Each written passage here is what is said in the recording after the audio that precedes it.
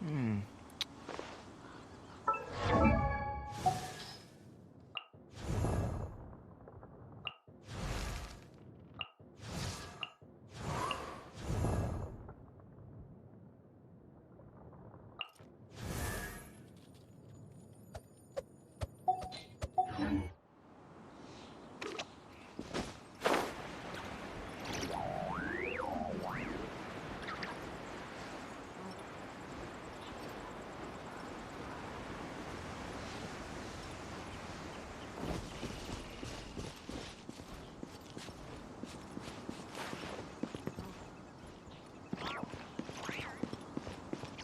And shroud!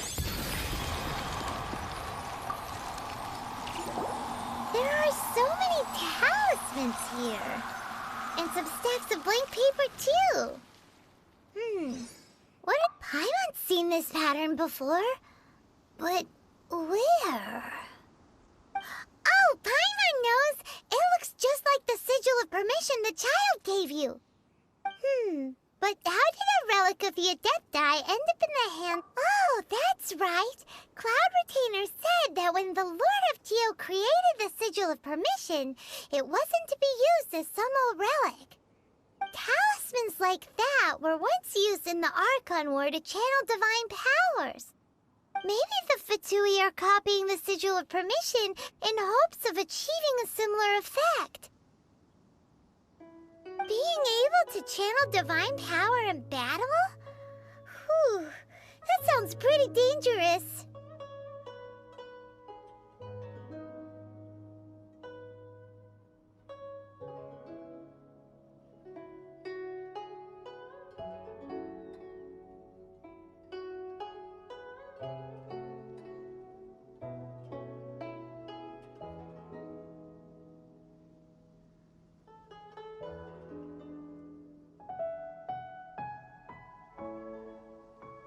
And the plot thickens. We'll need to keep an eye on Child, that's for sure. Alright, that's enough sticking around here. We gotta go meet up with Zhongli soon. The last stop on our rite of parting preparations tour is Dihua Marsh. Let's go! Paimon hates being late.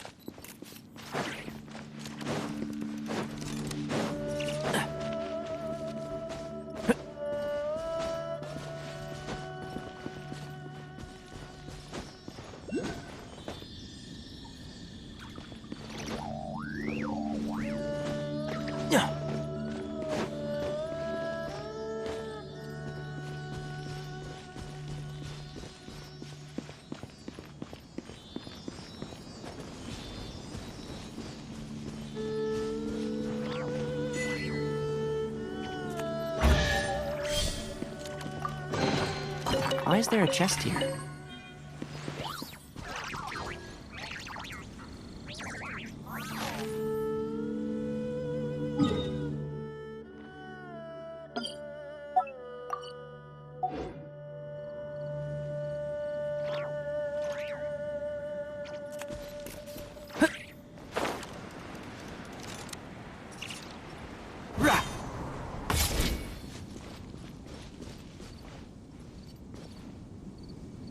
Right on time. I myself only arrived moments ago. Did you enjoy your visit to the Jade Chamber? It was so big and pretty and expensive. Paimon's never seen such a fancy-schmancy place before. Indeed. It's second to none in all of Liyue. Then you met with Ningguang, I trust? What did you talk about with her? She's super super rich and so generous. Paimon thinks yeah, his take on Ningguang is quite different from Paimon's. He thinks that even the tactless Yuheng is more trustworthy than her. Oh, so you also met with Keqing then? What did she have to say? She said the time of the Adepti has long passed. If even the Liu Qixing don't want to face that truth, then what future is there for Liu? No respect for the divine. Indeed, contrary to the ever-bold Keqing, Ningguang is more of a businesswoman at heart, though they are both members of the Qixing. Although she's friendly, there's no way of clearly discerning her true intentions. Yes, she has only relied on herself to rise to her current position. No ordinary person could ever achieve that. It's said that she's the one behind the constant expansion of the Jade Chamber. It's the second most important thing to her. Even if she ever gave up the position of Tianquan, she would never give up the Jade Chamber. The Jade Chamber is only second. What's the most important thing to her then? Why, Mora, of course. All Ningguang talked about was the Fatui this and the Fatui that. She said that after Rex Lapis was murdered, the Fatui have constantly been trying to sink their fingers into Liyue, and that they aren't to be trusted. That is how the Fatui have always been. It doesn't surprise me in the least.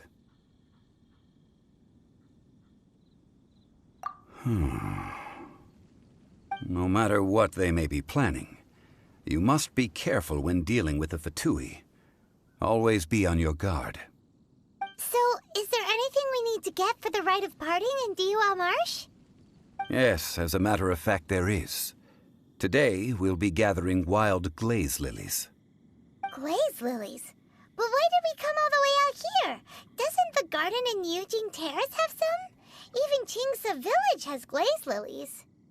Oh, right! Paimon remembers that Madame Ping is always tending to flowers. Maybe we could ask her. No. Those lilies have all been gardened by people. They won't do it all. Dihua Marsh used to be full of glaze lilies. It is a sort of joyful flower that listens to human song. Before the Archon War, Dihua Marsh was all dry land and fertile soil. But the war caused landslides, and the land was flooded, turning it into the marsh you see now. Nearly all the glaze lilies were wiped out. Of course, there are some kinds of flowers that have been preserved and gardened by people in the city. But very few people know that glaze lilies may still be found in the wild. Wild glaze lilies have the strongest fragrance. If we want to follow the true tradition of the rite of parting, we must grind up the wild lilies and place the powder in a censer of everlasting incense. But I'll need your assistance in gathering these flowers. That's correct. Your singing will surely bring out the strongest fragrance from the flowers. So how good is your singing? Really? Why doesn't Paimon believe you? We'll only know once he starts singing.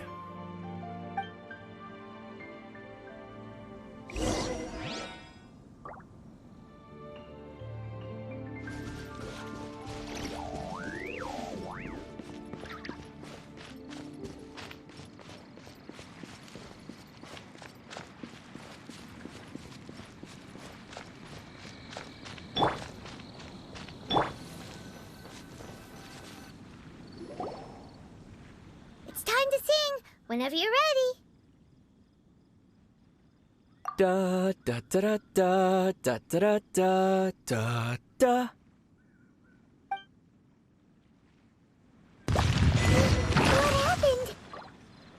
These flowers are jumping. They look really angry. Is it because you sang a song for Mondstadt that they don't understand here in Liyue?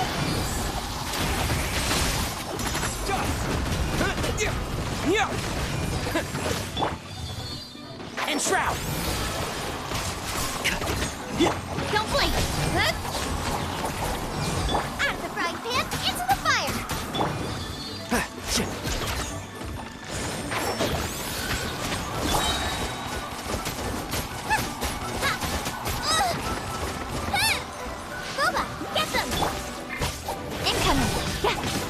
uproot you! Can't see? Terra Smash! With sword comes shadow.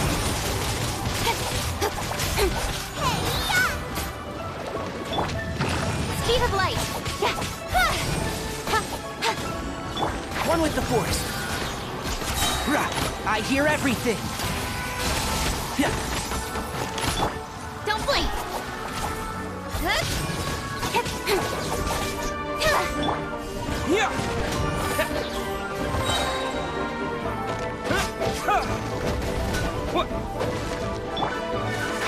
Can't see?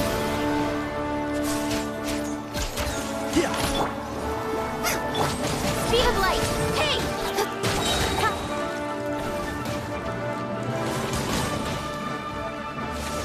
Cut to the chase.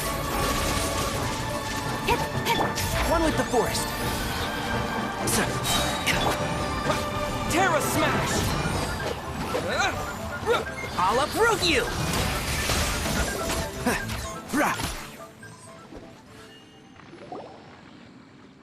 Those weren't glaze lilies. Glaze lilies wouldn't hit people. This little monster is known as a whopper flower. Strange. These petals look interesting.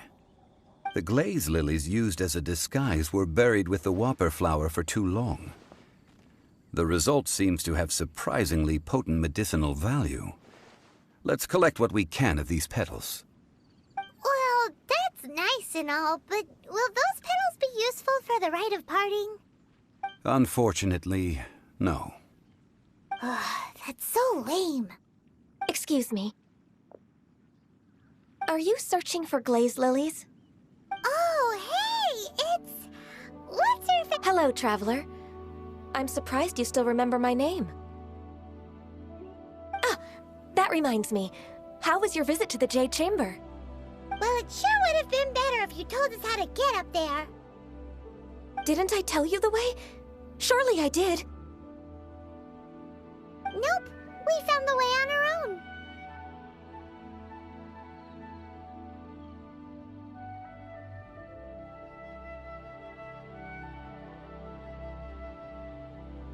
Oh, I see.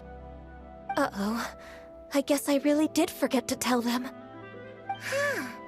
Something seems a little off about Ganyu. She's acting different from the first time we met. Where's her serious attitude now? Ah, well, I met you at that time as an emissary of the Tianquan. But now, I am simply out on a stroll to see the flowers. You came all the way out here to see the flowers? Why not just enjoy the gardens of the city? Yujing Terrace is where Rex Lapis parted from this world. If I strolled through those lonely gardens now, I wouldn't be able to bear it. Whenever my duties take me near Yujing Terrace these days, I draw the windows to block my view of the gardens. Oh, sorry. We shouldn't have brought it up. No, it's quite all right. I just haven't processed my emotions yet. When the Archon War came to its end 2,000 years ago, the first iteration of the Seven would gather in Liyue and drink with Rex Lapis. But 5 of those original 7 had already passed before Rex Lapis. It's truly a changing of the guard. Yes. Now that the spirit of Rex Lapis has returned to the heavens, only Barbados of Mondstadt remains of the first 7. The other 5, including Inazuma's Raiden Shogun, are no longer the same friends from 2,000 years ago. Of the current 7 Archons, the youngest is Sumeru's god of Dendro. She is merely 500 years old, whereas Rex Lapis was more than 6,000 years old at the time of his passing. This means that Liyue had been under Rex Lapis's rule from the moment it was first founded 3,700 years ago. The city has never had to bid farewell to its deity. So what do you think of this farewell? Huh? This is a little sudden. As a mortal, I've never dared to imagine a Liyue without Rex Lapis. But as an Adeptus, I think I will eventually come to grips with reality. Since Rex Lapis has passed, the time of Liyue's contract with the gods and Adepti has now reached its end. Huh? Did you just say as an Adeptus? Yes, I am a mix of human and Chilean.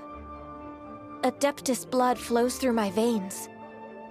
I fought for Rex Lapis and the city of Liyue during the Archon War. After the war ended, I signed a contract with Rex Lapis and took the position as secretary for the Qixing. I've continued those duties to this very day. Well, let's save that conversation for another day. You say that you are here looking for glaze lilies? I also know where wild glaze lilies can be found. See, I've just picked one myself. Here, you may have it if you wish. We dare not refuse it. Oh, so did you sing a song before you picked the lily? Indeed, I did. I know this tradition well. In fact, I sang a local Liyue ballad to it. Wow, so you really know your stuff, too. Thanks, Gunyu. No, it is you who I should be thanking. If not for this chance meeting, I never thought that I would be able to contribute to the upcoming farewell for our ancient lord. If you would excuse me, I should return to my work now. Good luck. And that just about does it. Our preparations for the rite of parting are mostly finished. Given the ease of picking glaze lilies, I think this was a fitting end to our tasks, in more ways than one.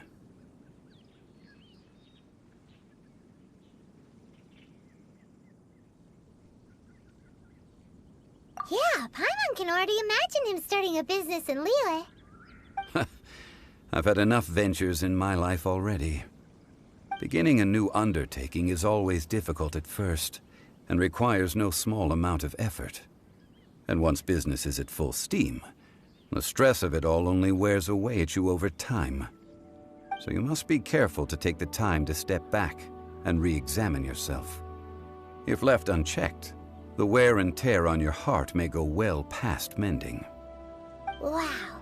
See? Zhongli sounds like he's already seen it all. Alright, I think it's about time we head back to Liyue Harbor now.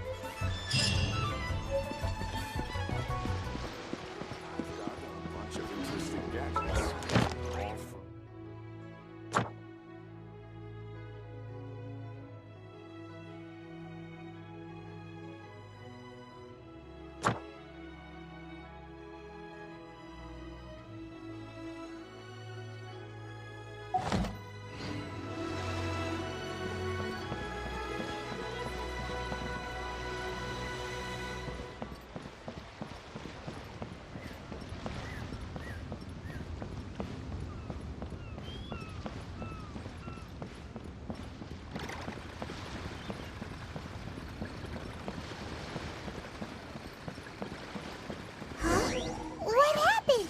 The city gate is swarming with Millilith and... the Fatui? This atmosphere, Ah, you're the consultant to Wengsheng Funeral Parlor. Mr. Zhongli, I presume. The Millilith are watching our every move now. These are desperate times. We mustn't act rashly. desperate times? The Adepti of Joyun Karst are finally on the move. Do they intend to exercise force? Most likely. I've heard that some members of the Qixing have already gone to meet them. Well, I say meet, but it's more like they're attempting to stall the Adepti outside the city. However, both sides were quite obstinate and hit an impasse. It seems inevitable, given the current situation. The Adepti do not acknowledge the Qixing. They only acknowledge the contracts of the Geo-Archon. If the two sides come to blows, Liyue Harbor will be in no position to stop them. Surely the Liyue Qixing are not the sort to give in so easily. Their boneheadedness is known throughout the lands. Yet it's because of that obstinacy that mortals and Adepti are now on the verge of conflict. And what now? How is it that the Fatui have come under fire? That's all Ningguang's doing. She proclaimed that in these tumultuous times, the Millelith must rein in the actions of the Fatui. Only now do they want to start keeping tabs on us? That's the Qixing for you.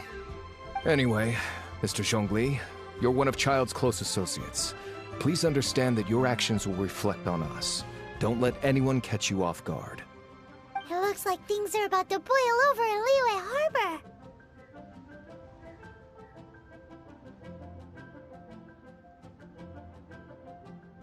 Do you intend to use your neutral identity as an intermediary between both sides?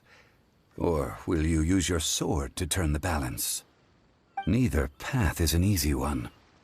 Oh, by the way, Mr. Zhongli, we've heard that the Wangsheng funeral parlor has also been caught up in all of this. They're currently squaring off with the authorities at the gates. Things are taking a turn for the worse. I'm afraid I must leave now to handle things back at Wangsheng funeral parlor. I hope that Master Hu has been able to keep things under control for the moment. Consider your next course of action carefully, Traveler. If you're trying to prevent an explosion, it may be wisest to look for the fuse first. Having connections with the Fatui seems to be quite the double-edged sword. So what does Zhongli mean by looking for the fuse? Oh, Paimon gets it. If there's anyone that wants to see the whole city turned upside down, it's definitely him. He must be waiting for the moment when no one is watching to do something really bad. But where could we find him now? Where would he go at a time like this?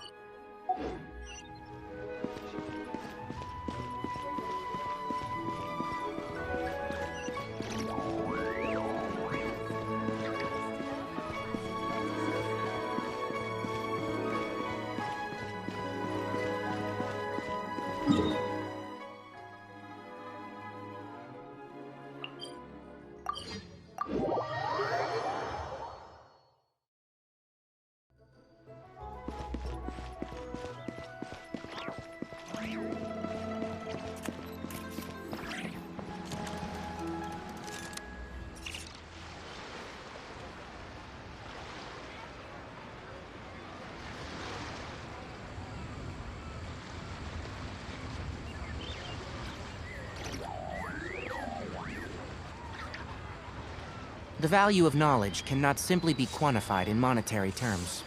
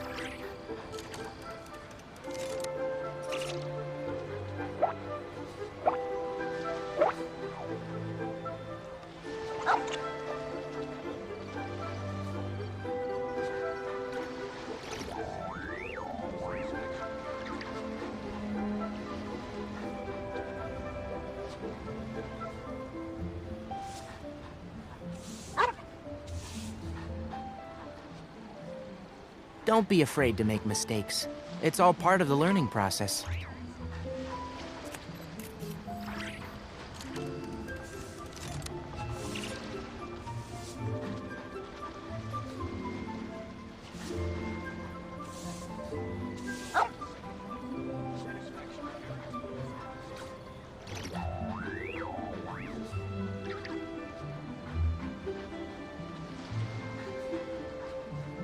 If you press a leaf between dry sheets of paper, you can make an attractive and handy bookmark.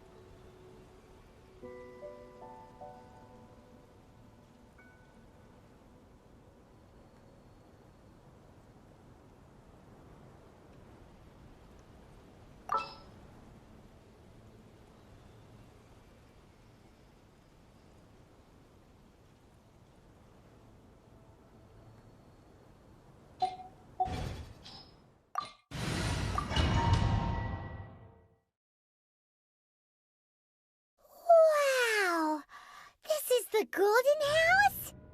It looked impressive enough from the outside, but who would have guessed that it was even fancier on the inside? And so full of Mora. This is where all of Teyvat's Mora is minted, right? In that case, maybe they won't notice if a few Mora go missing.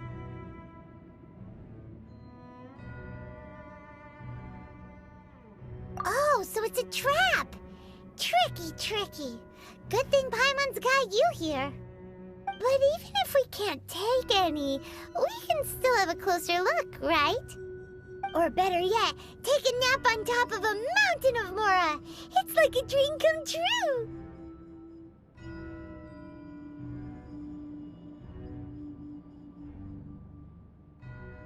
Oh, right. Back to business. It's quiet. Too quiet. Surely someone's gotta be guarding something as important as the Exuvia. Huh? Look! What happened here? Uh-oh. Paimon smells trouble. Quick! We have to go make sure that the Exuvia is all right.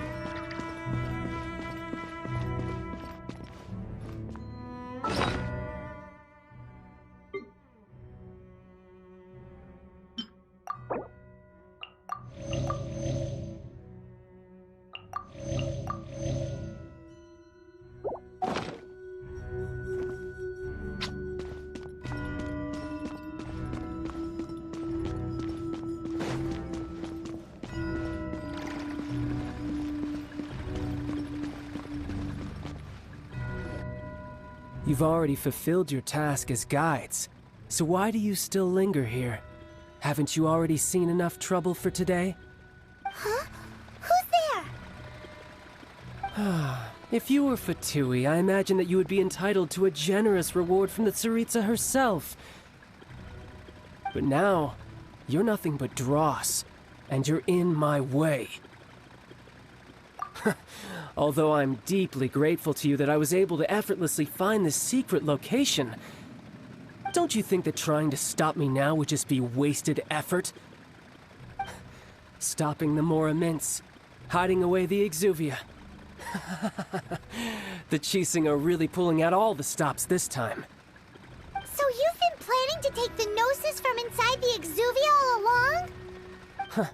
As one of the 11 Fatui Harbingers, it's my duty to see the will of the Tsaritsa fulfilled. She will get that which she desires. I'm not asking for your blessing, and there's nothing you can do to stop me anyway. The time for discussion and diplomacy has already passed. I mean, if it were up to me, I would have skipped that stage to begin with. But I'm willing to do as the Tsaritsa deems fit. Either way, we now come to my favorite part. A simple pleasure, and one that I am oh so delighted to be sharing with you. The battle. Battle? So you're the type that goes looking for trouble, huh? You could say that. When Signora offended the deities outside the cathedral in Mondstadt, she swiftly left the scene once her mission was accomplished. Instead of confronting you directly, she chose to rely on the snow and ice to make her escape. She wouldn't want the knights to come running towards the sound of battle now, would she? When she faces a worthy opponent, she will prioritize her mission, weigh the outcomes, and consider the consequences of her actions. But as for me, the greatest pleasure of being a Harbinger lies in crossing blades with strong opponents.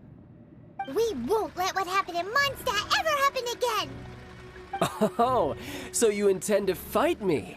Good. I won't kill you, Traveler. I'll just play along, to feel the thrill of battle. Besides, you could never defeat me, not even in your wildest dreams. But hey, try to relish the fight anyway. Because if you ask me, without that, what else is there?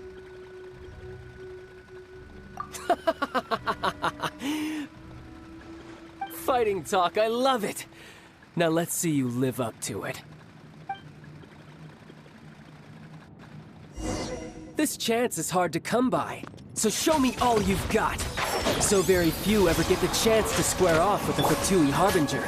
So come now, amuse me, and don't you dare disappoint.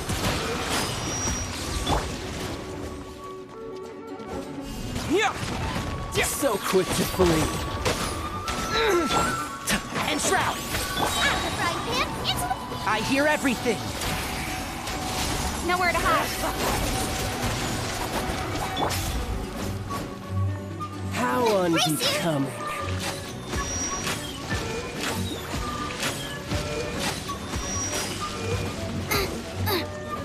A clear shot. Speed of light.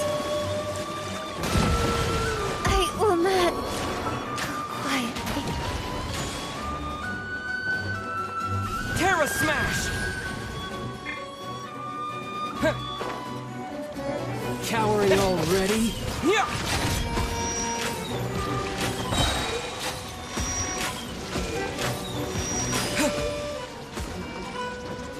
How unbecoming.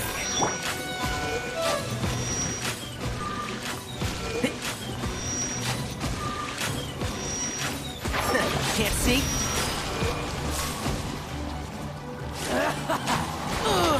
Dust! Nice and spicy. A fine opportunity Race you. to last your voyage.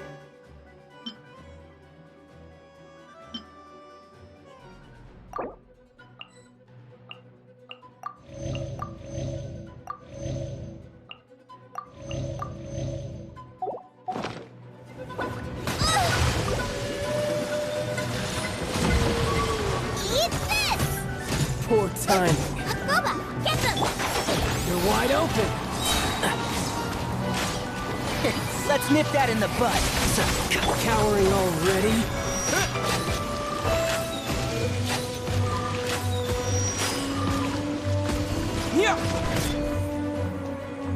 How One with the unbecoming.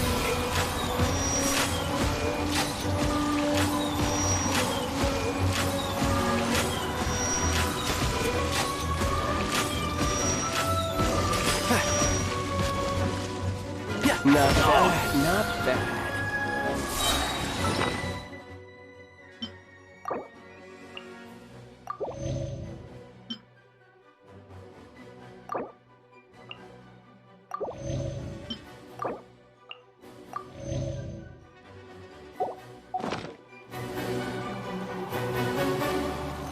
I hear everything!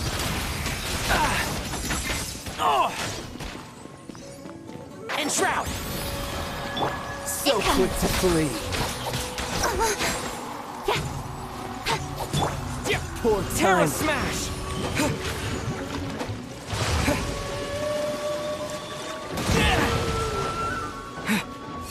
Careful now.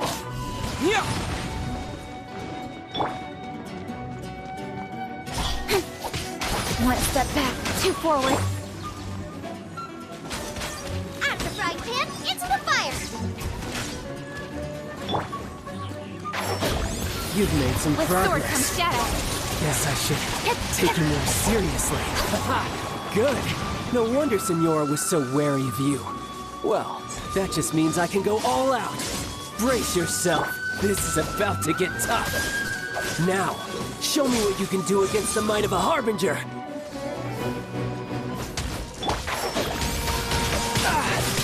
One thing after another!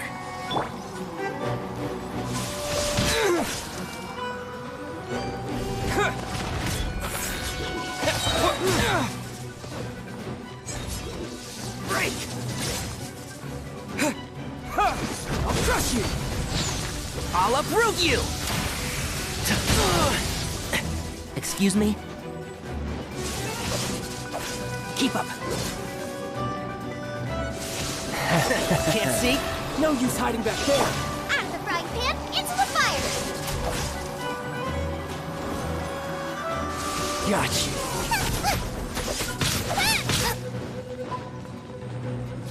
Eat this!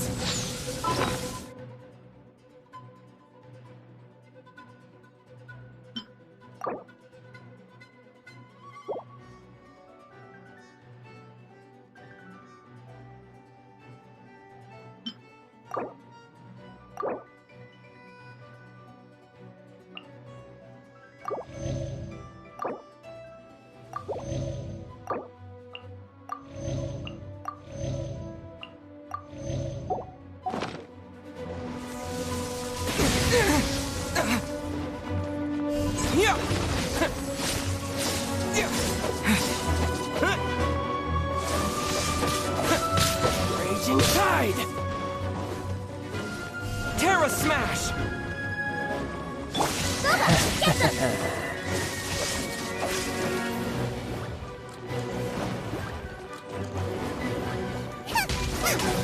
Entrap! I'll bury you!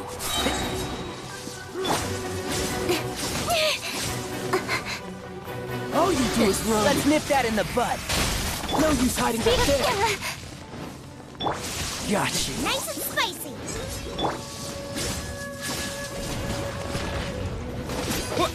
Eat this!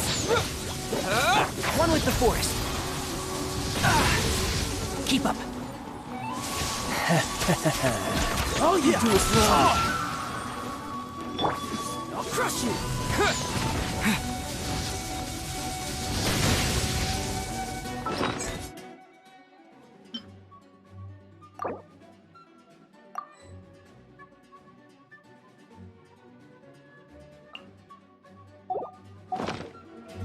Right. Entrap!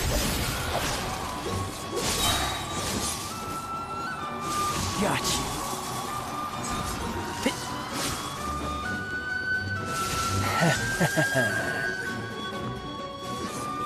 This. Flowers haven't bloomed yet.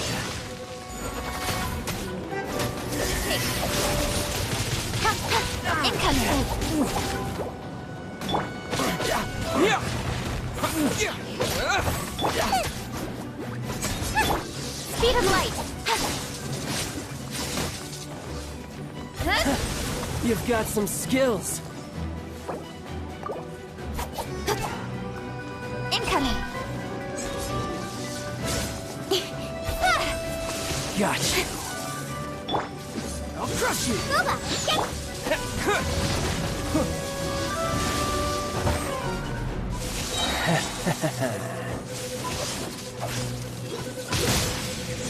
Maybe I wasn't meant for this world.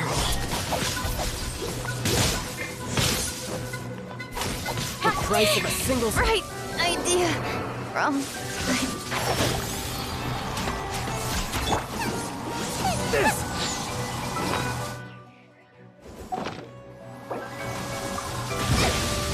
Water. One with the forest.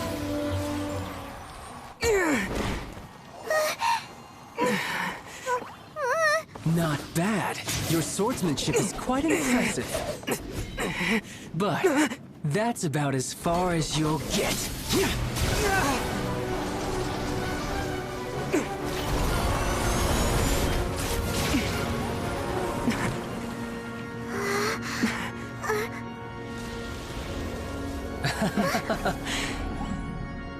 Didn't think you had that card hidden up your sleeve. You were just playing us to get close to the Exuvia. Oh, quiet down. Stop acting like some wide-eyed recruit. You've seen this world. You of all people should know. This should have been expected. Well then, I'll be taking Morax's Gnosis now. I see. Well, this is most unexpected. You beat me to it, didn't you?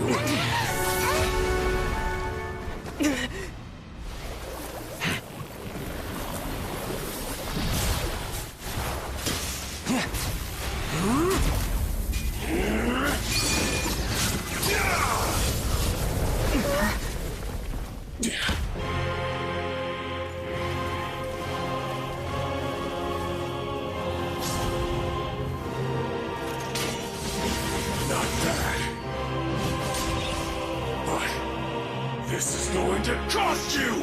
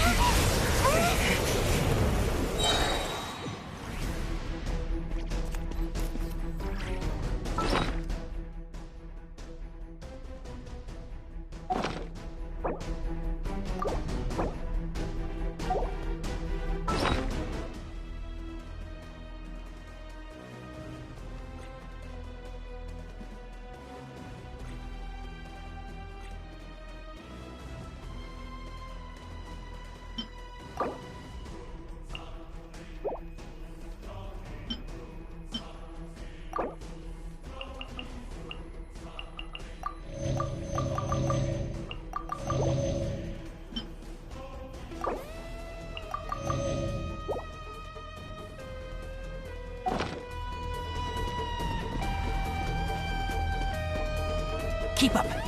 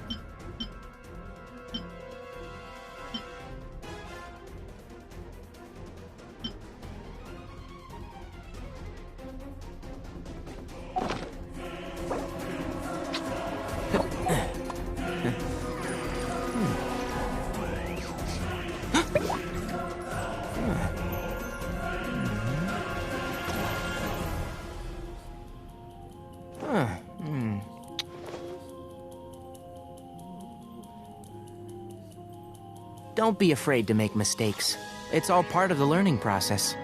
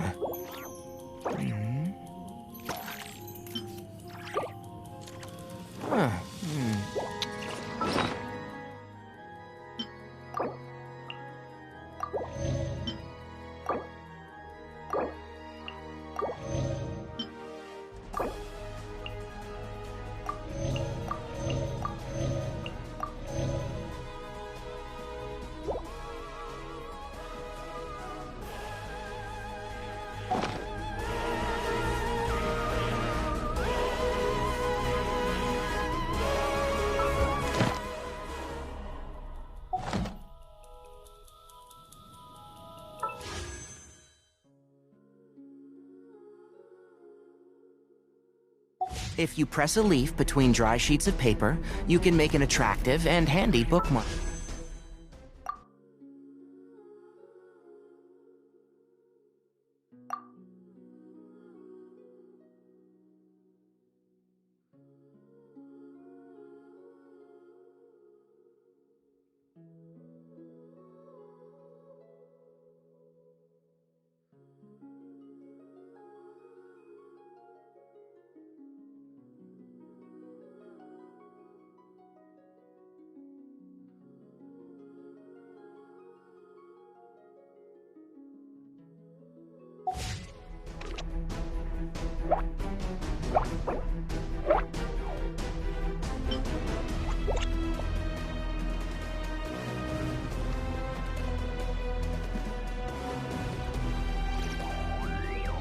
The value of knowledge cannot simply be quantified in monetary terms.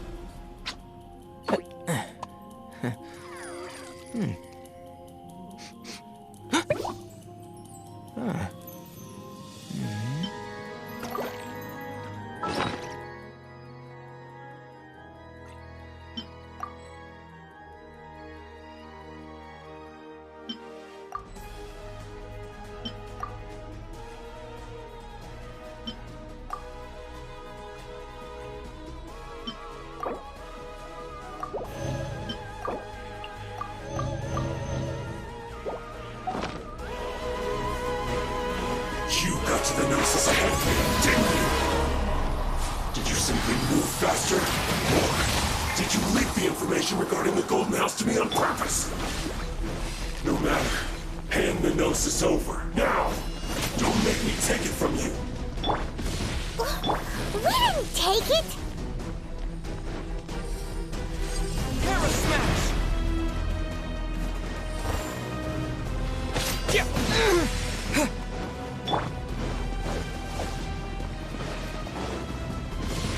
And Shroud!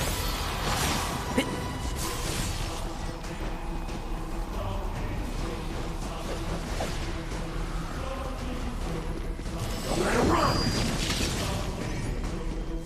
Can't see? Keep up.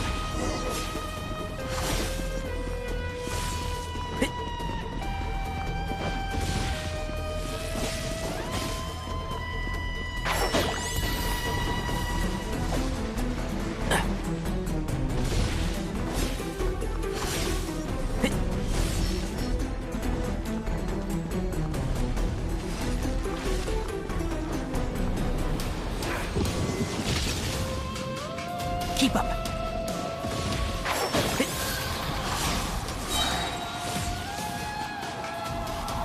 I'll uproot you!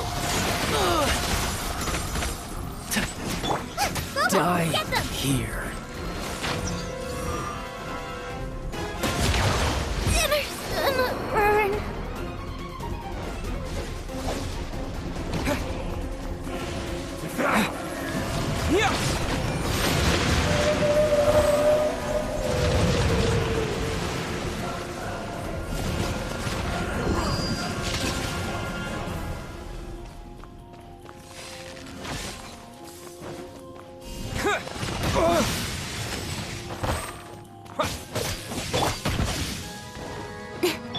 Enshroud!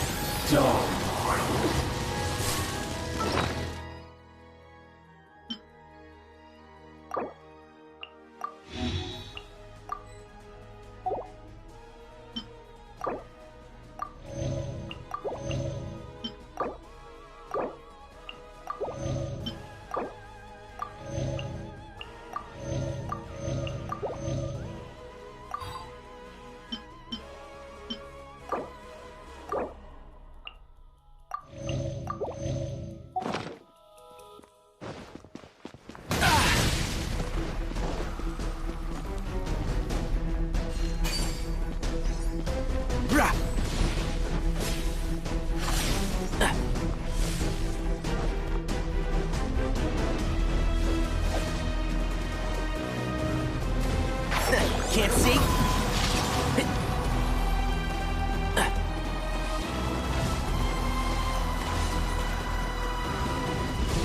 Keep up.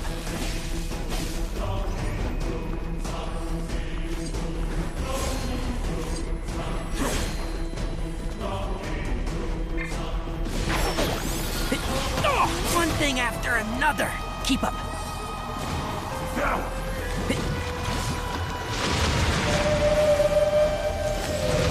Keep up.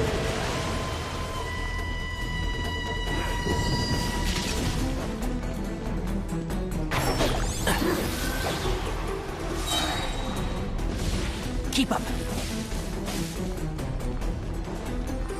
I hear everything. Die here.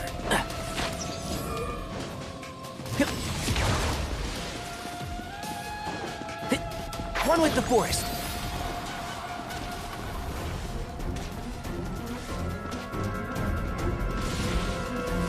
Wait!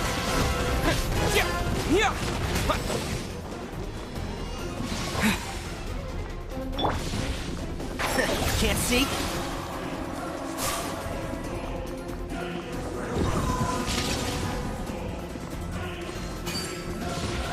Yeah.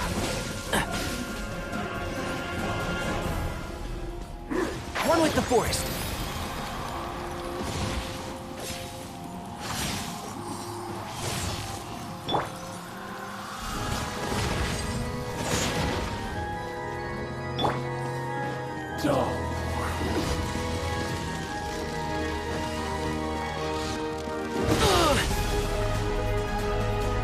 Enshroud!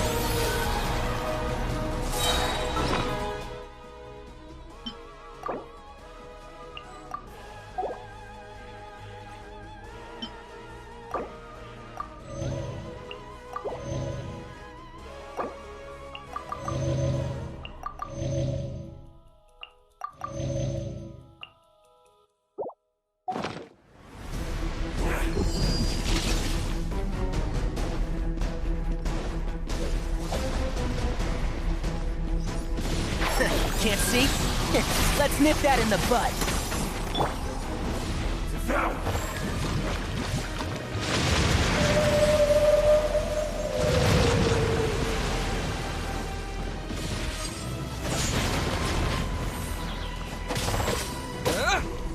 Die Out the here. frying pan, into the fire.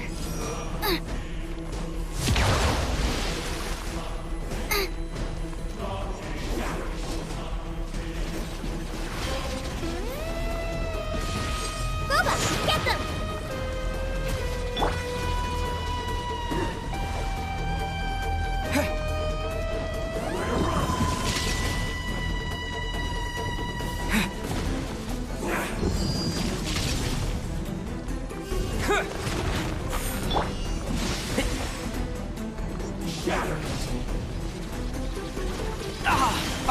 bury you!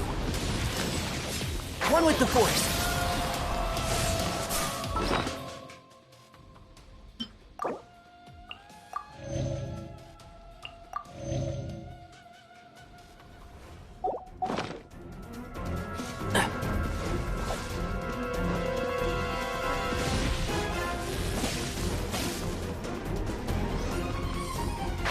Can't see? One thing after another. I hear everything. Keep up.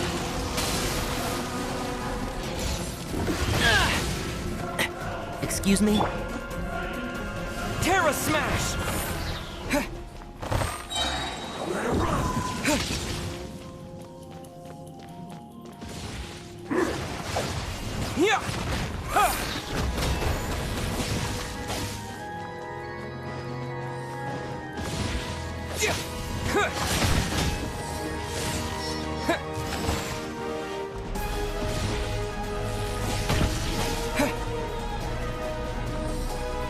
Die here. Enshroud! Bit dust! To dust.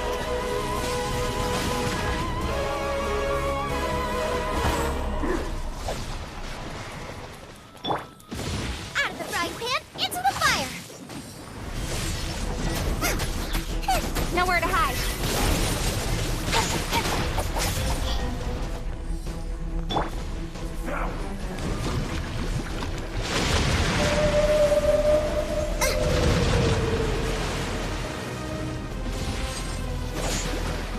Race you!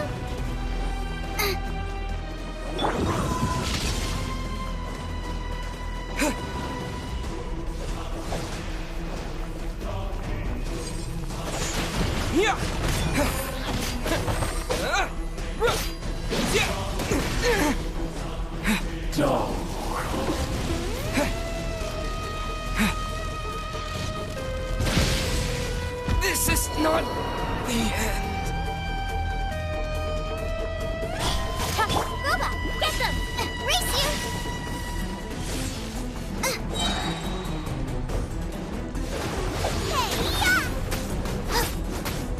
Die here.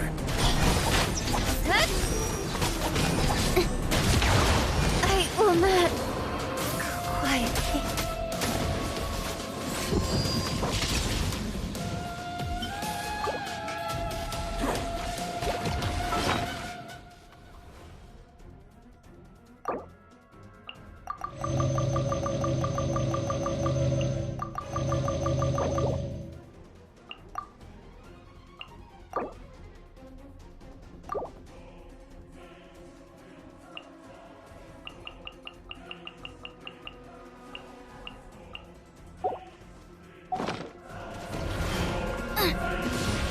Nice and spiky!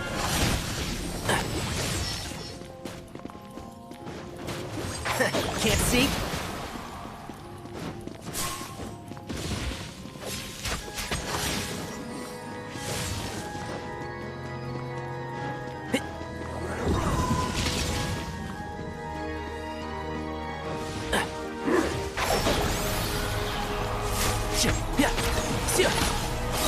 Keep up. Let's nip that in the bud. You're cut above.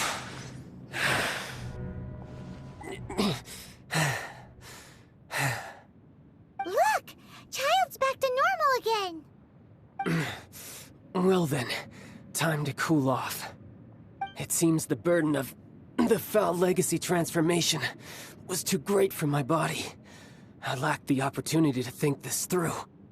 And now that I consider the matter more carefully, you never had any chance of beating me to the Gnosis.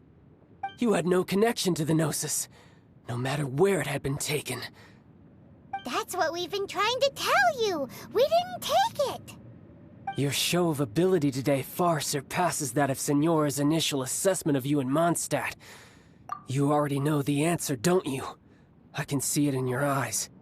But if that is a secret you wish to keep, I guess I'll just have to curb my curiosity.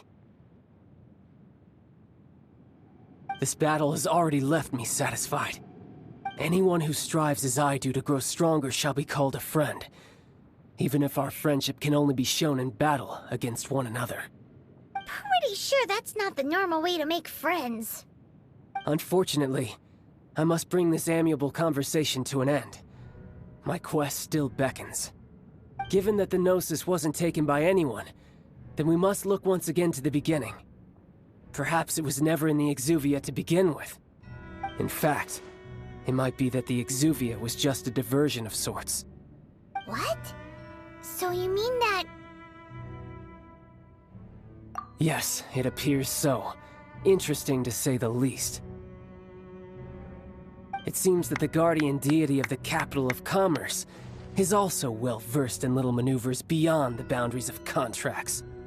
As such, we must now look to our backup plan. Backup plan? I had hoped it would never come to this, for the weak will be swept away in the process. The truth is, the world belongs to those who pursue strength. I seldom willingly involve myself with the weak. Unfortunately, we cannot be picky about our methods as Fatui Harbingers. Children must all learn to eat their vegetables sometime. So what are you planning to do? I will awaken the god that lies dormant beneath Guyon's stone forest. A god? Osial, overlord of the Vortex, who was defeated by Morax, the Geo-Archon in the Archon War, and who has remained pinned beneath the waves by the Geo-Archon's stone spears ever since. If such an ancient god were to be unleashed upon Liyue Harbor, defenseless without the protection of its deity, do you think the cunning Rex Lapis would just stand aloof and watch the ensuing destruction? But the Archon War ended 2,000 years ago. How can an ancient god appear in a world now overseen by the Seven? Simple. I've already prepared the means to awaken it. Hey, those are sigils of permission! Oh, Paimon remembers now. The Fatui have been researching them. Indeed. The one that was given to you was just a byproduct of our research. With the power of so many sigils of permission concentrated in one place, along with that which was bestowed upon me as a harbinger by our Tsaritsa, breaking the subduing might of the Geo-Archon spears for a time should be no obstacle. Using the powers of ancient gods in such a situation fails to interest me, and is largely against my principles. But knowing that such an action will not only force the Geo-Archon to show its hand, but you as well, that makes matters a little more intriguing.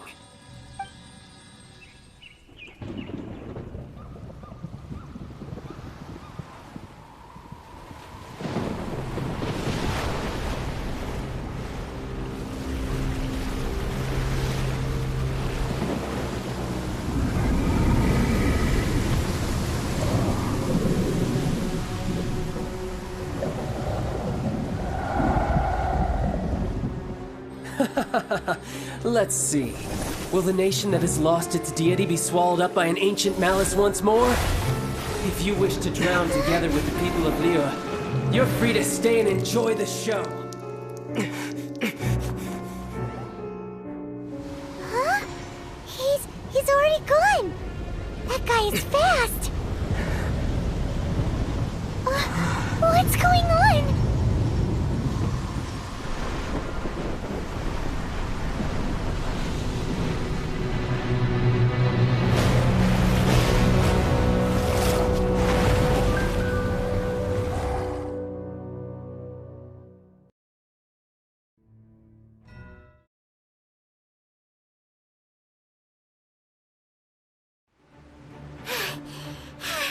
Paimon's exhausted. If we hadn't happened to see the Jade Chamber flying over just as we came out of the Golden House, we really wouldn't have known which way to go. Did we make it in time? Is the Overlord of the Vortex still in the sea? It hasn't destroyed Liyue yet, has it? What are you doing here? Huh? Hold on. It's the Adepti. What are you doing on the Jade Chamber? Paimon thought you were arguing with the Chising. Is the fighting over? Faced with a calamity of such magnitude, we have agreed to put our differences aside for now and unite against this common enemy. Oh, Paimon gets it. So how do you plan to defend Liyue? Just seeing this Overlord of the Vortex guy puts a pit in Paimon's tummy, even from all the way out here. It's not just you. We've got new Millelith recruits who can't even stand at attention without shaking. The force of an ancient god's presence seems to be too much for ordinary people to handle. Which is why we must stop that monster before it gets any closer to Liyue Harbor.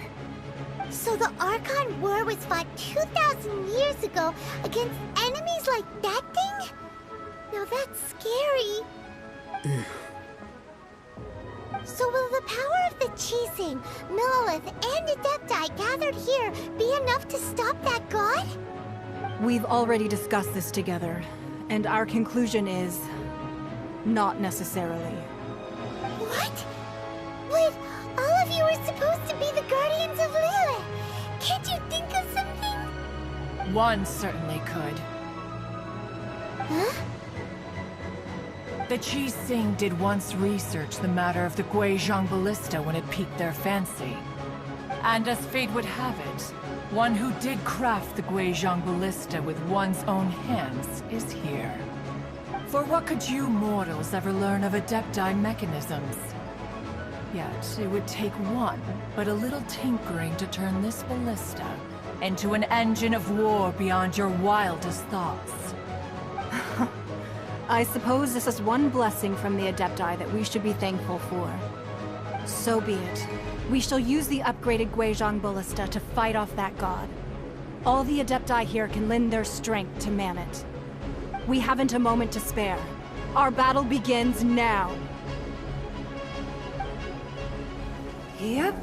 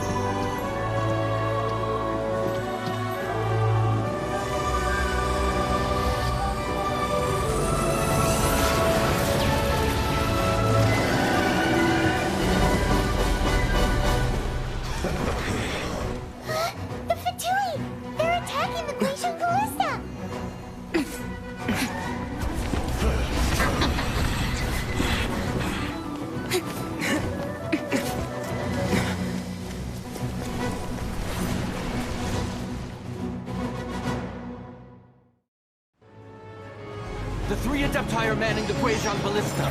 Do not let the Fatui disturb their work! All able Millelith, with me! Let's go up too! We Adepti have not faced the god in several millennia. Let one see what you're made of then. What strength remains within you? What wishes to witness? Not breaking a sweat! Speed of light! I see through you! I miscalculated. This should be fun. My work.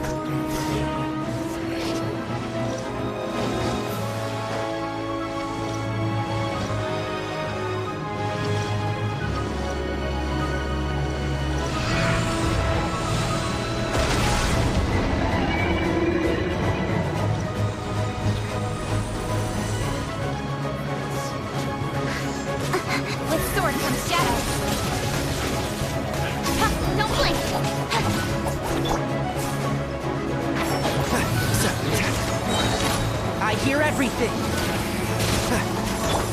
Speed of light! Hey! Looks like I Way too far. So quiet.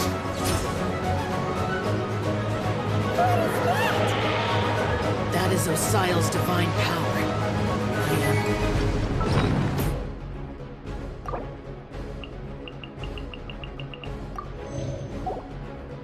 Very familiar with it. Be careful not to get hit.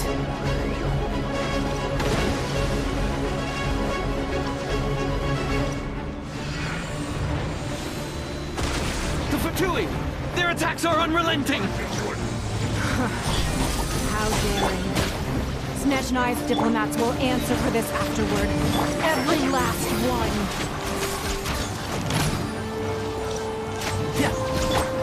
Speed of light! Nowhere to hide. And the ancient gods attacking again! There are so many Fatui too! We can't Were you about to say we can't hold them, children? Huh? Let's nip. Don't lose heart. Here, take this. This is adeptal energy! That light from your body, it's like the time in giant cars! Wow, it's Madam Ping's shockwave! This granny's really strong! I hear everything!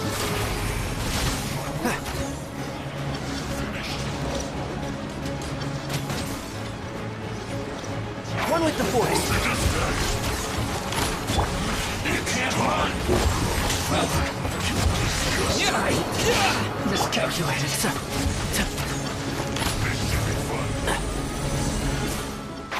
Can't see? With the blood of the Chilean, I guard you against evil! Cast your fear of injury by the wayside, and fight with all your might! I too did this during the Archon War! So this is what Ganya's like in a fight! My name means swiftness. Take my power and run as I do.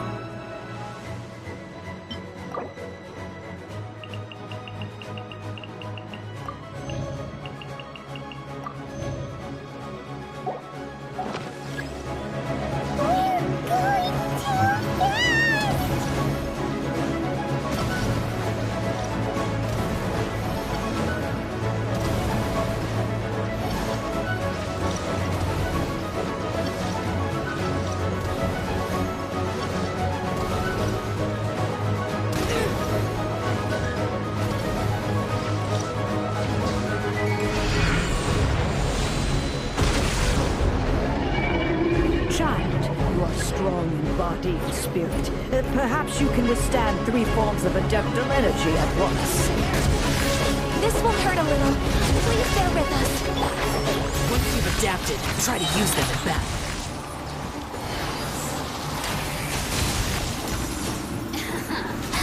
Let me amuse myself. Yeah.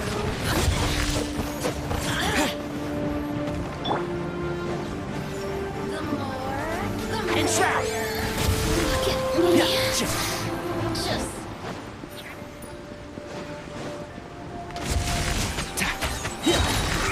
I'll uproot you! One with the Force.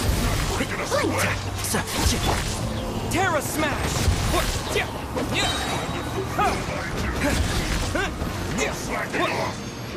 Exercise caution! I fear that the god's power has reached its peak!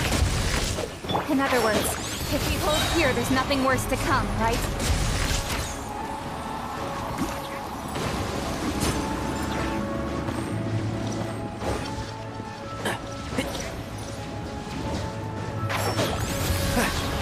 Let's nip that in the bud.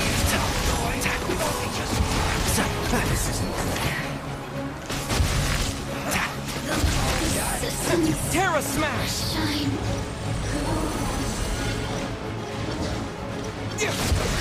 I miscalculated. Quick! I'll uproot you!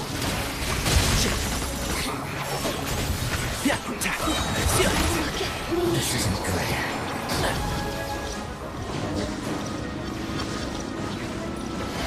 Let's nip that in the bud. And Shroud! It's time! Terra Smash! The Fatui's numbers are thinning! Fight on, comrades! Once we finish this cutoff, the Adepti will be able to deal with the god in peace!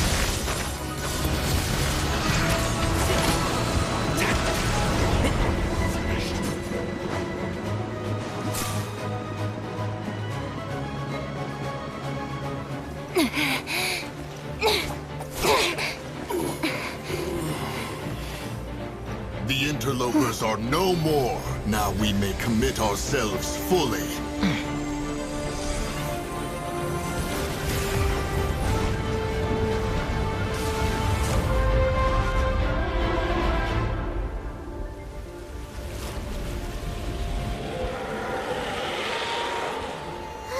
It's working! We just need to keep this up!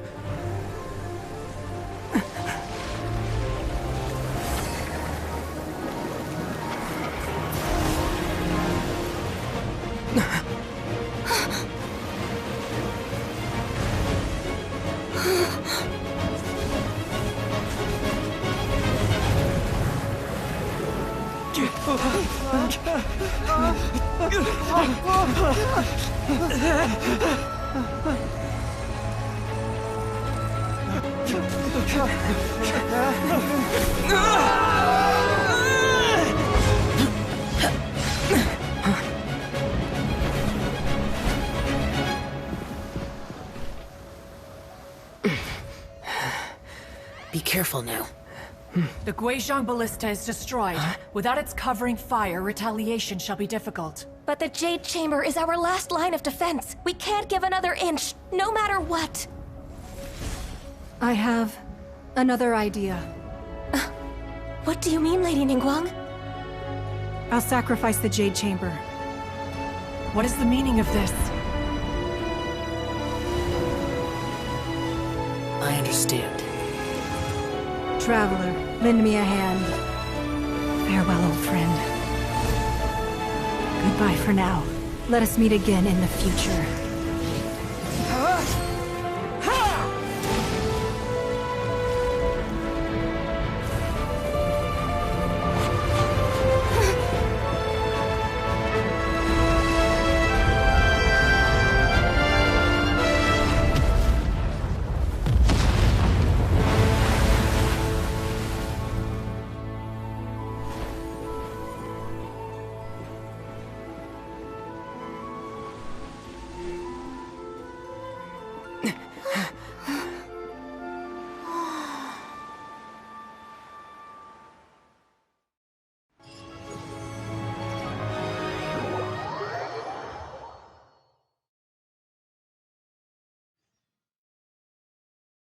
Is it finally over? The ominous aura of that monster has indeed begun to fade.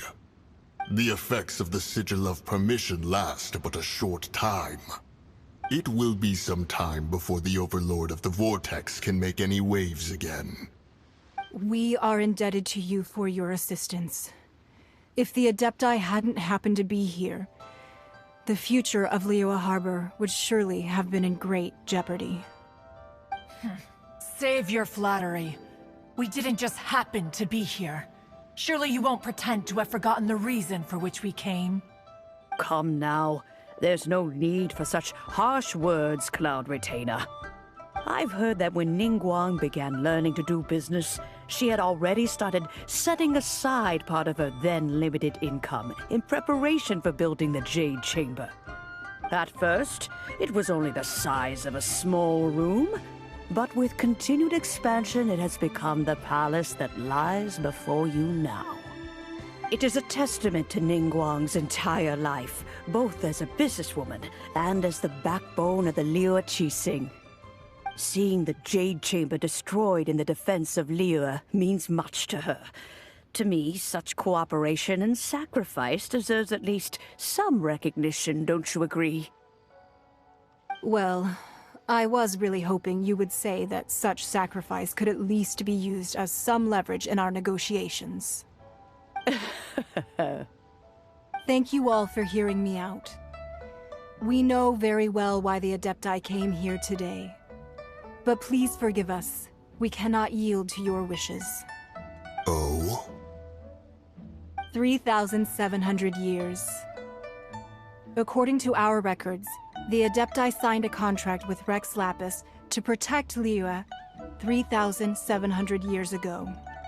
Even to this very day, Liyue and its lands have stood the test of time, immovable as stone, just as it was thousands of years before. This is truly no small feat. But that does not mean that the Liyue of today is the same city as it was all those years ago. Do not merely cast your protective gaze upon the land. Instead, focus your sights on our city and each of the citizens that dwell within it. Are you questioning our means of protecting Liyue? I mean no offense. I simply hope that our Adepti forebears would see Liyue in a new light. Forebears, you say? One doubts you would be fit to be part of such a lineage. This morning, Rex Lapis appeared to me in a dream. What? In the dream, I yearned to tell him that we Qixing, though mortal, are equally bound to the contract. Each passing generation of the Qixing leaves many things of value to be inherited by the next generation.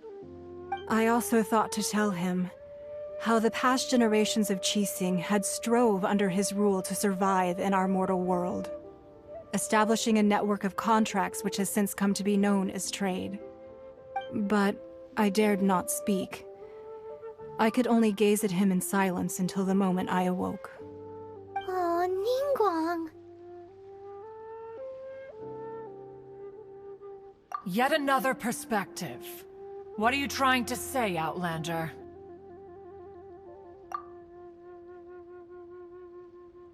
Right! That's something that happened in Mondstadt. It's a story about the Four Winds and the people of the Animal Archon. The Animal Archon sought to quell the strife between the two sides, because he believed that such conflict would only scar the hearts of both, and that nothing good would come of it. Each of the 7 nations has its own scars from the past. Though your point is the very height of simplicity.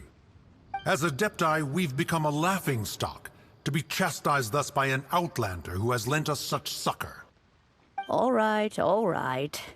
Didn't Ningguang suggest that we should focus on the city and each of its citizens? I know I already have, so why not see for yourselves? I apologize for appearing in full armor. I am afraid I cannot show the proper courtesies. And who are you? I am Feng Yan, a sergeant of the Millelith.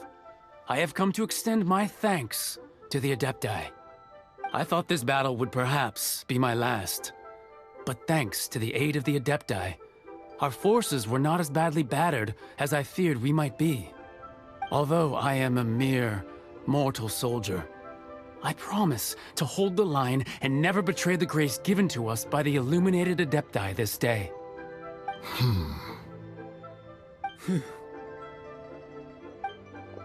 Huh? Why does everyone look so down? Didn't we just beat that big monster? Weren't you frightened, dear? It was quite the predicament. I wasn't afraid.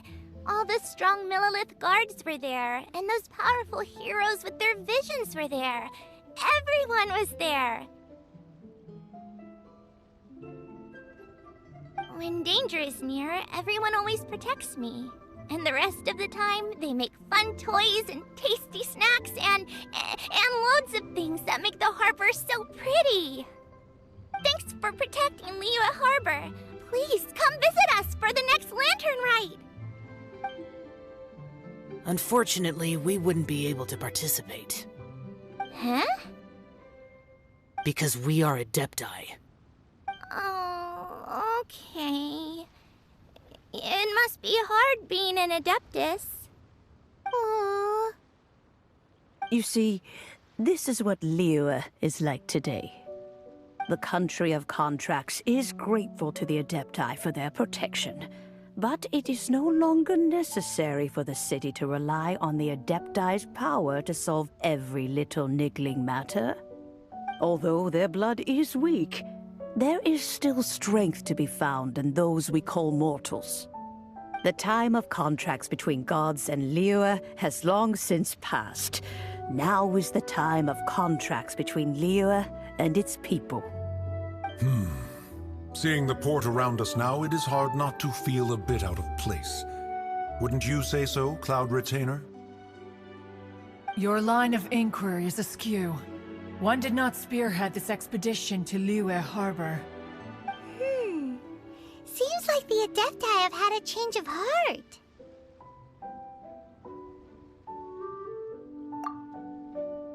Let us return now. Eager to leave, Conqueror of Demons. Yes, one understands what the Conqueror of Demons means. The city of Liyue has changed much after our long separation. One fears that by the time one finally grasps the new contracts of Liyue, you humans would have once again changed the place beyond recognition. Fair enough. Away we shall, and return whence we came.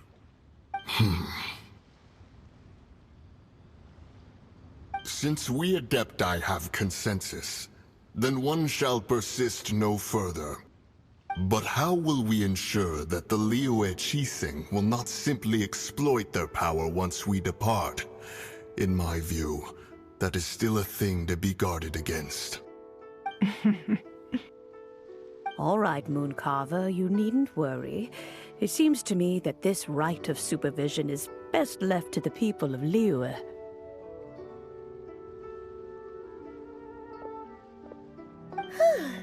Looks like the conflict between humans and Adepti was avoided. All's well that ends well, huh? Oh, right! It's nice that we've got peace and all, but we're forgetting one thing.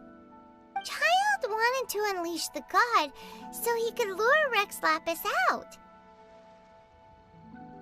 But we were able to handle the Overlord of the Vortex on our own, so Rex Lapis never showed up. Oh, and speaking of that, don't we still need to get to the bottom of that Archon's death, too?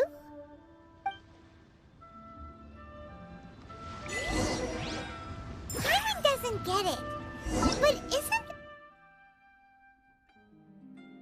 the strongest lead we have the Adepti-less rite of parting that we're organizing? No idea where Zhongli's gone. Let's ask for him at Wang's.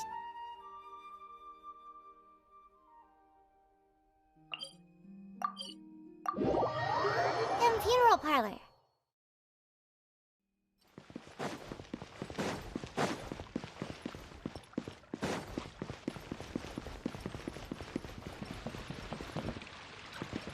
Ad Astra Abyssosk. Welcome. Thank you for completing today's commissions.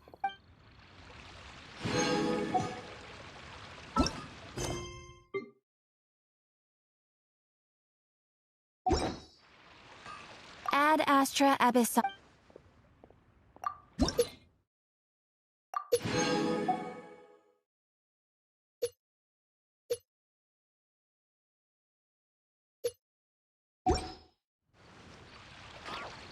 Ad Astra Abyssosk.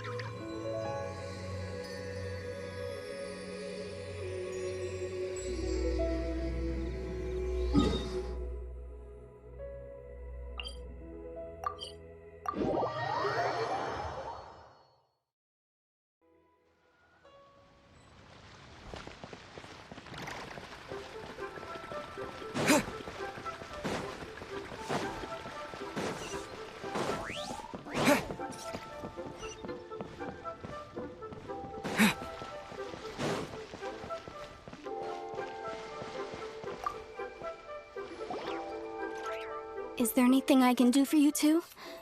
I'm afraid that Wangsheng funeral parlor isn't in the best state to receive guests.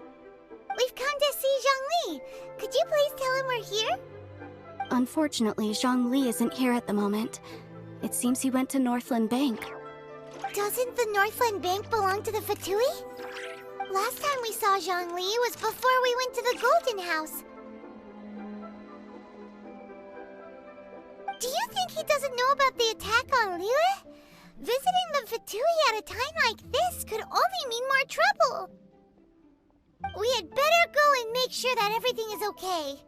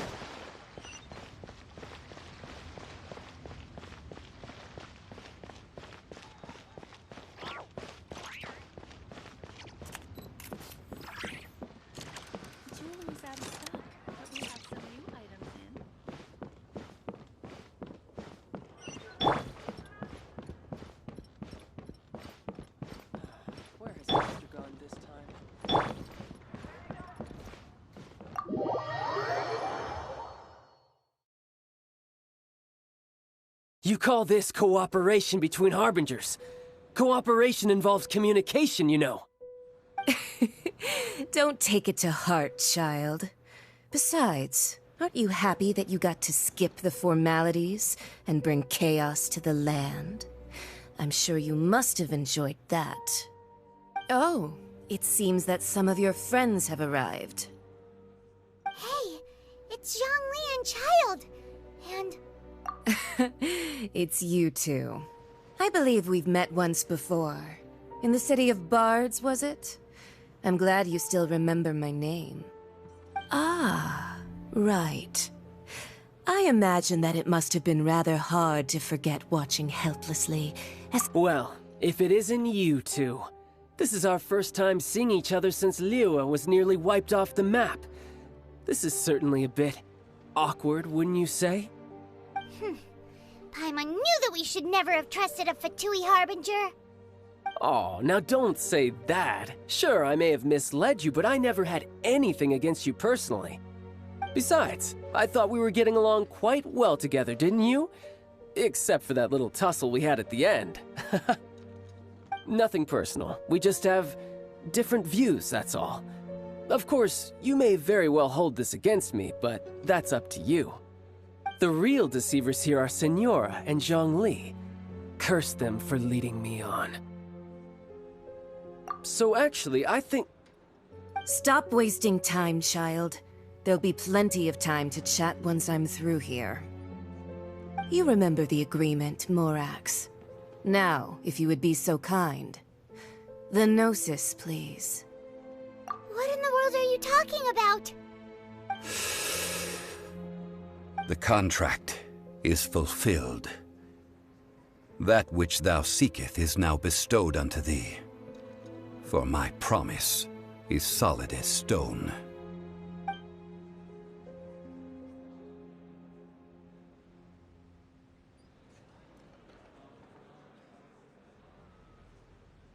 How sanctimonious.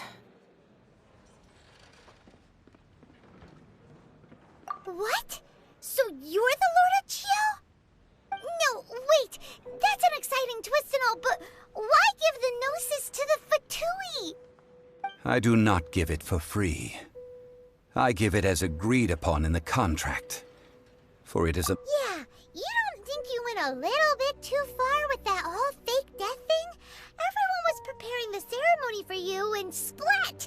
This big dragon falls out of the sky, and all of Lyric goes into an uproar. Talk about a disaster. Gathering all the forces that had been bubbling behind the scenes, and then stirring them together in a pot that was bound to boil over. That's what he wanted to see, am I right? Wait, what? Perhaps it's best that I explain. As you know, I've dwelt upon this world for more than 6,000 years. It is now 3,700 years ago that I founded Liyue together with the Adepti.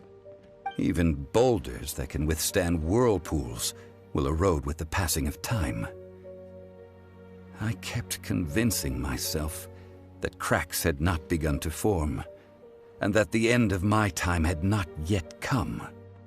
Until one drizzly day, as I was strolling along the harbor, I heard a merchant tell one of his workers, "You finished your duties. Go ahead and call it a day." I stood motionless among the crowds, asking myself, have I already finished my duties? Oh, Zhongli. But as I began to consider relinquishing my divine role, I soon discovered that many reasons still remained to not hastily depart. Was Liyue, the city I had dwelt in for so long, already prepared to enter its next age? I decided that a test was needed in order to reveal the answer. So I feigned my own death, and gathered the cast of Child, the Adepti, and the Liyue Qixing to play their roles together on the stage that was Liyue. Indeed I was. The gnosis which I had kept for so many years suddenly seemed to have lost its meaning. That's right, which is why I continued to safeguard the gnosis until now. So you mean that if the chaos ever reached the point of no return, you would simply appear and use your divine powers to bring Liyue back under control? Of course, and it would have been all too easy for him too. Just as a child quickly matures after losing their parents, so has Liyue matured when faced with the death of its deity. In the end, the resolution to all that has transpired was even more satisfactory than I could have hoped for. Take the Adepti, for instance. Owing to their years of seclusion, they were the least informed. Yet when faced with a crisis, they commendably showed the greatest amount of restraint possible. Not only did they manage to cooperate with the Qixing, but in the end, they even made efforts to understand the hearts of the people. Credit is also due to Signora, the emissary dispatched by the Cryo-Archon to fulfill our contract. At my request, she kept everything she knew in strict confidence. This despite the eavesdropping ears of her colleague, Child.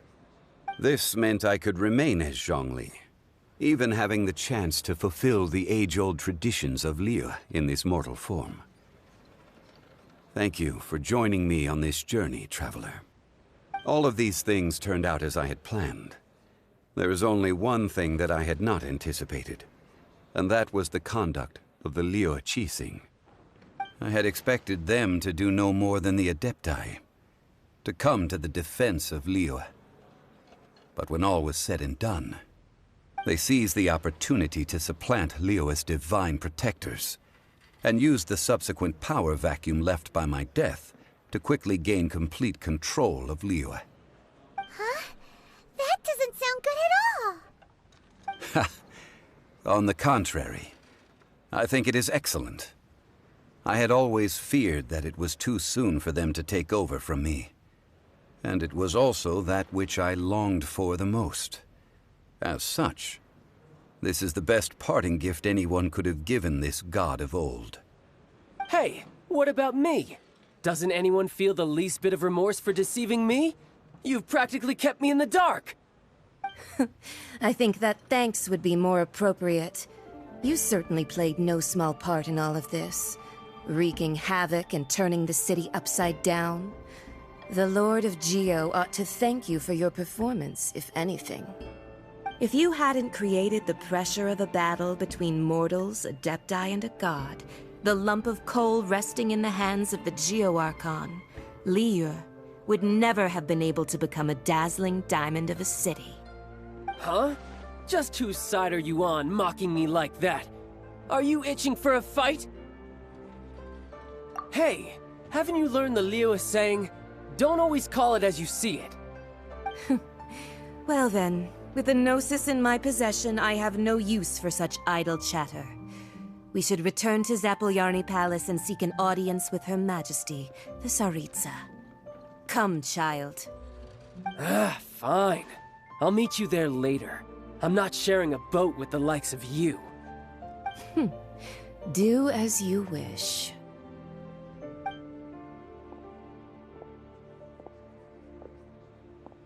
Now then, is there anything else you wish to ask me? Right! As Zhongli always told us, a good trade is a fair trade. Paimon has no idea what could be a good trade for a Gnosis. Realistically speaking, there is no such thing. Huh? However, I am the god of contracts. For thousands of years, I have made countless contracts. If the deal was of no benefit, then I certainly would not be inclined to agree to it. My agreement with the Cryo-Archon will be the last of my contracts as the Geo-Archon. My contract to end all contracts. As for the bargaining chip that the Tsaritsa used to balance the scales, uncover that answer for yourself in your future journeys.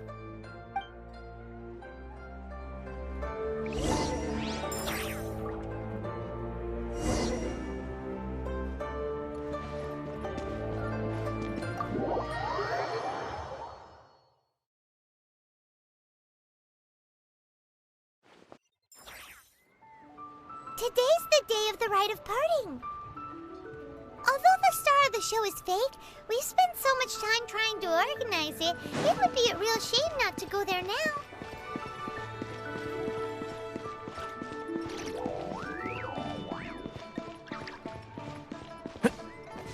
Can't wait to see my adorable daughter again.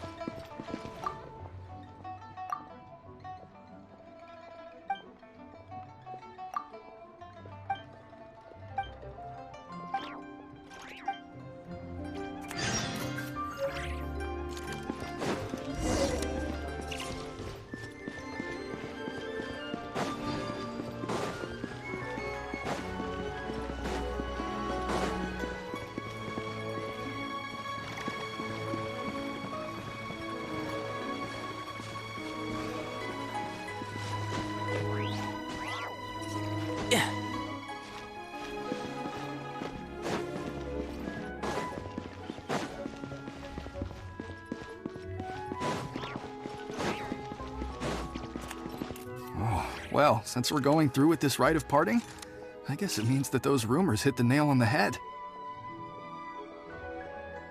So Rex Lapis is really...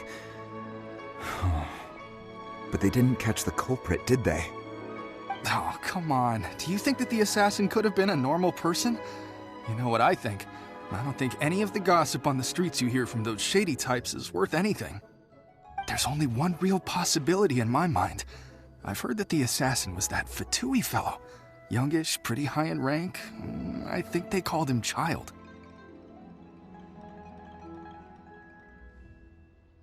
The Fatui? They certainly are very suspicious. Who knows what those greedy, crooked folks... Shh! Lower your voice. If the Fatui catch you in their sights, Rex Lapis won't be around to protect you this time.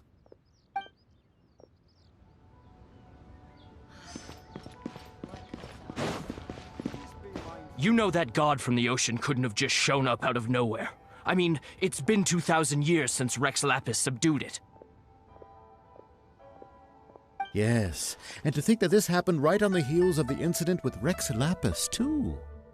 Say, do you think the person who assassinated our lord and released that evil god might have been one and the same? Now that you mention it, that's very possible. Yes, it's very possible indeed. I mean, it all fits together. That person must have colluded with the evil god to harm Rex Lapis. Oh, that wicked, black-hearted scoundrel. Still, what sort of supernatural prowess must this person possess to be able to do such things? I have never heard of such a person in all my years. Ah, forget it. Guessing's no use to us. Look, the Millilith over there looks like he's about to make an announcement. Let's hear what the Ministry of Civil Affairs has to say first.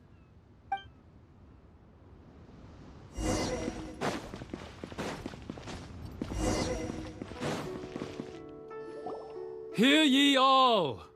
The Qixing's words. Though a dragon soars ageless as the mountains, it too must return to dust. This is common knowledge. Gods and Adepti live glorious lives, but both light and shadow have their season. So too must they face divinely appointed trials. Rumors and hearsay abound on the streets that Rex Lapis was murdered. Now, let the truth be revealed. Having been thwarted in his trial, Rex Lapis's soul has recouped the celestial heights. He beseeches the people of Liyue to grieve not and to let not their hearts be saddened. Nor are they to believe street-born rumors or indulge in baseless speculation.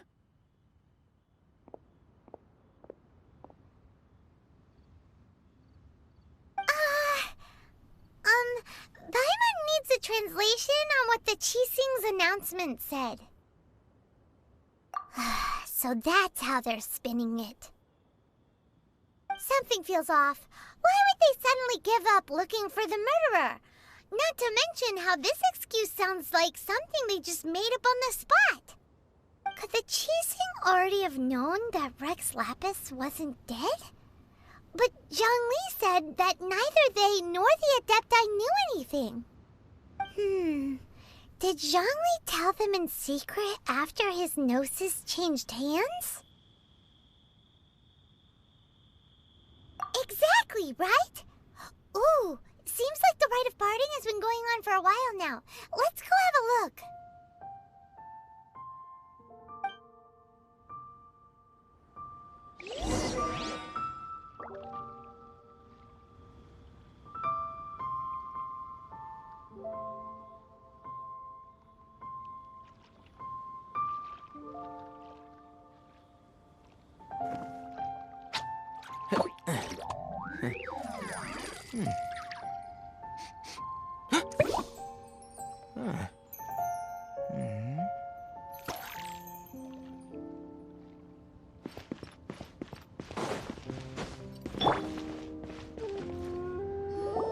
Look, it's Ningguang and Keqing. Are they saying something? Are their speeches over? As said previously, Rex Lapis's soul returning to the heavens is the end of the contract. And it is also the end of an era. 3,700 years of contracts burnt and reduced to ash. We, the people of Liyue, were indeed prosperous. But blinded by our prosperity, we forgot that time can be pitiless. The long, unending dream of our Archon walking among us. Now that we have awoken from our dream, we must learn to say farewell. Will you stand with us as we re-establish our contracts? As we build a new age of prosperity? So concludes the words of Her Eminence the Tianquan. Does Her Eminence the Yuheng have anything to add?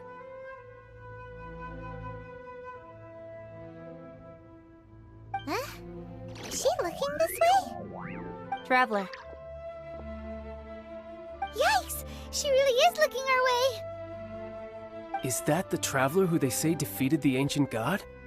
So young. The Liyue Qixing always repay their debts. And as you have heard, our eyes see far and our reach is long. Name your price. You deserve that much. Whoa!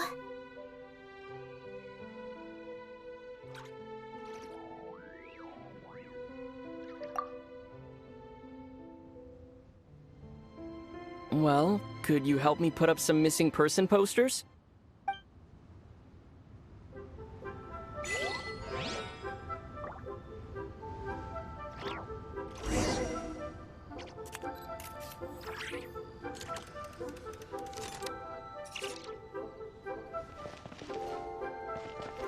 As for the mortals and Adepti of Liyue, what shape shall our relationship take from now on?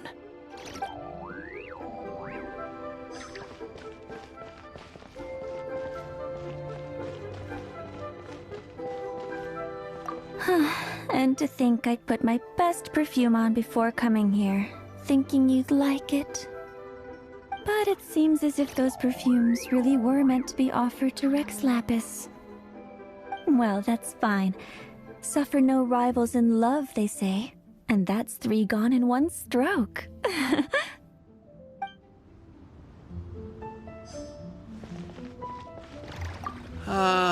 Rex Lapis. Oh, Rex Lapis. Now that I think about it, if everyone's of the same mind as me, perhaps mementos for Rex Lapis might be the best short-term business opportunity.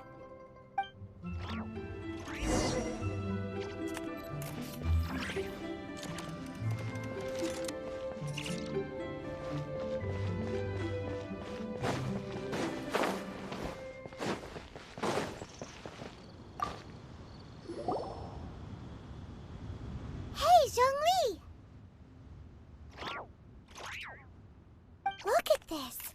Everyone in Liyue is caught up in their emotions, thinking that they'll never see Rex Lapis again. And here you are looking all relaxed.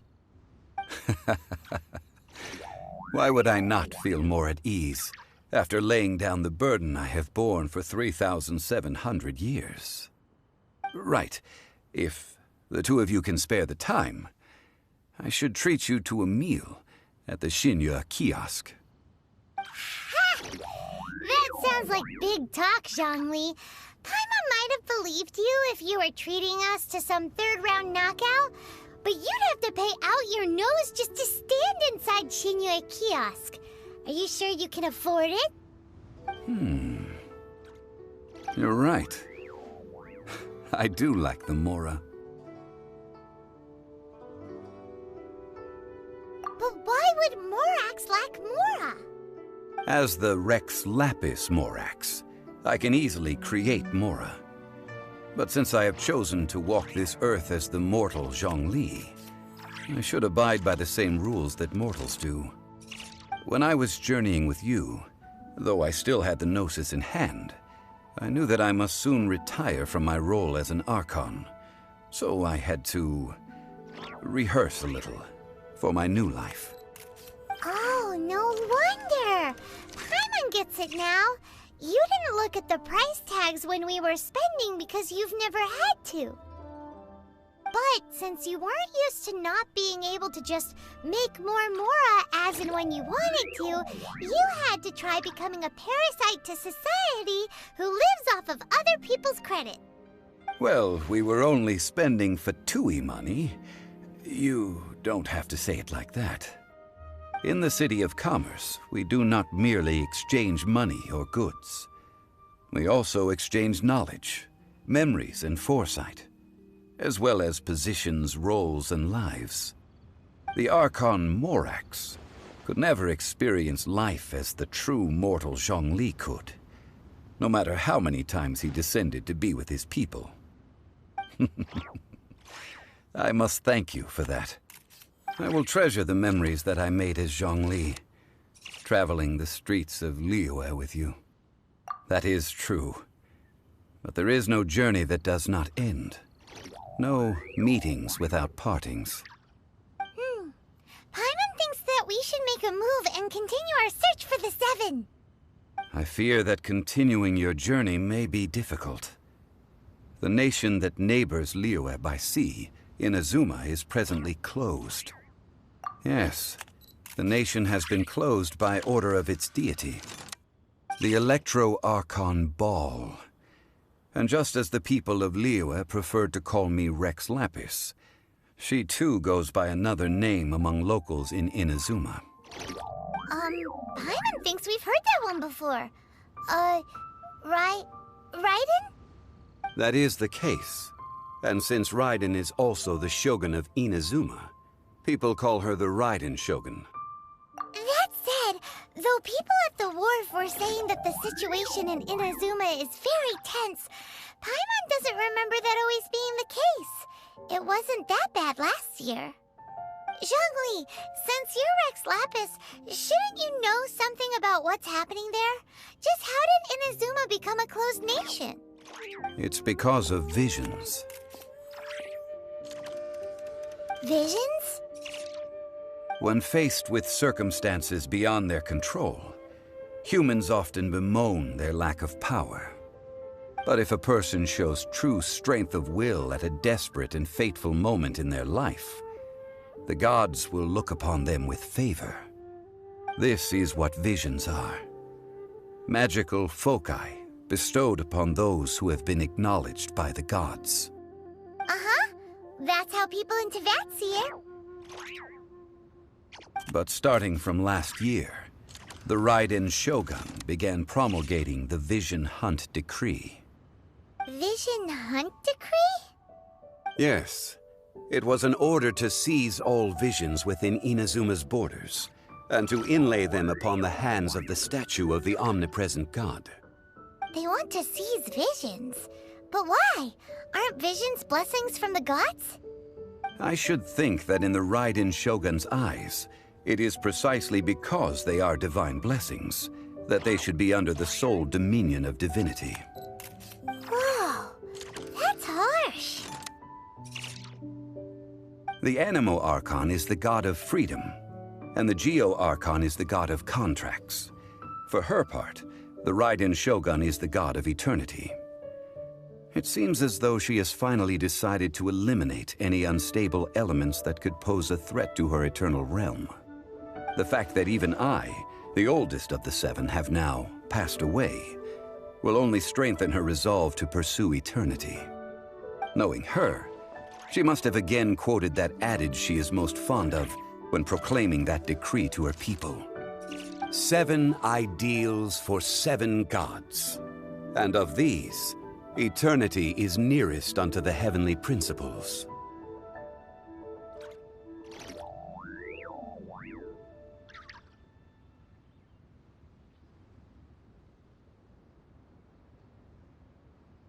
All right then. Was there anything else you wish to know?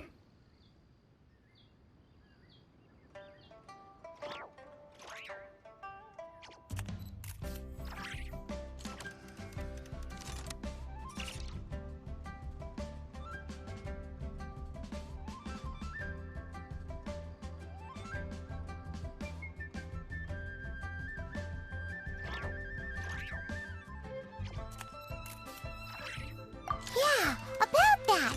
Before the Qixing made their announcement, we listened to a lot of people talking on the way.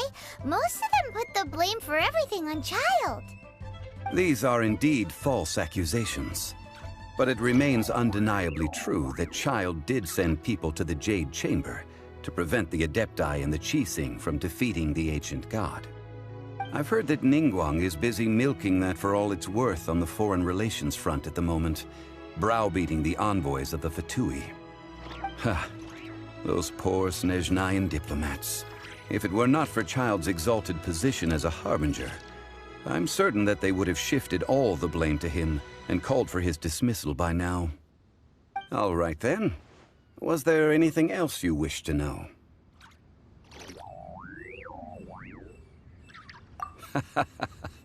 Ah, that was a good one. Failing a divine trial. How they came up with that excuse, I will never know.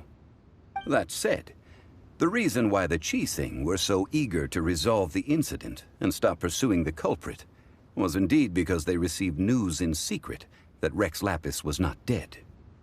I hinted as much to the Adepti as well. How did I accomplish that, you ask? Have you ever heard of this particularly convenient Adepti art known as gifting dreams and visions? All right then. Was there anything else you... The time of the Adepti has long passed. If even the Liyue Qixing don't want to face that truth, then what future is there for Liyue? Kuching is absolutely right in saying this. Now, though I did laud Ningguang's desire for power, believing this to be a good thing, and thought as a matter of course that she must have been behind the Qixing's plan to take governing power over Liyue from the hands of the gods and Adepti. Could the original person who brought up the idea of seizing power have been... All right then. Was there anything else you wish to know? That's right! Zhongli, now that you don't have your gnosis, what's going to happen to all the Mora in Teyvat? Since Morax is dead, are they all just gonna disappear? Also, isn't the Golden House the only mint in the entire continent? Will it even continue to work? The Mora present now will not vanish. But the Golden House will indeed have to cease operations for a lengthy period of time, since creating Mora requires the use of the Geo-Archon's power. This is terrible! We're all about to run out of Mora! The world is coming to an end! Yes, this is indeed a major issue from a financial standpoint. Well, I suppose we'll just leave such troublesome matters to the Liyue Qixing to debate. Then, did you at least set some private funds aside for yourself? Oh, a private fund. This does seem like a good, logical, common-sense idea. It's a shame. What's a shame? It's a shame that I didn't think of it at the time. All right then. Was there anything else you wish to know? Well then, I suppose you'll have to find a way to get inside this closed nation. Have patience. I suspect that some serendipity must first come into play.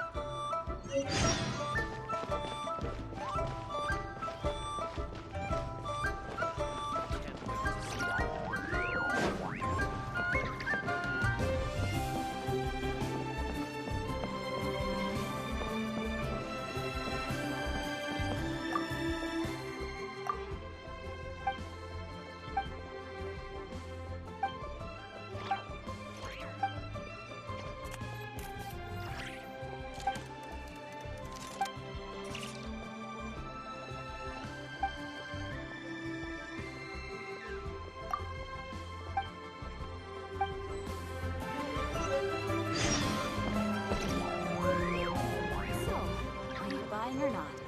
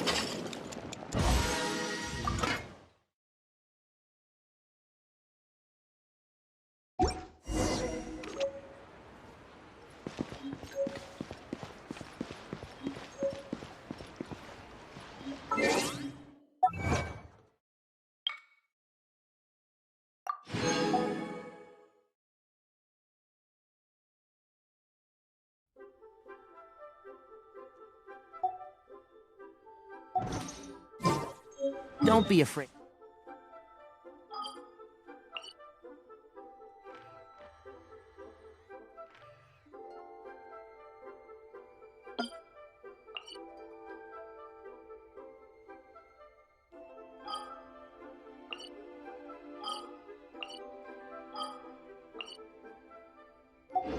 To make mistakes. It's all part of the learning process.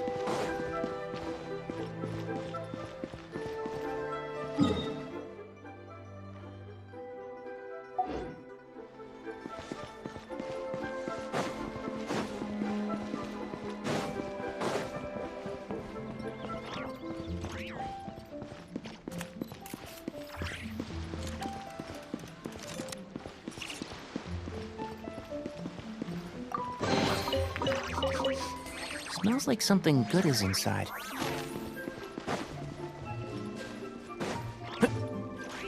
Yeah.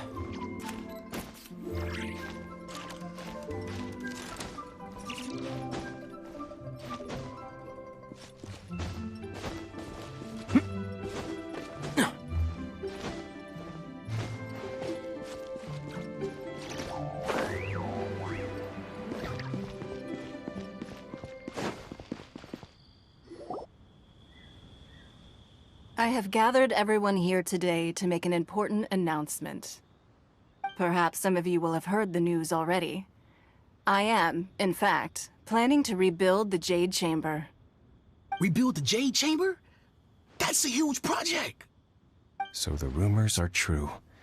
No wonder the price of building materials has gone up so much lately. The Jade Chamber means a lot to Lady Ningguang. Getting involved in this would be a huge opportunity. Lady Ningguang, is there any way we can be of service? Patience.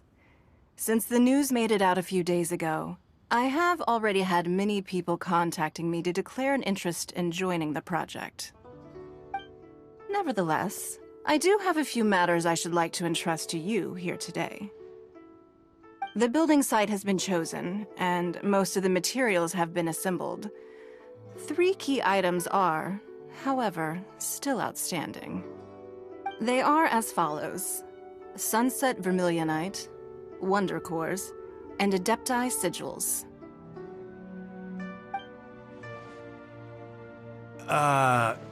Excuse my ignorance, Lady Ningguang. I'm familiar enough with Plostrite, but I've never even heard of those other 2. Only sufficiently large pieces of Plostrite, or specifically, Vermilionite, may earn themselves the Sunset moniker. This stone is what allows the Jade Chamber to float. Wonder Cores, meanwhile, are the central components of the mechanical structure of the Jade Chamber. Adepti Sigils serve as a means of integrating the mechanical devices with Adepti art. They are as indispensable as the mechanical core itself. Although these 3 items are rare, I trust that with your connections and capabilities, procuring them will not be a question of if, but of when. I take the saying, time is money, more seriously than most. Efficiency is everything.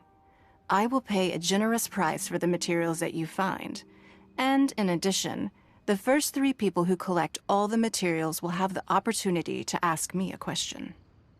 You may ask me anything, and I will give you an honest answer. I trust that this means of compensation will be to everyone's satisfaction. These things won't be easy to get hold of. But if it means a chance to get some inside information on Liyuet Harbor's development plan for next year... Then it's the deal of a lifetime. Information from Lady Ningguang is priceless. Whoever gets to it first takes the market. Haha, what a coincidence! I won't divulge too much, but I heard some murmurings about some Plostrite just the other day. So excuse me all, but, I have some business to do.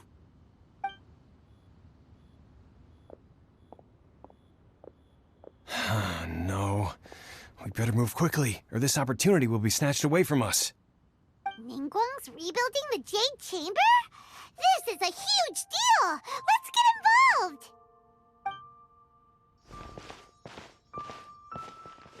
So you heard my announcement, did you? What do you think? Interested?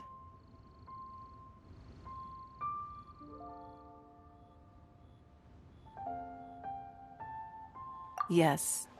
Providing the question pertains to something I am knowledgeable about.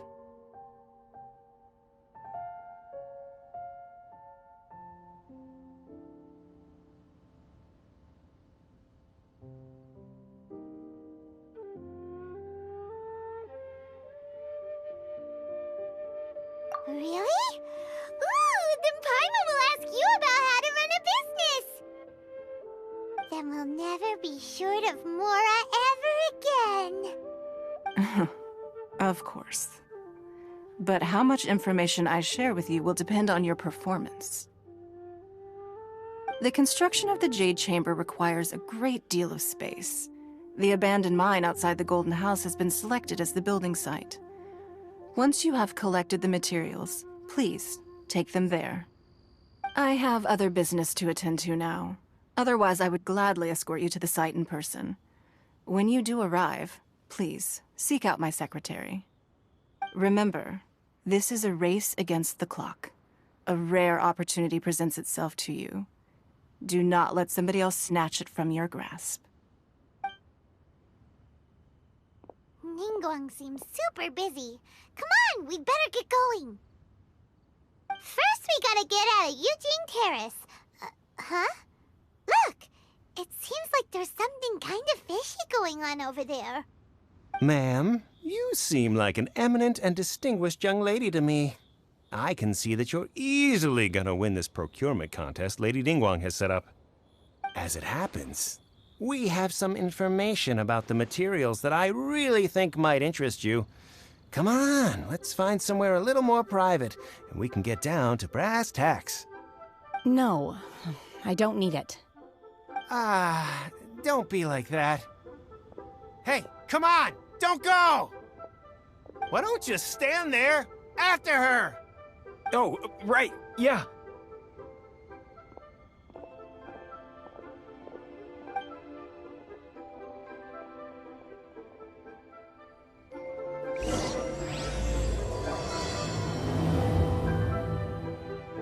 Did you hear that? They said they had some useful information! Information's just what we need right now. Let's follow them and see what we can find out.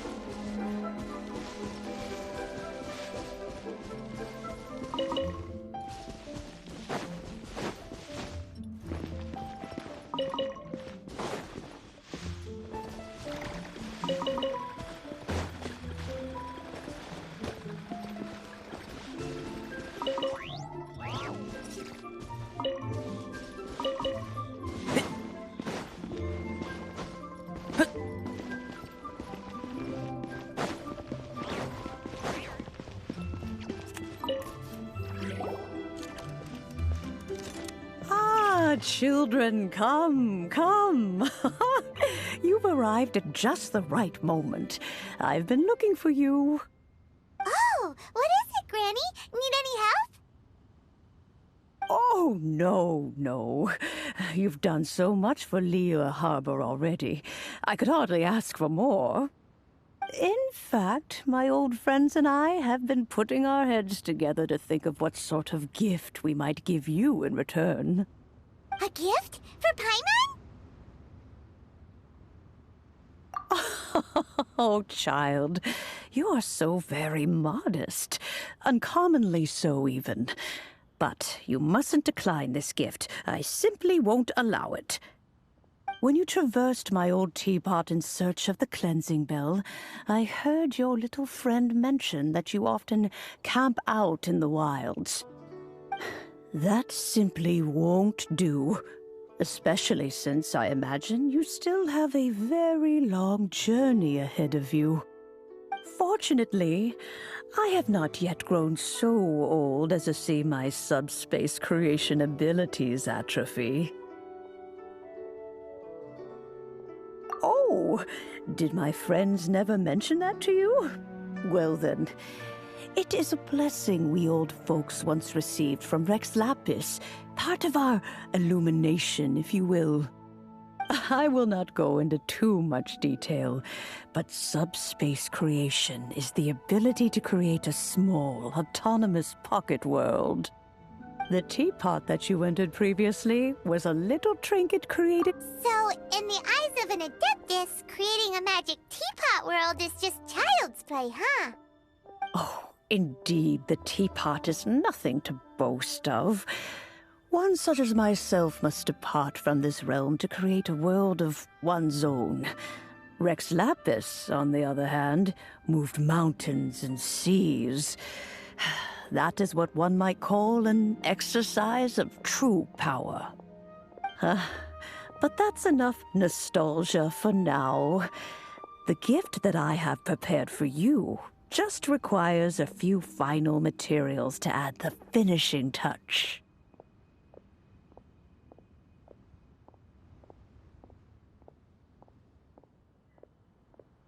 That's right! Finding stuff's what we're good at, after all. Oh, settle down now, children. There's no need for you to go running hither and thither. I have already found a fleet-footed youngster to prepare what I need. What's more, I doubt that you would know how to find the materials I am searching for. Some of them are very rare indeed these days. Well, for starters, I require some shimmer soil from the banks of Dihua Marsh. Back in the day, it could only be found where the glazed lilies thrived most profusely. You would have to dig downward, following the roots of the glazed lilies, and if you were lucky enough, you just might find a small patch of shimmer soil there. But almost no one has been able to find shimmer soil in this manner since Dihua Marsh came to be the way it is today. Even more difficult to find is smaragdus jadeite, which must be chiseled from the rock of the chasm. Or so it used to be. Ever since the Blackcliff Forge opened for business, they've slowly but surely stripped the mines all but completely bare of it. In any case, smaragdus jadeite is an Adepti treasure, and the adeptal power within is not something that most humans can withstand. Extended contact with it is, in fact, harmful to humans. Goodness knows if that child will succeed in finding these items. Well, since you're an Adeptus, Granny, the person you asked for help, they must be an Adeptus too, right? Yes. I suppose she does count as an Adeptus. She counts? How come there are so many Adepti in Liyue Harbor? We seem to bump into them all the time. It feels like even when you go out to eat, you could be sitting next to an Adeptus and never even know it. Oh, maybe so. Who can say? A fair few of my old friends are rather fond of mundane mortal life, after all. I'm back, Granny. Oh, I don't believe we've met. Allow me to do the honors. This child here is Yanfei. She's the one helping run some errands for me. Yanfei, I believe you already heard of the Traveler and his traveling companion. Of course, who hasn't? Much has been written about you in the Millilith's records. You became one of Liyue's most wanted after the Millilith marked you as a suspect following the incident at the Rite of Dissension. After which, you fought off the Millilith at Julian Karst and made contact with the Fatui. Before finally defeating an ancient god together with Granny and her associates, and subsequently being cleared of any and all suspicion by the Chiseng. What a shame.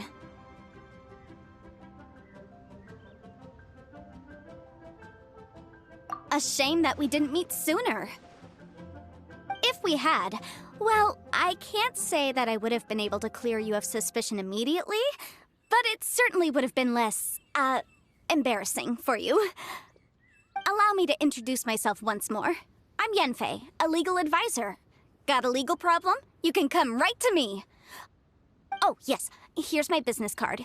You'll find it has my contact details and office address. Keep it handy. If you have an urgent issue, just leave me a note at this address. Oh, and I almost forgot to mention, I offer a very generous discount for first-time customers. All right, Yanfei, all right. Let's get to the business at hand. I do not think these two are in any dire need of legal assistance at the moment. You'll have to excuse Yanfei. She's always been like this, ever the talkative one when it comes to her own affairs. Paimon was gonna ask the same question. You seem really different from the ones we've met before. An Adeptus? I guess. Kinda. My old man said he was one anyway. He mentioned that he once campaigned with Rex Lapis for a long old time, and then after that was all over, he went back and married my mom. They had me, and once I was all grown up, the two of them upped and left on a journey, leaving me with Granny here.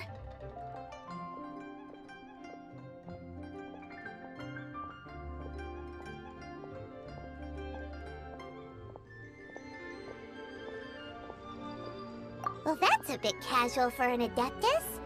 Aren't you guys supposed to sign solemn contracts to protect Liyue Harbor and all that stuff? What do you mean he just went back to get married? Well, my dad did say that he'd talked it through with Rex Lapis, and that he was fine with it. Even contributed towards the wedding gift, apparently. Anyway, let's not dwell on that too much. So, Granny, I've gotten a hold of most of the stuff you asked for, except for Smaragdus Jadeite. I couldn't find any at all. Is that so? But Smaragdus Jadeite is really rather essential. Yanfei, are you sure you can't find some other way? They have helped Liyue greatly, after all. It is only right that they are duly rewarded. I know, Granny, you've told me 1,000 times already. Well, the chasm's definitely a no-go, but there's still a chance we can figure out some alternative means of procurement. Hold on a moment. Let me have a look.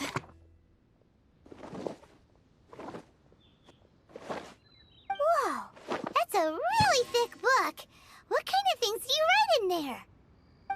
Commercial consultancy. Or Snezhnaya. Ah, found him. Krusel. A Snezhnayan merchant who once came to me with some legal queries on certain articles in the legal codices. If my memory serves, all of them had to do with rare ores. He mentioned that he was considering acquiring some Smaragdus Jadeite to make hairpins, and wanted to know if there were any legal ramifications that he should be aware of. Said he was planning to sell them in Snezhnaya. So, I guess I'll go look for him. With any luck, he'll have gotten his hands on some Smaragdus Jadeite, or might have an idea of where we can find some. Oh, you want to join me? I suppose that's no problem, but it's best if you just stand by and watch. If you try to get involved, you'll only risk placing yourself in legal jeopardy. Wow, an Adeptus imploring us to avoid incurring legal liability. Well, that's a first for sure. Best we be a little more careful than usual while we're with her.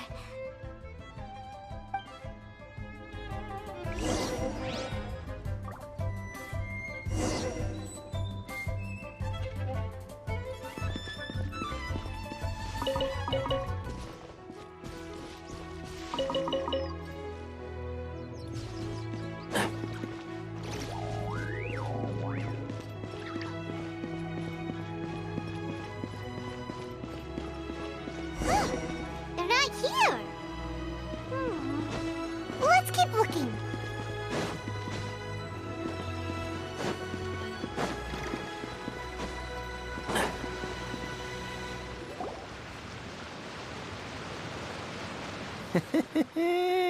Well, will you look at that, ma'am?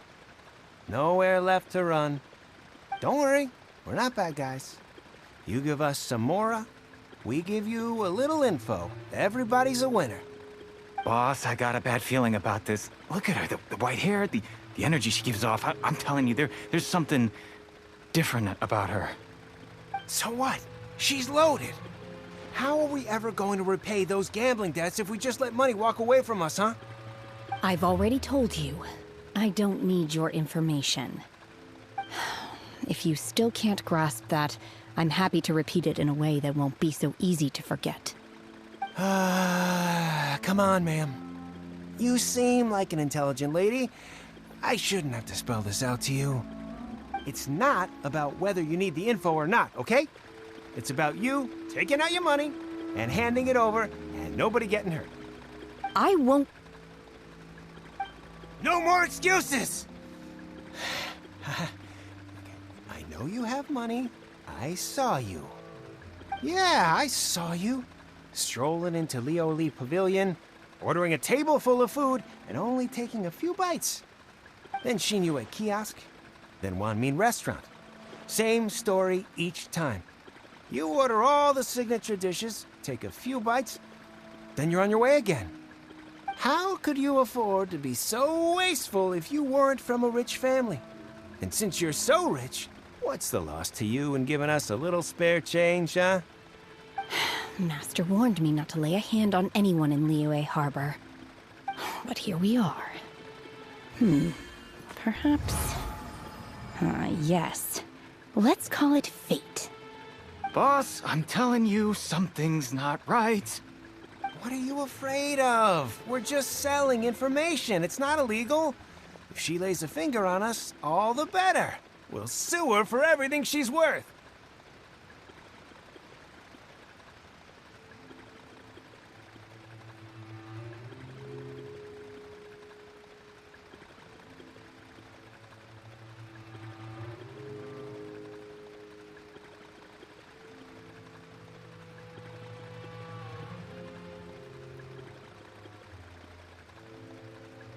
Oh, you again.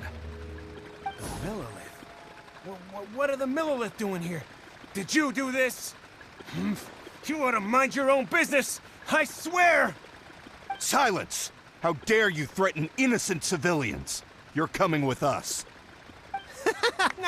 No, don't be angry, sir. Please, let me explain.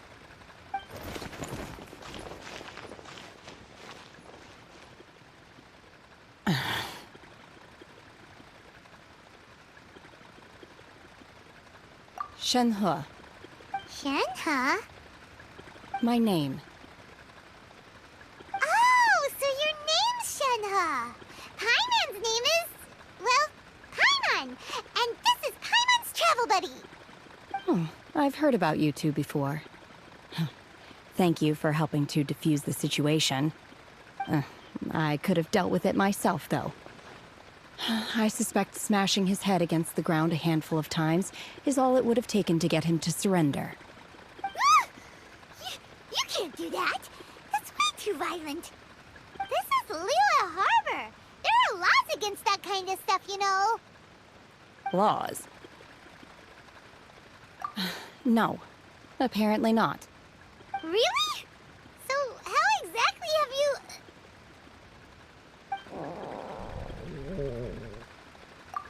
That would be my stomach growling. I haven't eaten enough. She's so honest. Wait, that's right. They said you went around all the restaurants ordering this and that and the other, but only took a small bite of each dish. Then of course you're still hungry. So, anything in particular you're hungry for? Chingson, glaze lily, violet grass. These are my usuals.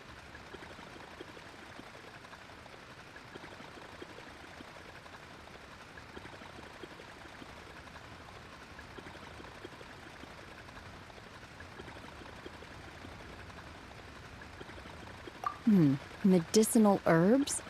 Kinda hard to explain. Anyway, Boo Boo Pharmacy's not far away.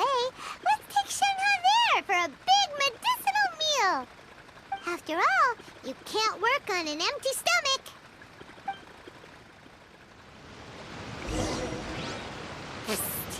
Do you think Shenhe might be an Adeptus? It seems like it's her first time in Liyue Harbor, and she doesn't seem to get how...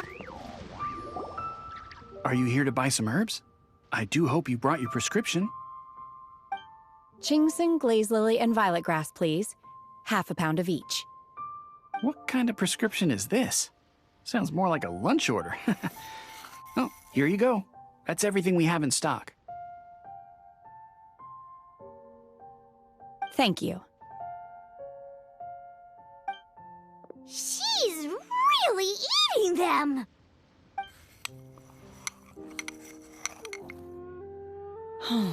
My hunger has now abated. Thank you. Rather awful. Though they were not completely devoid of sweet fragrance. After consuming a large quantity of them, bitterness is all that remains. So, how come you chow down on these and barely touch the restaurant food? If Paimon had enough Mora, Paimon would go to the fanciest restaurant in town and order a whole table of food and eat it all in one go. Because I'm not sure whether I will remain here in the future.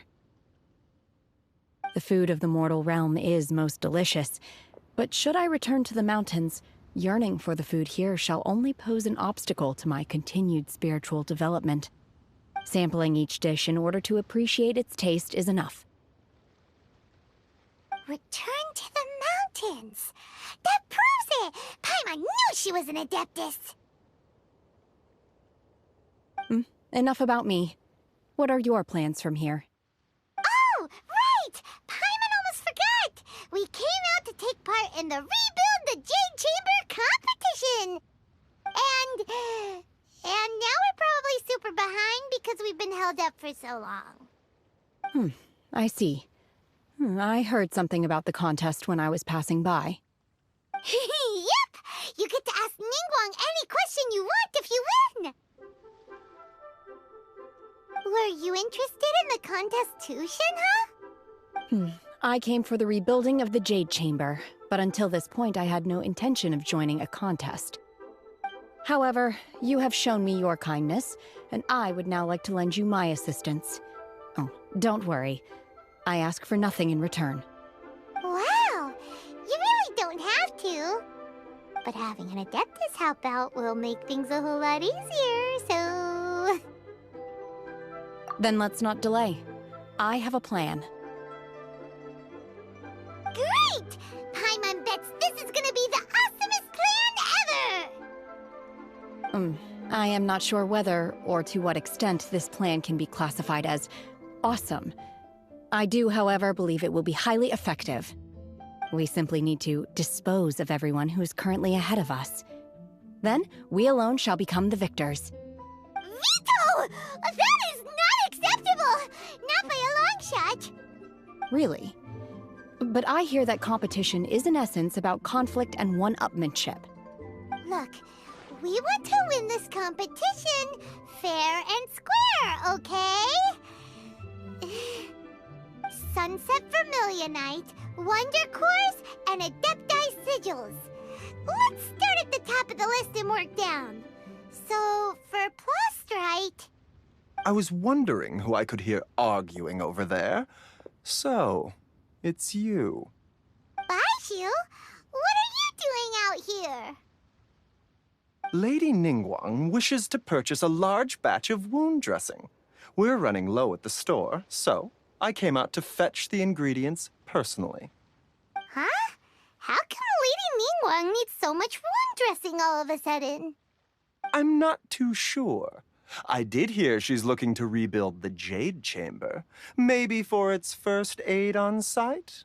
I didn't ask, though. Far be it from me to pry into my customers' personal affairs. Oh, and she also borrowed Chi-Chi.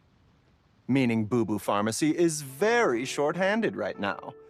I don't suppose any of you are looking for part-time work by any chance? No, we've got other stuff to do. While you're here though, you seem to know a lot. Have you ever heard of something called Sunset Vermilionite? Ah, the variety of Plostrite used in the Jade Chamber, yes? There is some mention of it in the Seven Mountain Treatises. When activated, Sunset Vermilionite rises up all the way into the clouds. It's very rare indeed. As far as the records show, virtually all Sunset Vermilionite in existence has been mined and taken possession of. But the Feiyun Commerce Guild would know far more about this than I do. Okay then, let's go ask at the Feiyun Commerce Guild. Thanks, Baishu. You're quite welcome. Good luck to you all.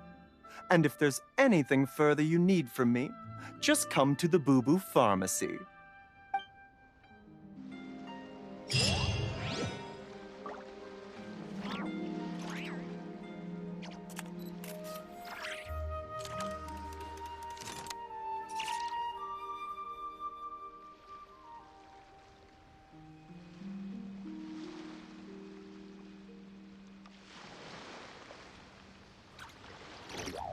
Please, show me your prescription.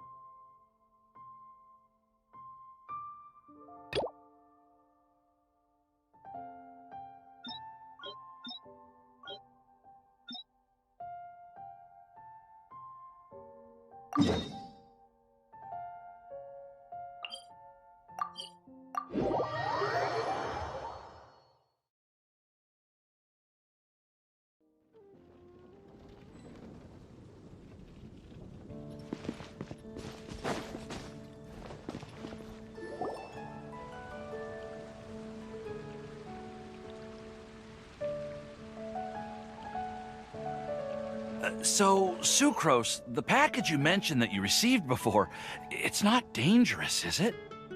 You need to be careful when you're opening packages. I once had a friend mail me some research materials, and all the bouncing around in transit caused a reaction. Once I opened it, it let out a stench that could wake the dead. No, this package didn't contain any hazardous materials.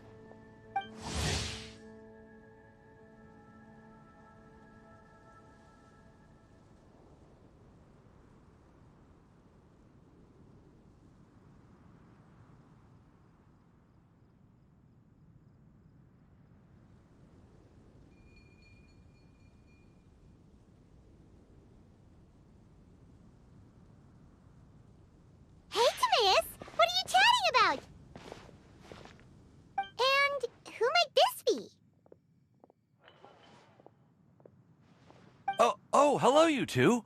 This is Sucrose. Hi, I'm Sucrose, Albedo's assistant. If you have any alchemy-related queries, you could always ask me. I do my best to help.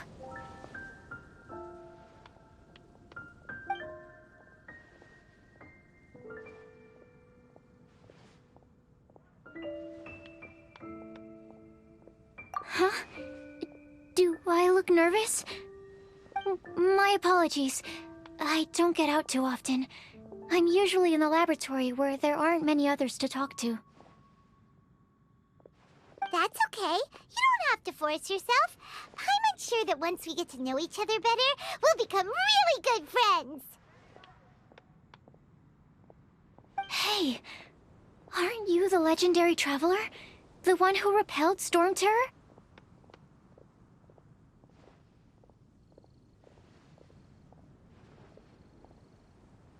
I've heard so many stories about you. Always wanted an opportunity to research you up close. What do you mean, research? Sorry. Don't mind me. What am I saying?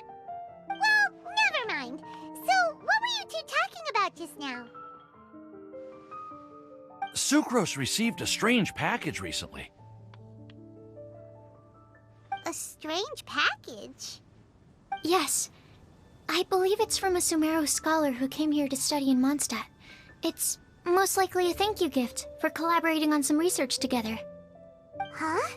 A package from an academia scholar? Oh, then there could be anything inside.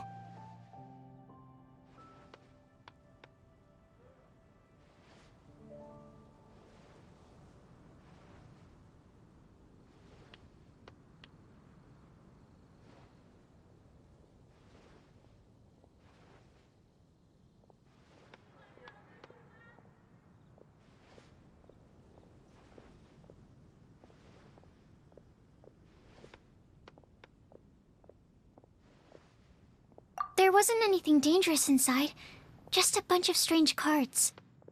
I think I've seen Timaeus with some similar-looking cards before, so I came to ask him about what they might be.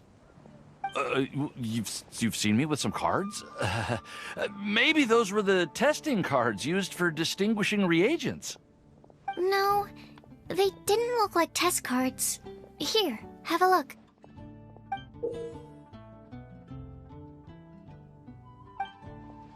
Oh, you meant these? Huh.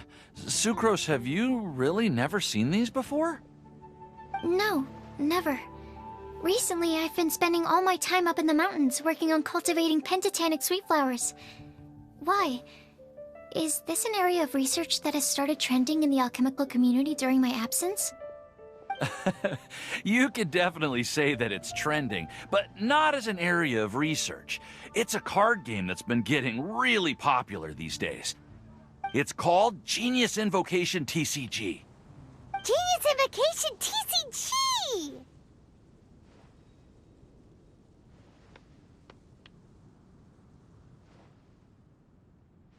Genius Invocation TCG! Haven't you heard of it before?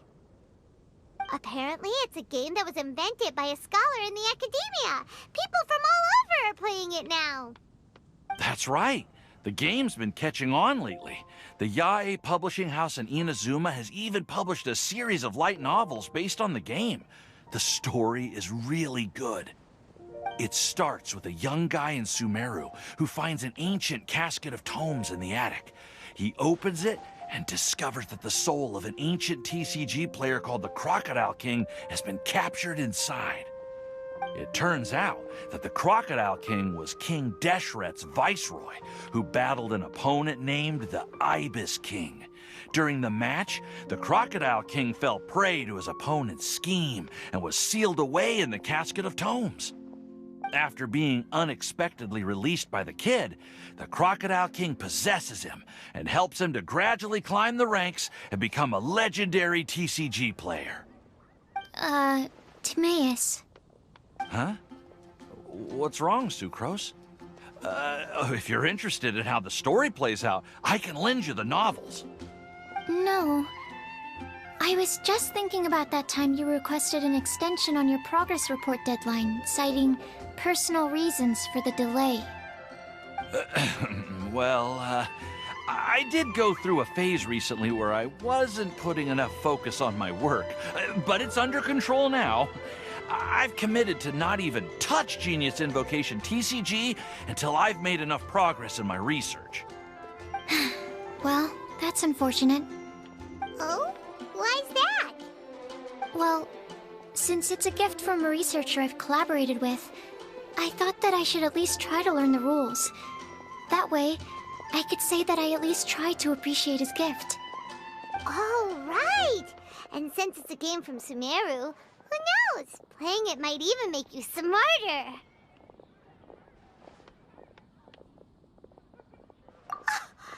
Just wait until Paimon plays it enough to become smarter than you! Then you'll be sorry! Although, it seems like we can't learn how to play it anytime soon, 'cause Timaeus has given up for a while. Well, research is my priority, you know. But if you'd like to learn the rules of Genius Invocation TCG, then I'd actually suggest you go to the Cat's Tail.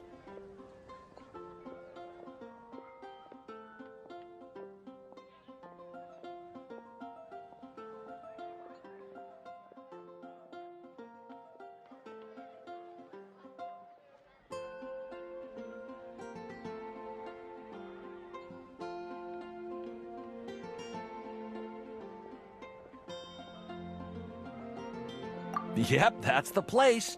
It's where everyone in the community goes to play when they have time. They gather there, trade cards, and they're very welcoming to new players. Trying to learn the rules can be intimidating at first, but it's a lot of fun once you get the hang of it. Understood. Traveler, Paimon, let's go to the Cat's Tail and try asking around. To be honest, hearing Timaeus talking about the game has also piqued my curiosity.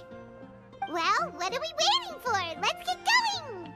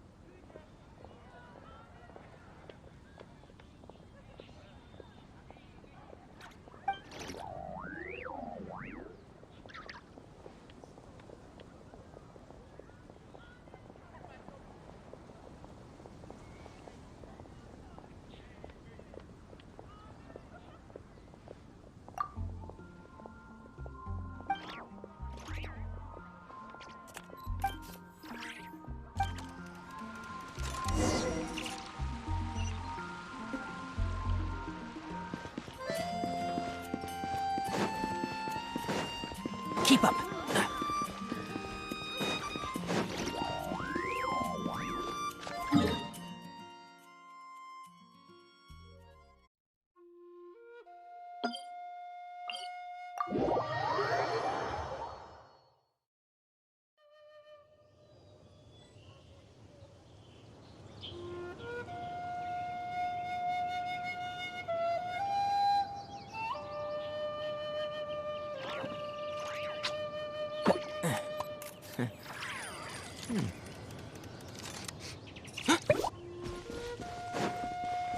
Keep up.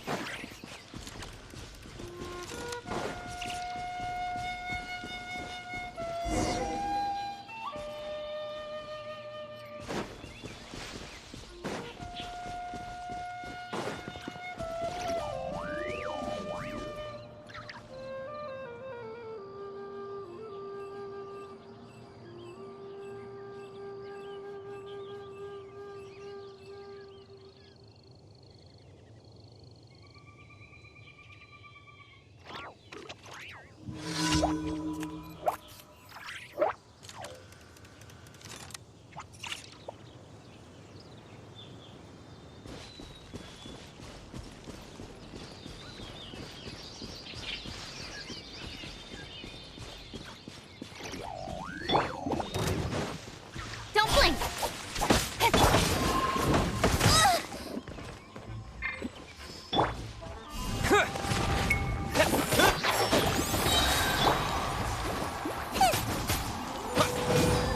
Terra Smash!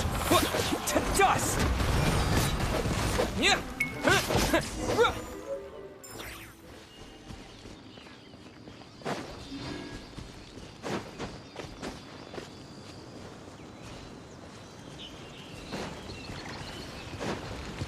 I'll uproot you! And Shroud! Speed of light! Hey!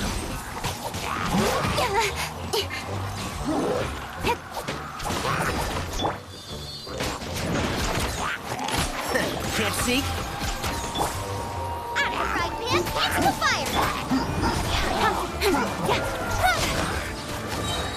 to the chase!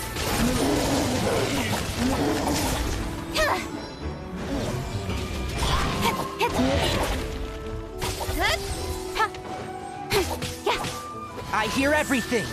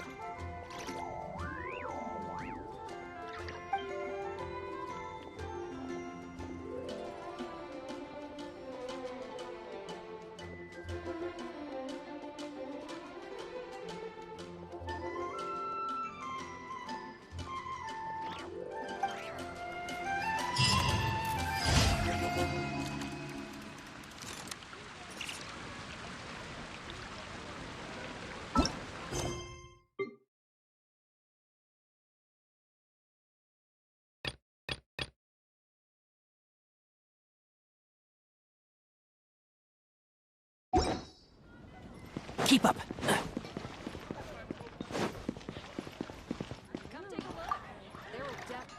That's what I'll make tonight. Traveler, please, over here.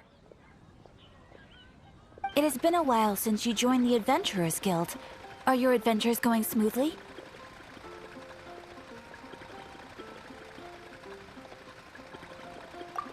Is that so? Apart from your own skills, reliable teammates are also indispensable when adventuring. Another person to count on is always good after all.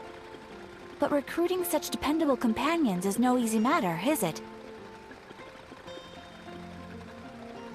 Yep, and it's even harder to get a guide as good as Paimon. Ah, yes.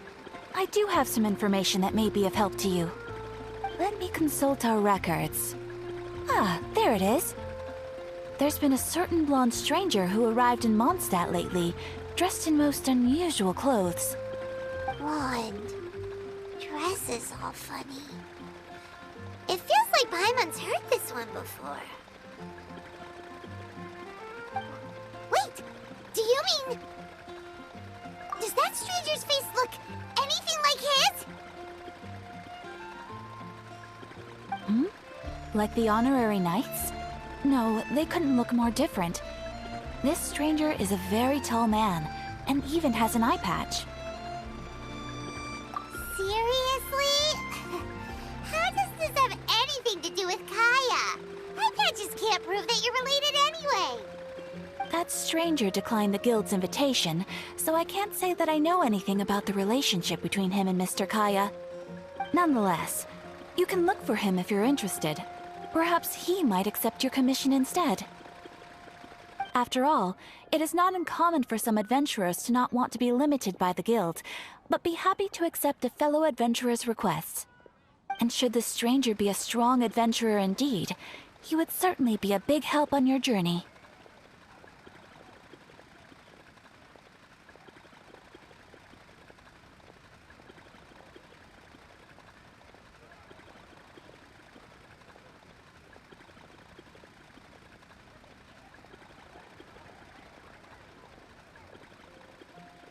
Please don't talk down on yourself like that. You are the honorary knight of the Knights of Favonius, after all. Your deeds are the stuff of song for all the bards in the city, even now.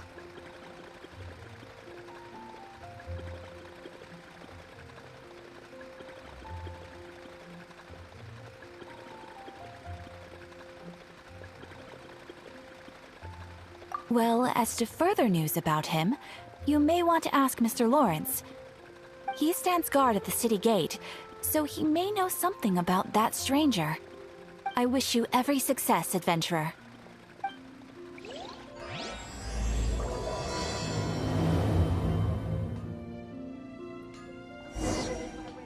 Ad Astra Abyss.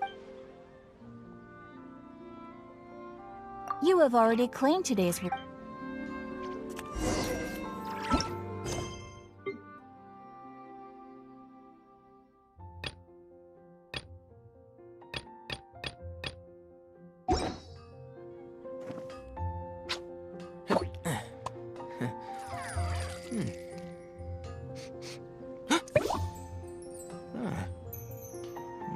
When you're high up, everyone can hear your voice.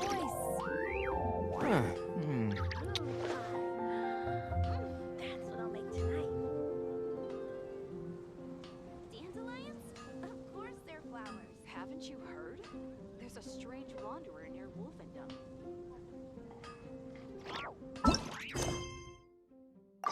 If you press a leaf between dry sheets of paper, you can make an attractive and handy bookmark.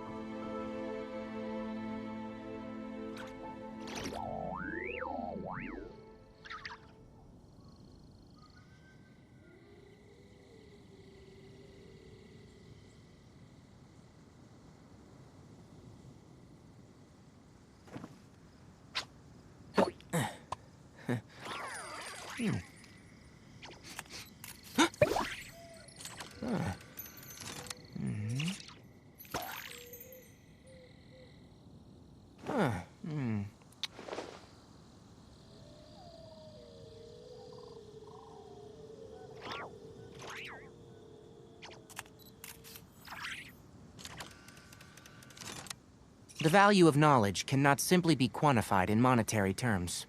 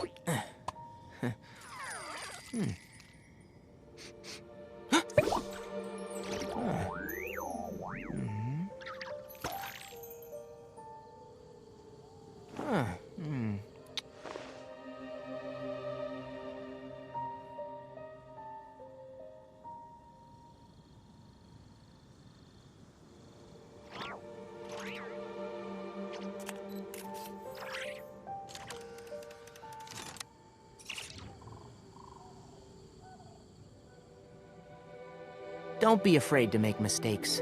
It's all part of the learning process.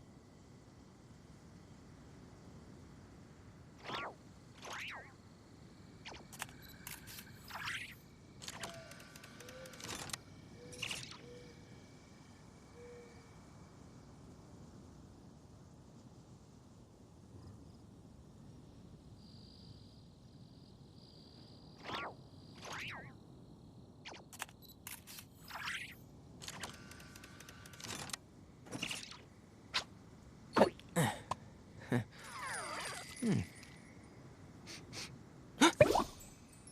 Ah. Hmm. Ah. Hmm.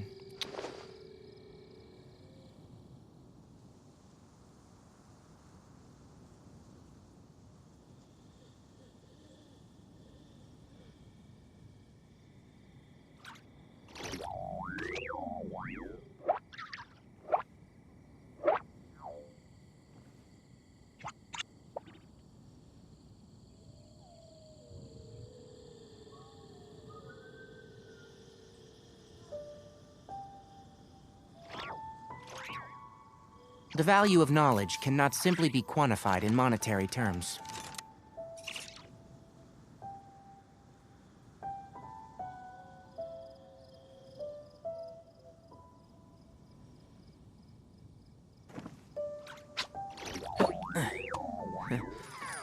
Hmm. Ah. Hmm. Ah. Hmm.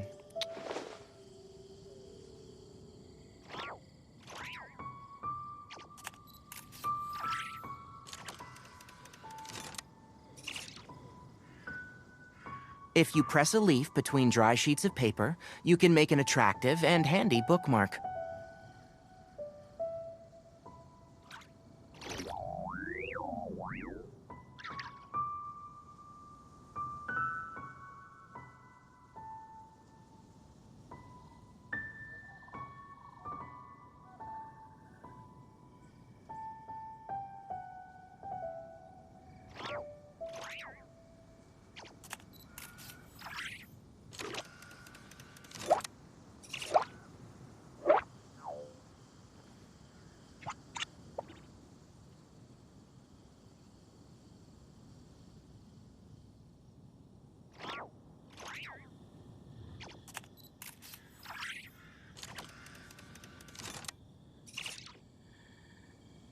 The value of knowledge cannot simply be quantified in monetary terms.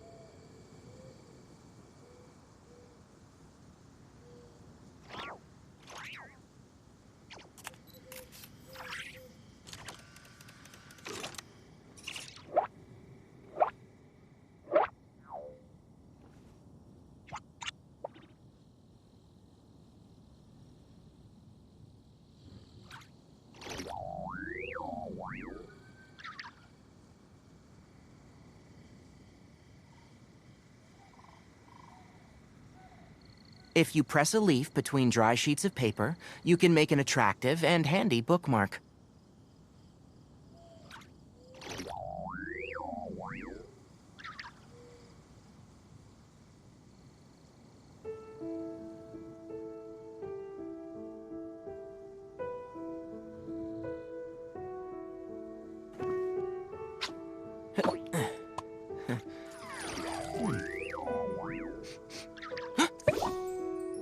Ah.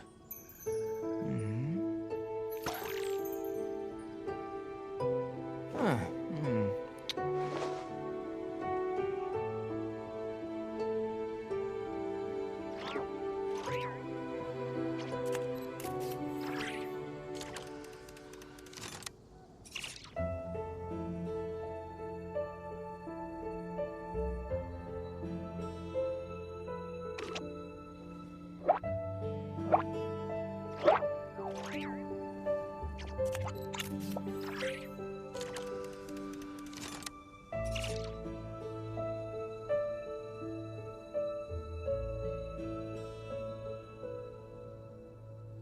Don't be afraid to make mistakes.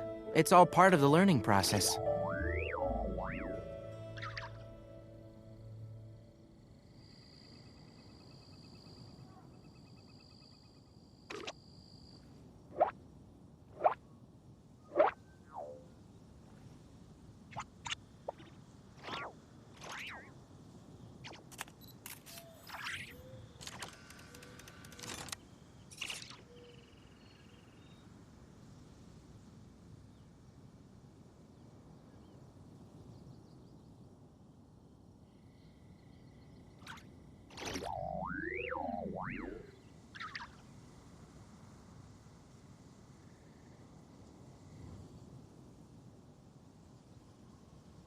If you press a leaf between dry sheets of paper, you can make an attractive and handy bookmark.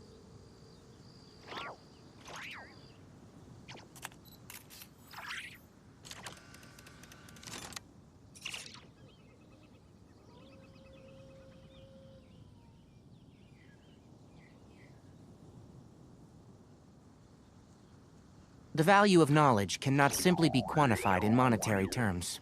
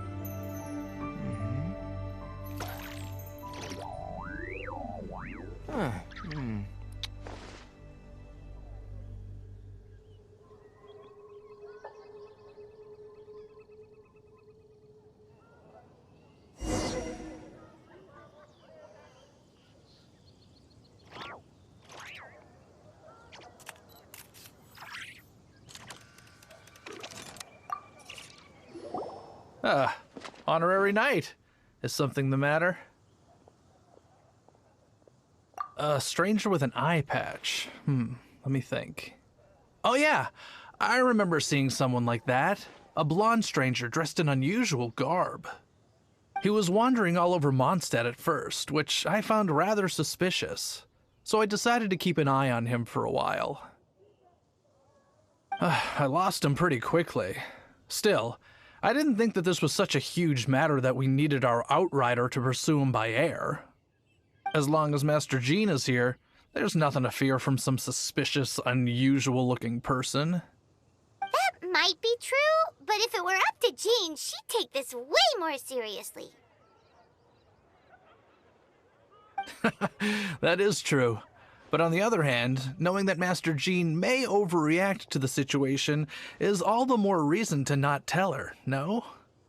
Anyways, oh yeah, he was at Wagner's smithy for a while before I tried telling him. He might have said something to Wagner. You should go ask him. Maybe he has more news about our stranger.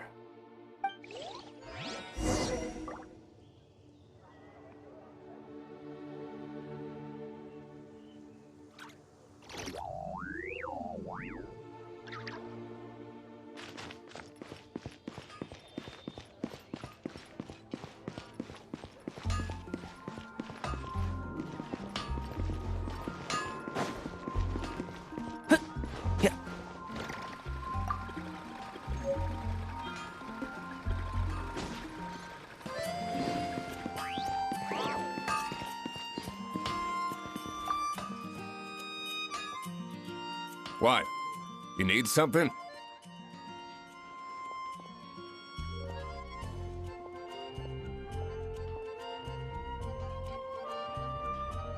Here.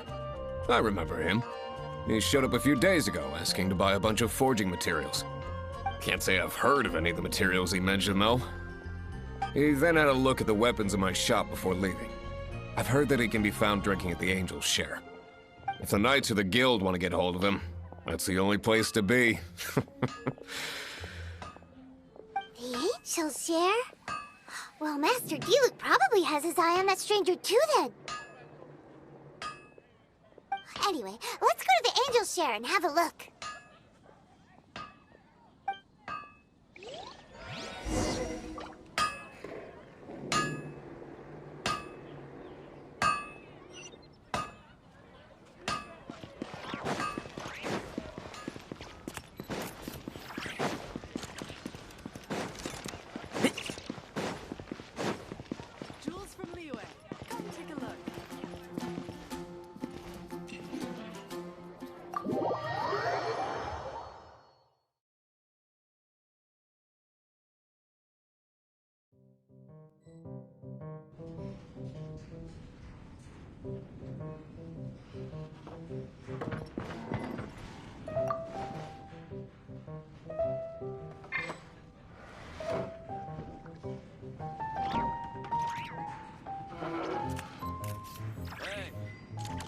Go on, drink some more.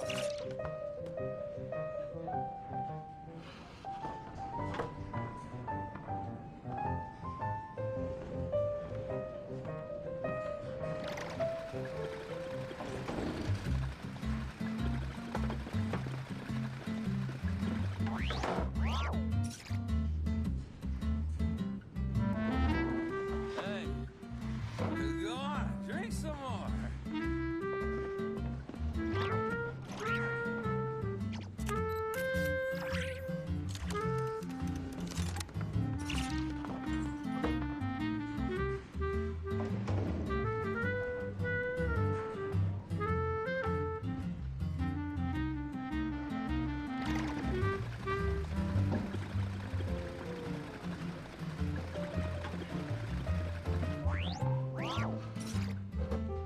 Hey, go on, drink some more. Hey,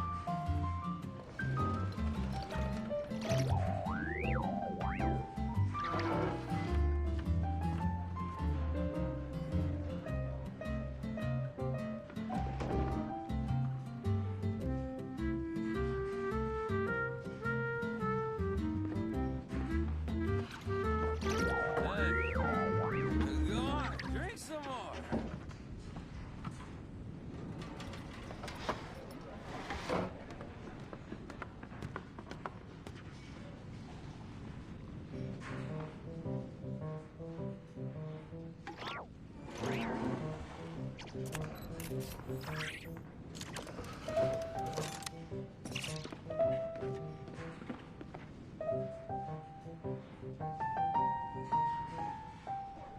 Hey, go on, drink some more.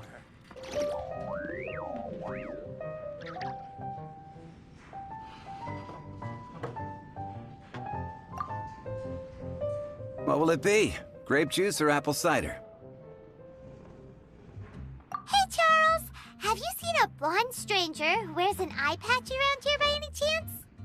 That I have. He comes here every night. Just to drink, though. Doesn't order anything else. He even sometimes mixes his own drinks after he orders them.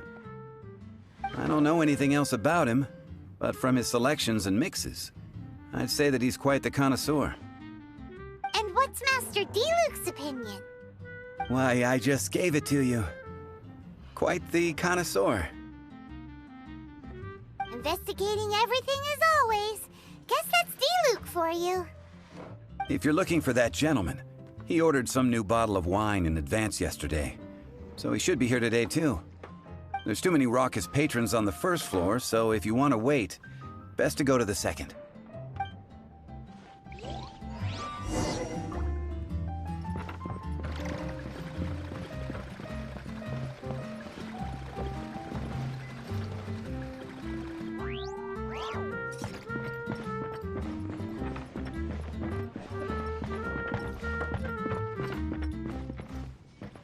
Hey, go on, drink some more.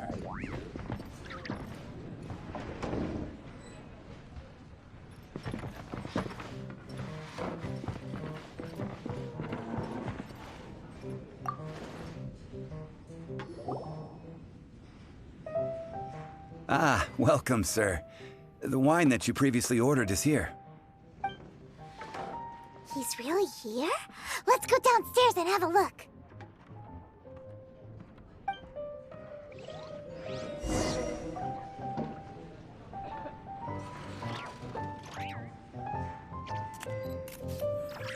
Hey, go on, drink some more.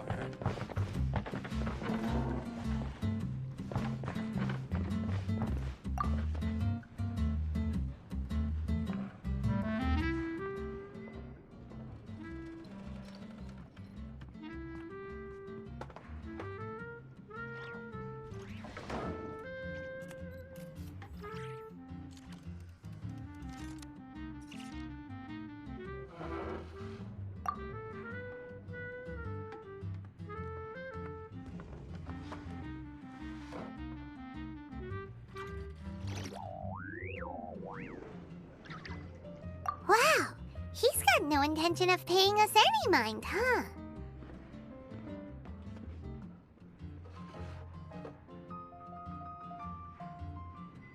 A traveler, you say?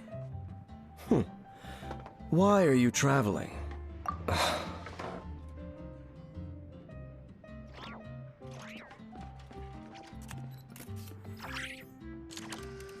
Well, that's as good a reason as any. Sit down over there, then. So, guess we've broken the ice. What a weird guy.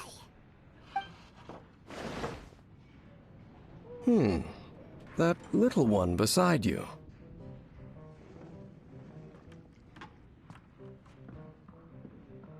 That's not true, and you know it. It's indeed a good thing to have someone accompany you on your travels. My name's Dainsleif.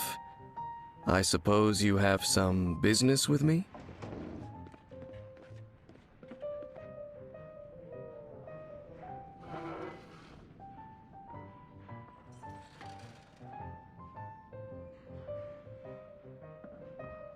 Sure.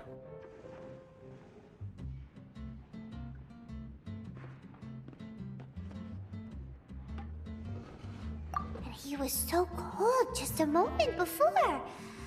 Paimon's got a bad feeling about this. But I will require advance payment.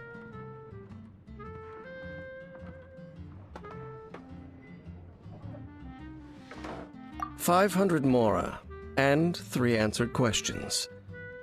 The 500 is a one-time fee, and we'll settle the questions in a moment. That's it. Well, now Paimon's got a really bad feeling. That kind of compensation can't be right. Ah, thank you. Now, as for my questions, I'd like you to answer them here and now. The answer to a question says nothing about right and wrong, only about differences in attitude. I only wish to know what your choices are. Question 1. The crisis Mondstadt faced was resolved by an alliance between yourself and that Animo Archon who calls himself Venti. Who, in your view, was the key to ending that crisis? I know everything that I should. Well, answer the question. Is that your answer? I see. Question number 2. Rex Lapis, who has defended Liyue Harbor for millennia on end, used his gnosis to lay down a contract to end all contracts, of which the stipulations are still unknown. Who do you think will defend Liyue Harbor in the future, now that they've lost their deity? So that's your answer? I see. Now for my final question. This world has people who gained visions, and those who did not. Which of the two do you think hold more importance in the eyes of the gods? So, this is your answer then? I understand. It seems that you're different from her. I'll take that 500 mora. And now I also understand your views on this world. As we agreed, you may now commission me. That said, I only take commissions related to the Abyss Order. Like you, I am currently on a journey. You intend to find your sibling, while I wish to oppose the Abyss. Ugh. Those creatures that serve the Abyss are the fangs and claws by which the Order spreads chaos in this world. I have come to Mondstadt this time while on the trail of an Abyss Herald. An Abyss Herald? An even more twisted abyssal being, one that commands the Abyss Mages.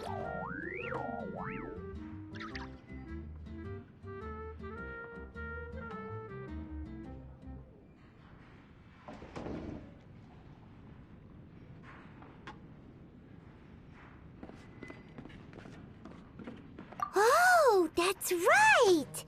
We've just been fighting against the Fatui and Liyue, who are human too! We haven't encountered the non-human Abyss Order at all! There's some reason behind that, I'm afraid. It's possible that they may have been under orders to avoid your path. Oh, that does sound pretty dangerous. Maybe they're looking for a better time to ambush us or something. Uh-huh! We're super duper strong! That manner, it's just like hers. Well then, let's go see for ourselves, shall we?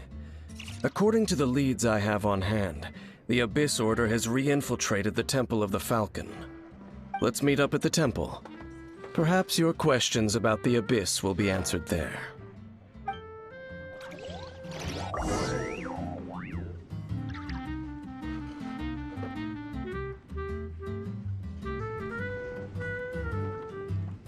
What would you like?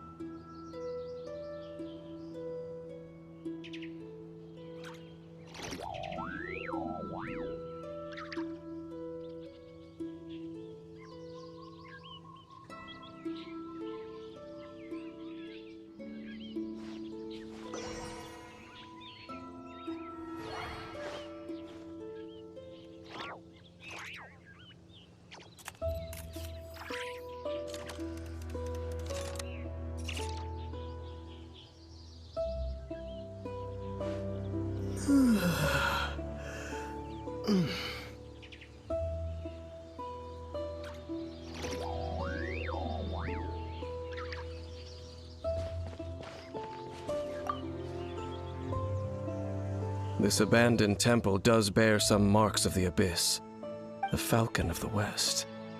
Though it can soar in the wind, it ultimately does naught but hover under the light of the gods.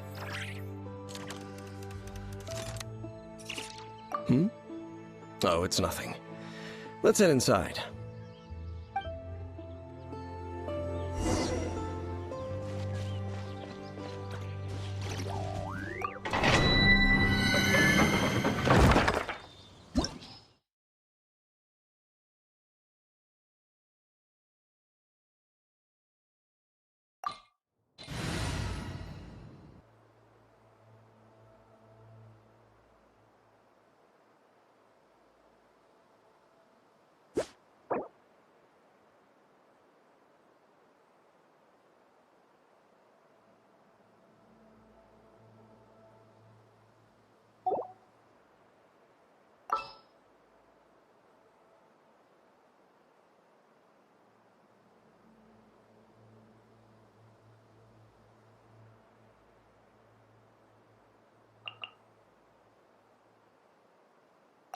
Oh, I'm looking forward to this.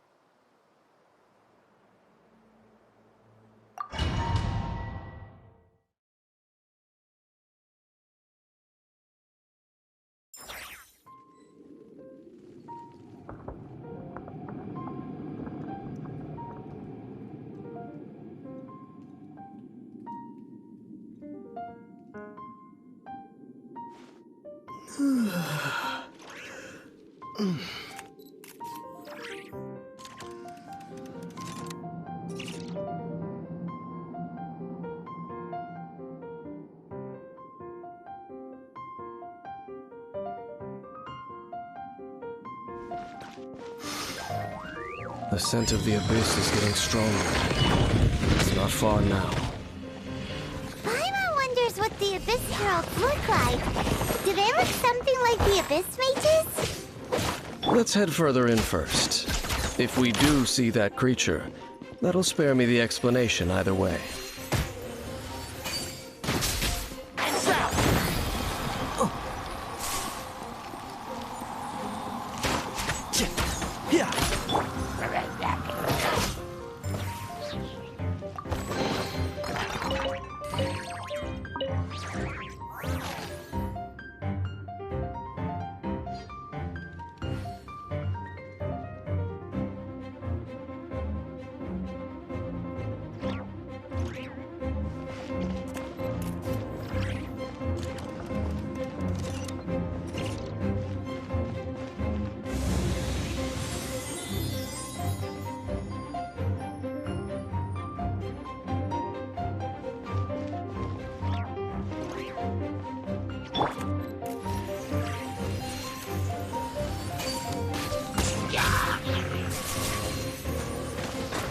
one thing after another.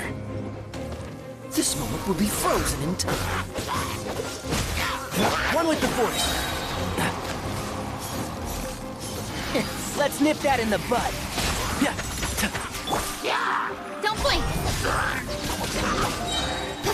With sword comes shadow.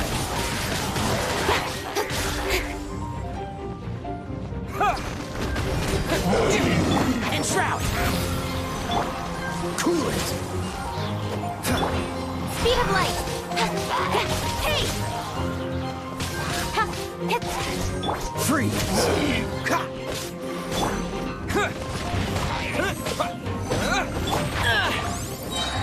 I hear everything! Nowhere to hide. Incoming! Oh, so sorry. Terra Smash!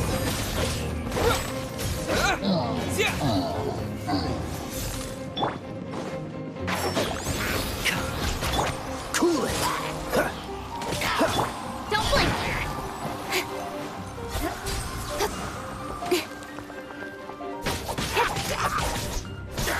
Speed of light! Hey!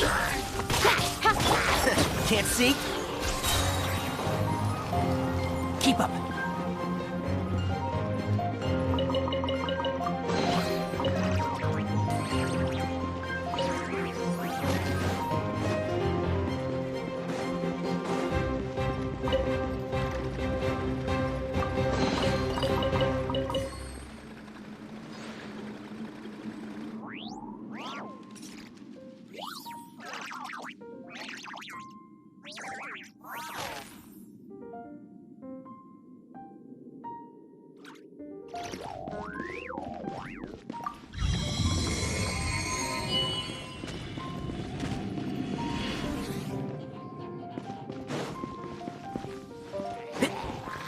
I'll uproot you!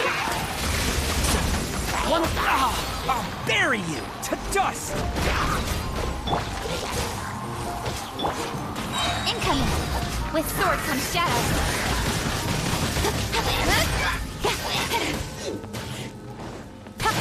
Don't blink! Hey! Freeze! Can't see? Incoming! This moment will be frozen in time. Cut to the chase! Don't blink! Hey!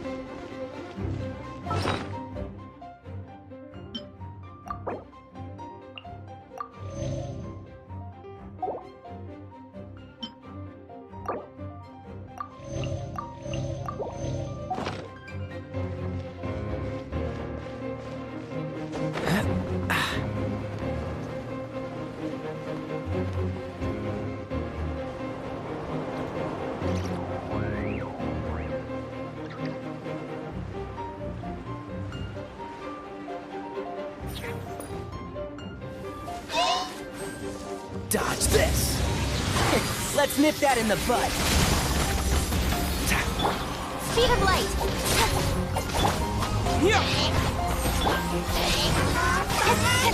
Cool it!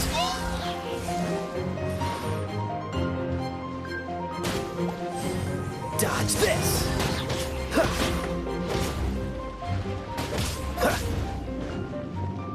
Freeze! Don't get frostbite. Don't blink! With sword comes shadow. One with the Force. Speed of light! I'll uproot you!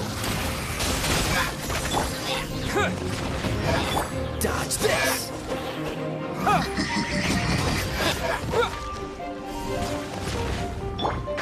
Can't see?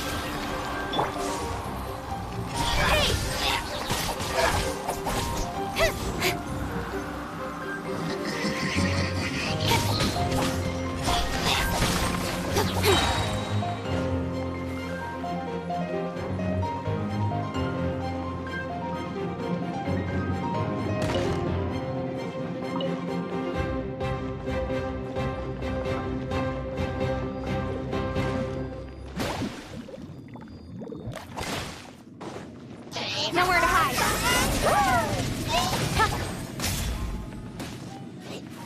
Don't blink.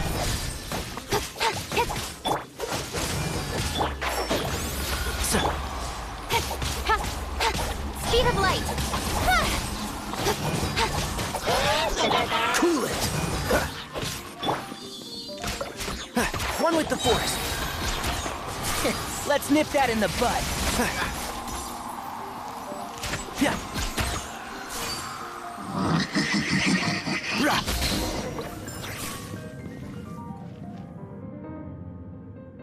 Just a few abyss mages?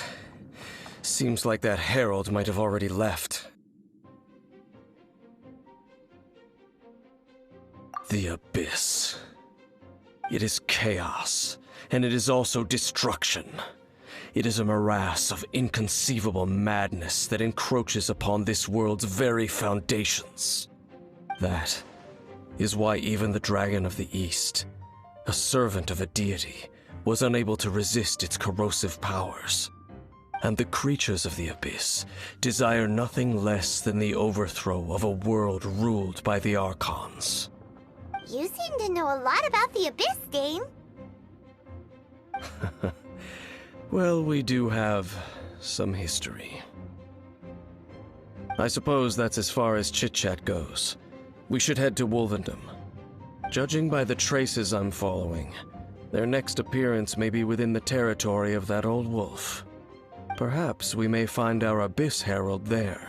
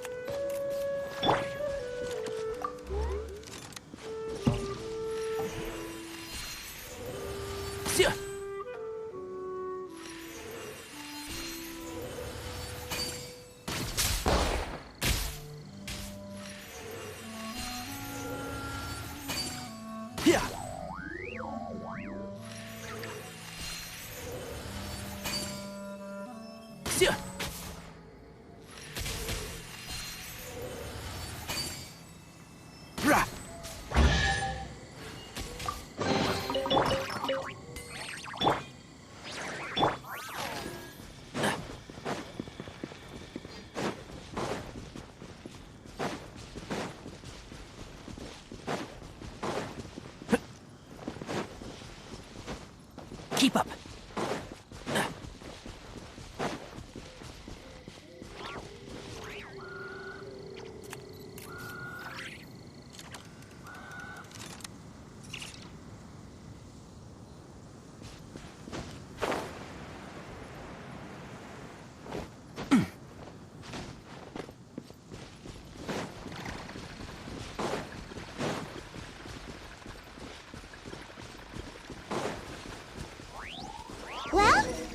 Wolfendom now.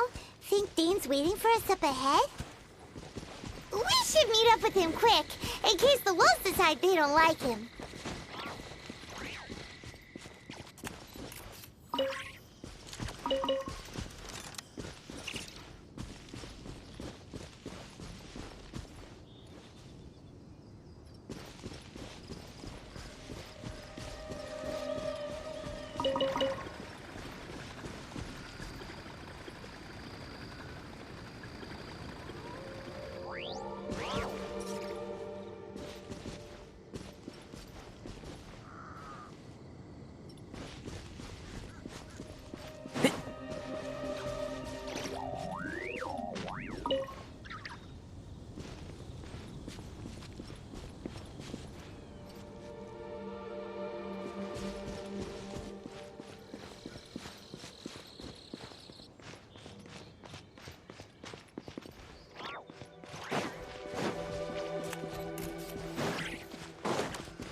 Keep up.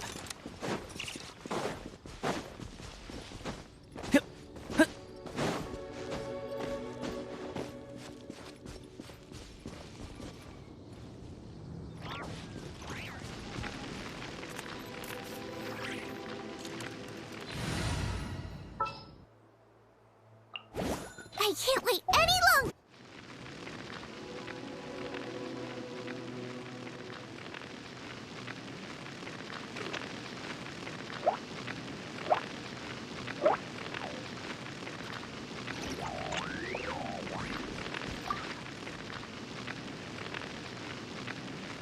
Lord of Wolvendom, great Wolf King of the North, sharp of fang and keen of claw, and yet dwelling here only. No, nor does it know me. I only know these things because a previous traveling companion of mine once wanted to hear its story. All right, let's go see if that Abyss Herald has stopped by here. But where do we begin? Are you standing here because of these strange bonfires, Dane? Indeed. See that? Floating above the flames? It's an abyssal spell. Knowing what I do of the Order's habits, they've probably left similar marks behind elsewhere. Let's have a look nearby.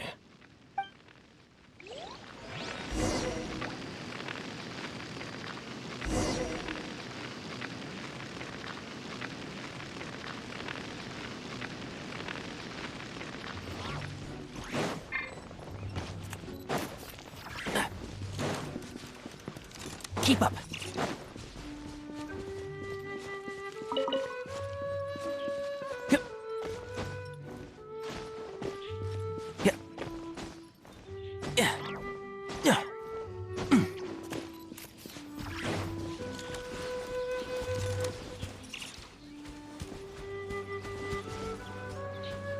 And there's another one of those bonfire spells! Looks like the Abyss really has been around here. Yikes! Where did these monsters pop out from? Let's clear them out, and quick! Sword from shadow.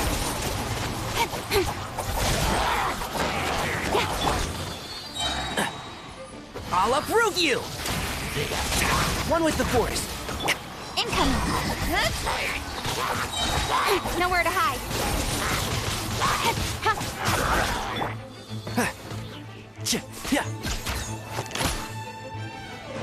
Keep up. Speed of light.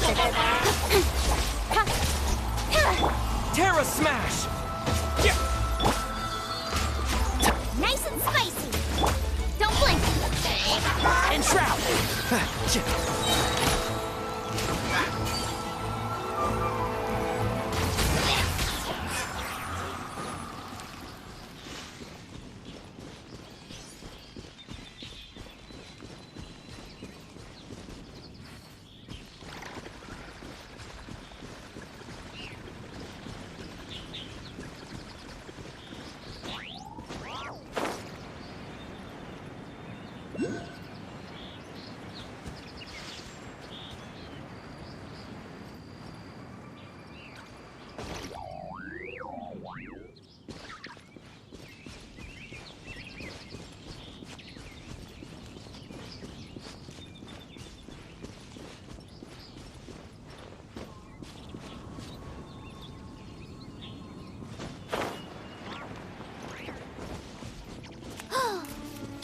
think that those monsters by the bonfire are under the Abyss Order's control?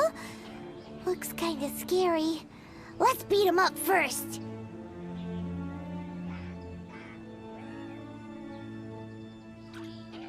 Don't be afraid to make mistakes.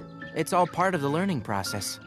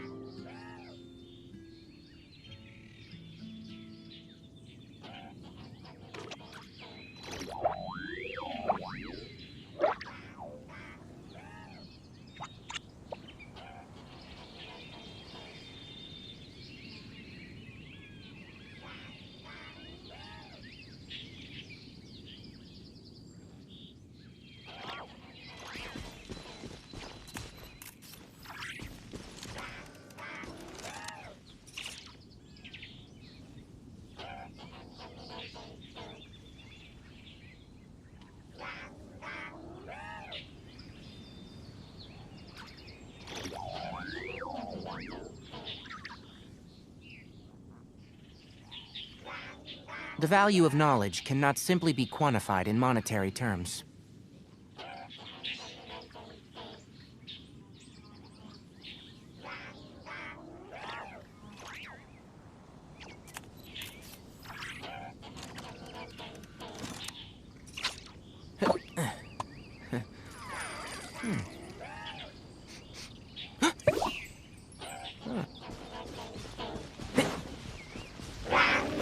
Everything! Hey! Quick! With sword comes shadow. Speed of light.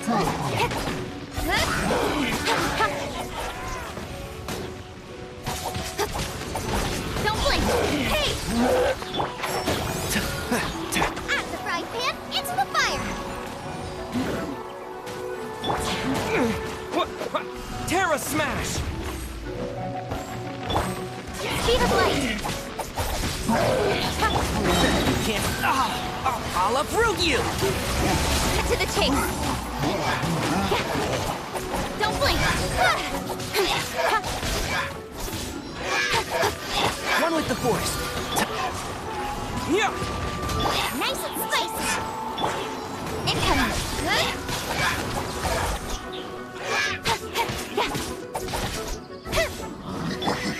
Terra Smash! Whew, that's that.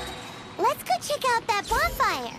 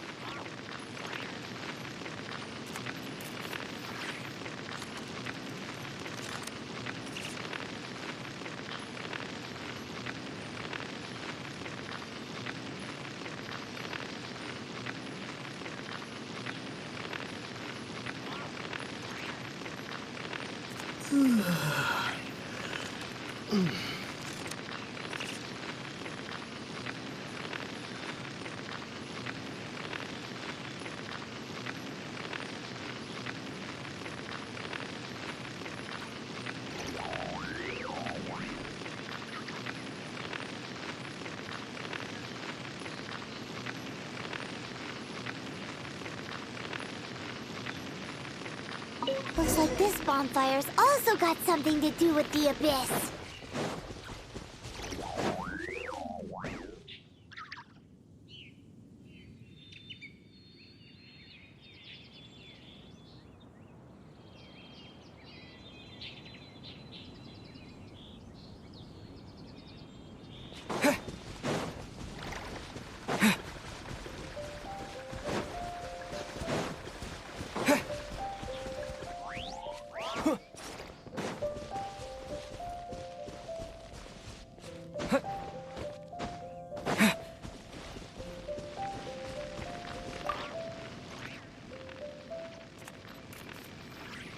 Have you finished searching? I searched around these parts and found some signs myself, but they were left behind by abyss mages, and there was no deeper abyssal power to them. It seems that even an abyss herald would not wish to make trouble with the Wolf King of the North. We should leave as well. If there's anything praiseworthy about that old wolf, it's his territorial nature. But now we're out of leads. Are we going to have to give up? No. There is one more place we can go. Let's get a move on then. I'll wait for you at Storm Terror's lair.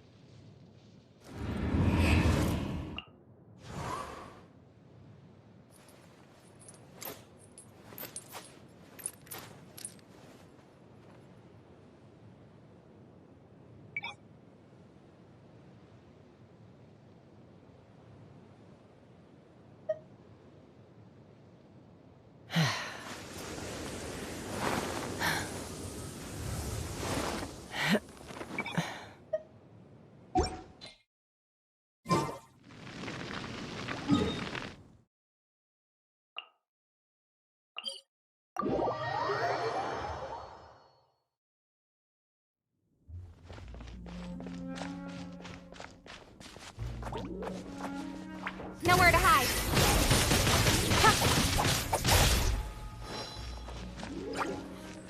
I hear everything.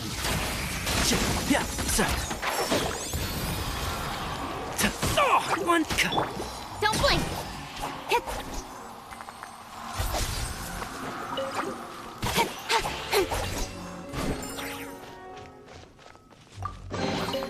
That's everything. On to the next.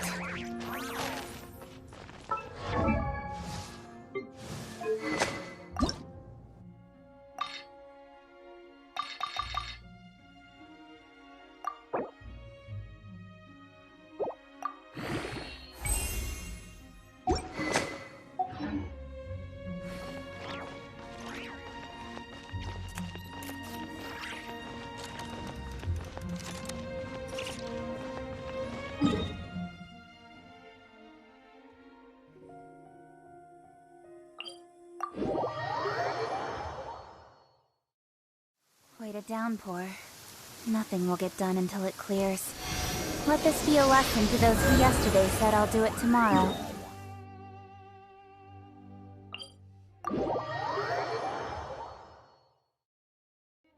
The sun is out. Our work's done for the day. Shall we take a stroll?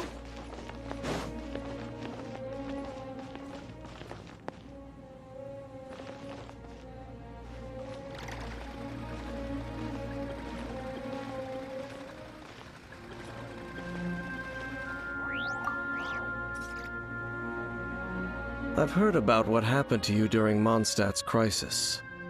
When you came, this place was known as Storm Terror's lair. But I suppose that this place is more lair than Storm Terror at this point. In fact, if my memory serves, this ruin has had largely nothing to do with that dragon for a long time. The first time I laid eyes upon the ruins of Old Mondstadt, the dragon of the East had yet to fall, much less come to nest in this place. Huh? But Paimon remembers that Dvalin first got in trouble hundreds of years ago. Don't think too much about it. Do you remember the light actuators that once sealed this ruin? If the Abyss Order is interested in this location, then they will not neglect those mechanisms. Let's go see what the situation is at those light actuators.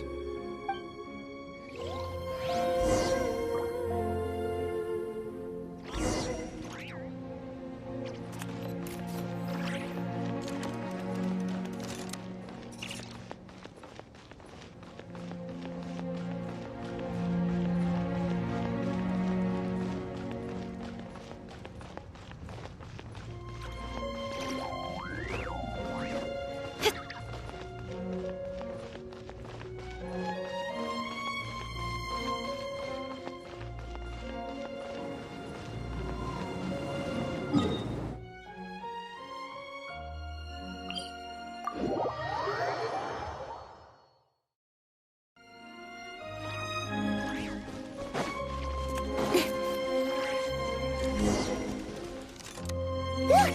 There are lots of monsters gathered over there.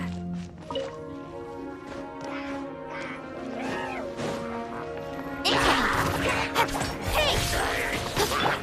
Can't see?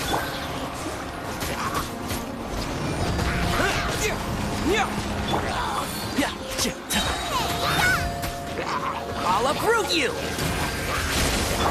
Don't blink! With sword comes shadow.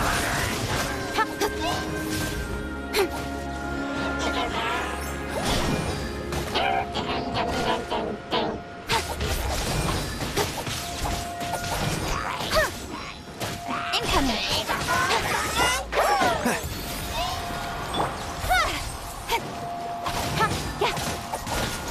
Don't blink! Terra Smash! One with the force. Incoming! Boba, get them!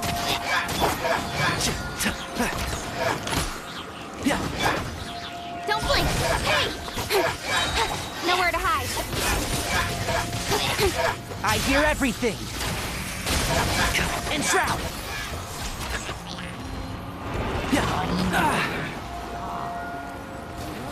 Nice and spicy! Speed of light! I'll be fine.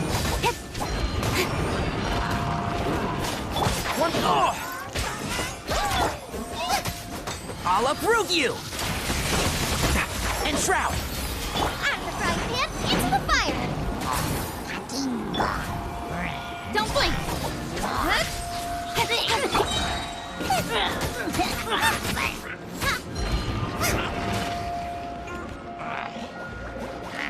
Boba, get them!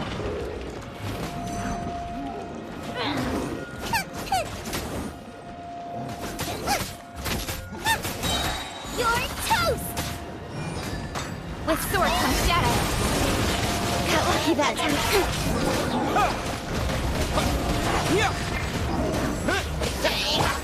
Can't see? Let's nip that in the bud. Speed of light.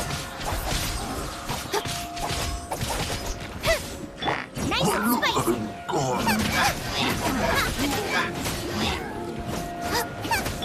Incoming. Enshroud! Nowhere to hide. Terra Smash!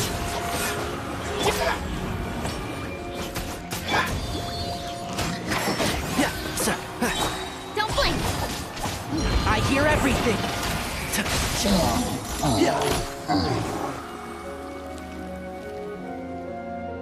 Oh, so in the end, we still couldn't find that Abyss Herald. Bummer. I wouldn't call not having to gaze upon such a creature a shame exactly. Still, I do believe that you will come across one eventually. No, you're right. If it's a really powerful monster, it would be best to go around it. How good it would be if all perils one encounters in their journeys could simply be solved by going around them. Once upon a time, yes. I simply have experience from adventuring together with that traveling companion. You know, Dane, you keep talking about that person this and that person that. Where are they now, anyway? She no longer travels. I'm afraid that traveling can be too exhausting at times. Oh, is that how it is? Well, why are you traveling alone then? I still have some things left unfinished. Once they are done, I too will return home to rest. Yep, and it's good to have a home to come back to, isn't it? We camp out a lot when we travel. Hey, once you find your sibling, we should find a place to stay too, shouldn't we? Mondstadt's Fisherman's Toast is pretty tasty, but Liyue's Wanmin restaurant is great too. Either way, we should settle down in a place where there's good food. Home. Well, it won't be too late to think about where you stay once your journey reaches its end. While you're still traveling, you should...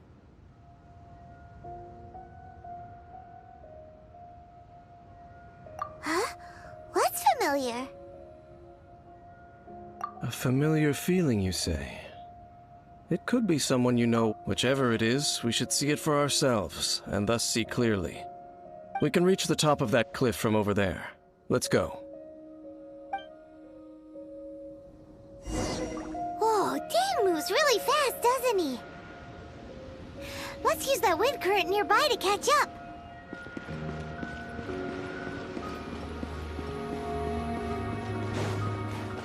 Keep up.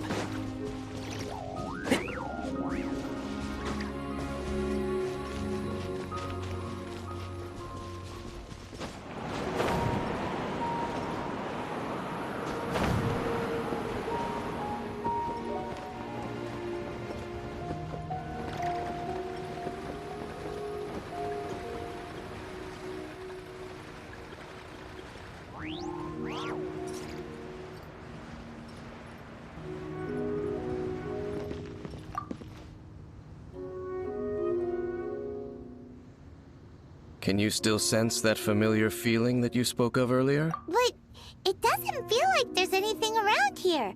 No monsters, no people, nothing. Indeed. There doesn't seem to be anything strange about this place. It doesn't look any different from the last time I was here. My traveling companion brought me here on our previous journey. So, Dane, what about you? What's your favorite place? Me? I no longer remember. I merely followed my traveling companion around on that journey. That's all there was to it. Huh?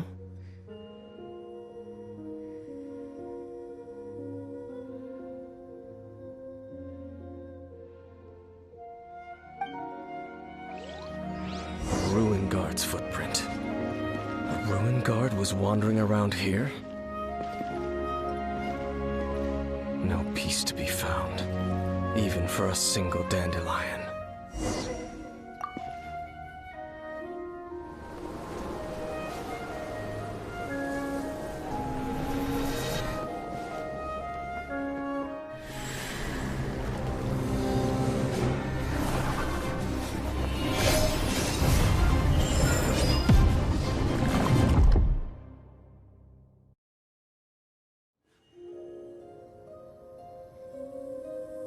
What's gotten into you? You were just spacing out. Huh? You mean your sister? But how could that be? You only touched that dandelion for a second.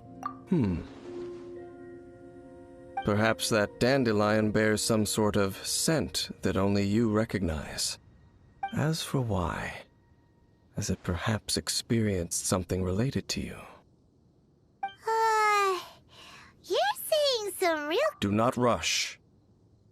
Vexation and anxiety are the enemy of rational thought. Your journey has only just begun, has it not? At least you now know that she is still on this world. At this time, the most important thing is the journey to find her itself. Yes, and this is something you must keep in mind as the meaning behind your journey. May you find your kin at the end of that journey. Well then, let us part ways here for now. Huh? You're leaving? Already? Only for now. Don't worry, we will meet again.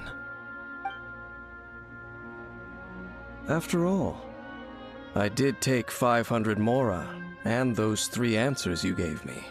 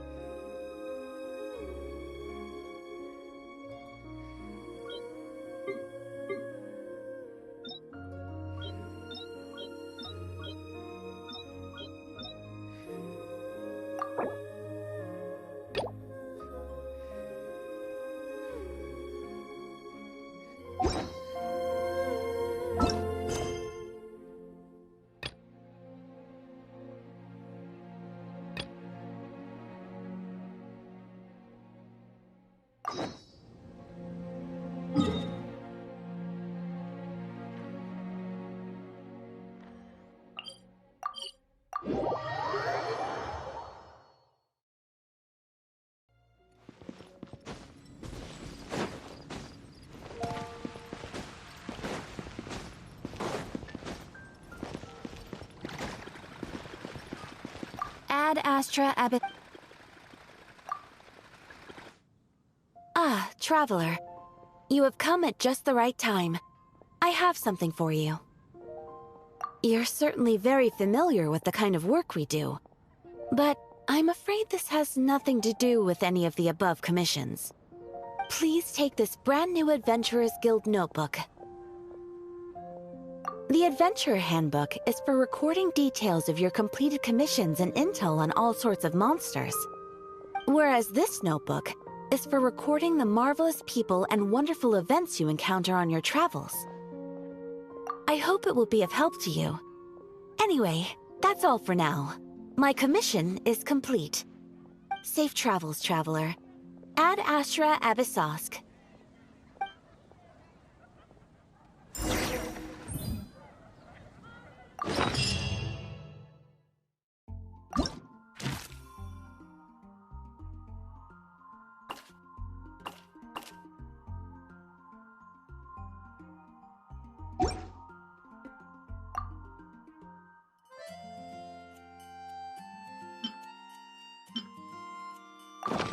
Don't be afraid to make mistakes. It's all part of the learning process.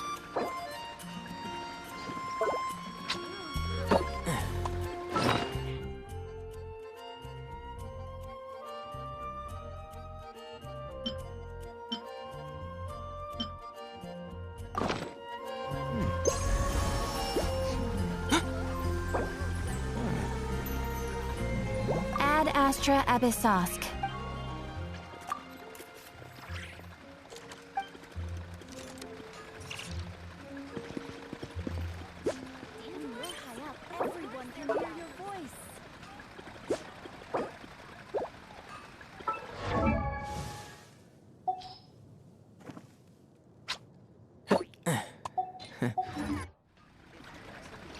Dry sheets of paper.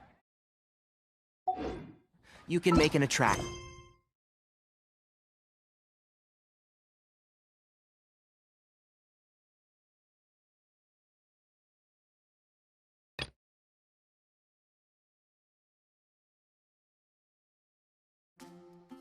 And hand.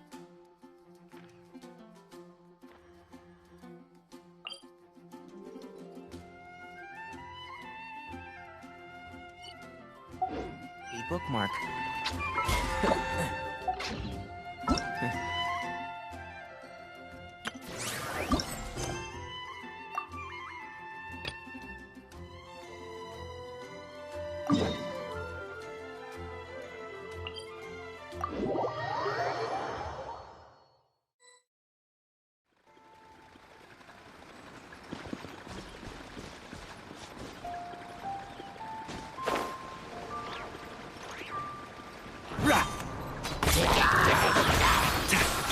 Incoming!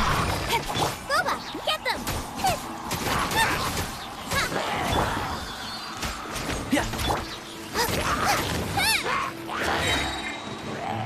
Eat this! Don't blink! With sword comes shadow.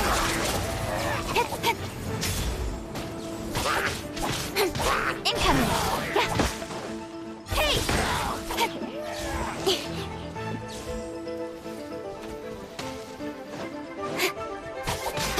Don't blink!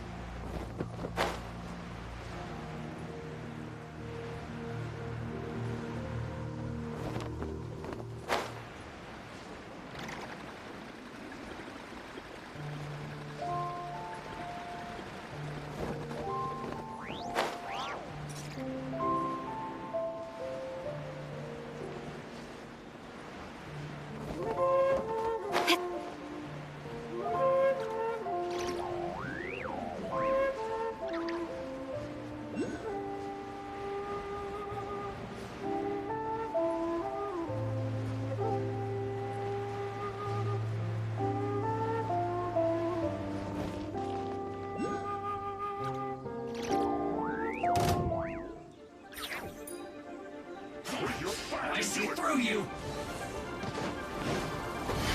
Let's nip that in the bud.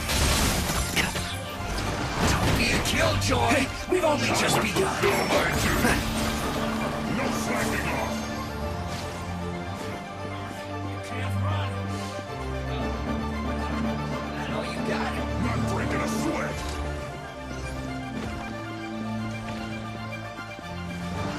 It isn't time for a break yet!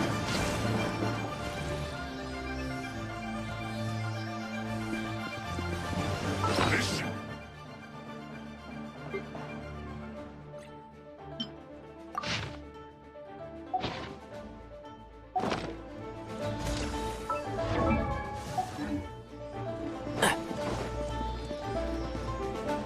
No slacking off! I see through you!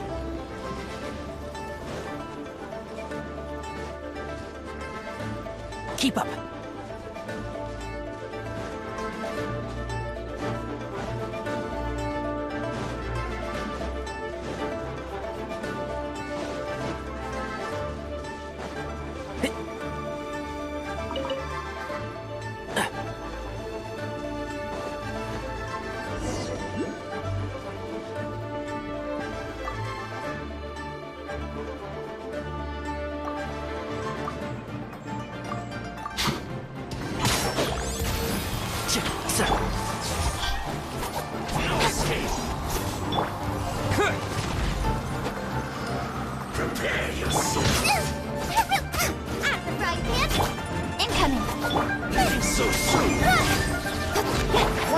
forest.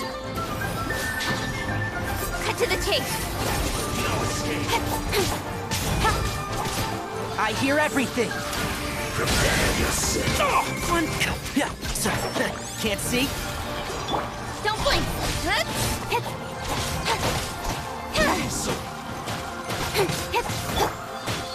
Prepare yourself. Time to pull some wood. Terra smash. Incoming. One with the force. I'll uproot you. I've not finished my research.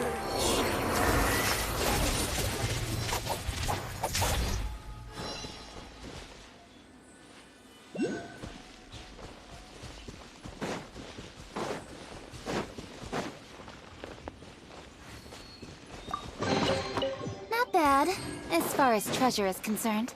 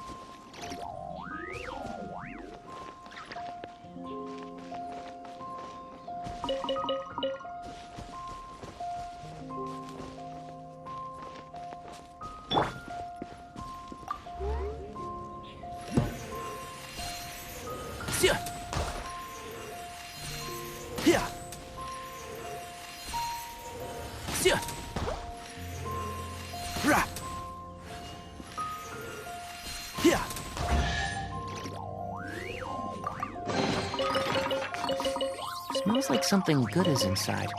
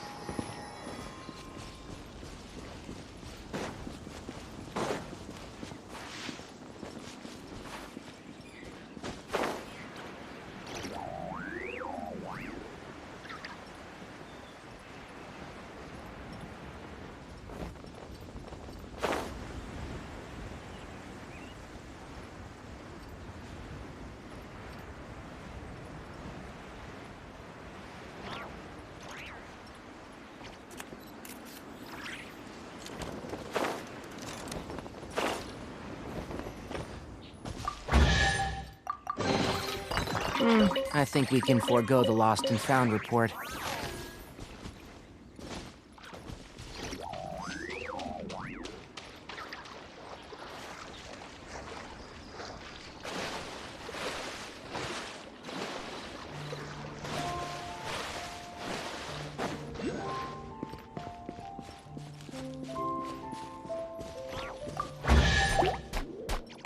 Can't see?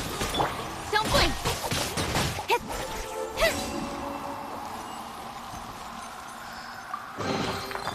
That's everything. On to the next.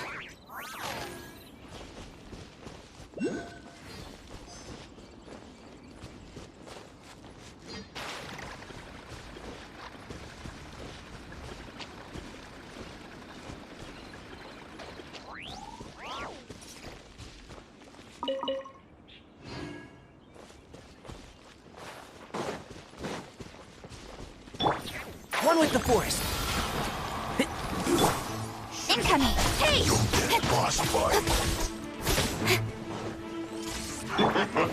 Let's end this quickly! Speed of light! Yeah! Quick! I will end you. Let's nip that in the bud. Nowhere to hide.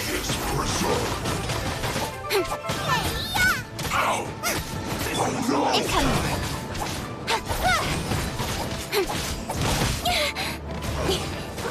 And shroud! Let's end this quickly! Yeah!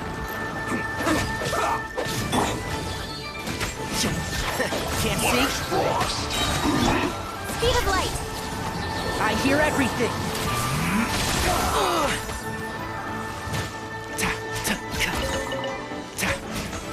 Let's not waste time. Cut to the chase! Don't blink!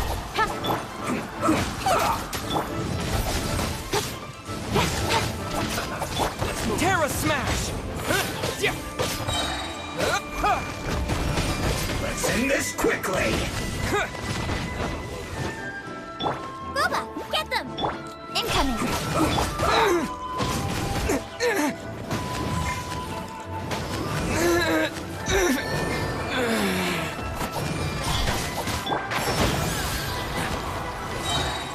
I'll uproot you!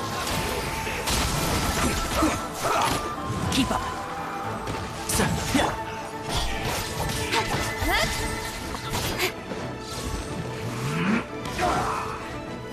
Roasted fry! Hey! You need to hurry up! This was well done! Roasted fry! Can't see? I'll bury you! Let's end this quickly! Out of the frying pan, into the fire! Almost! One with the force.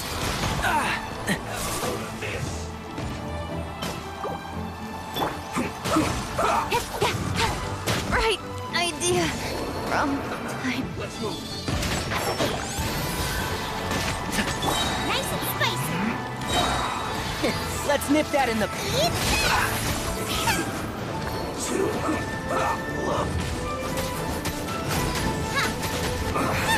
I guess this is it. What a bountiful harvest!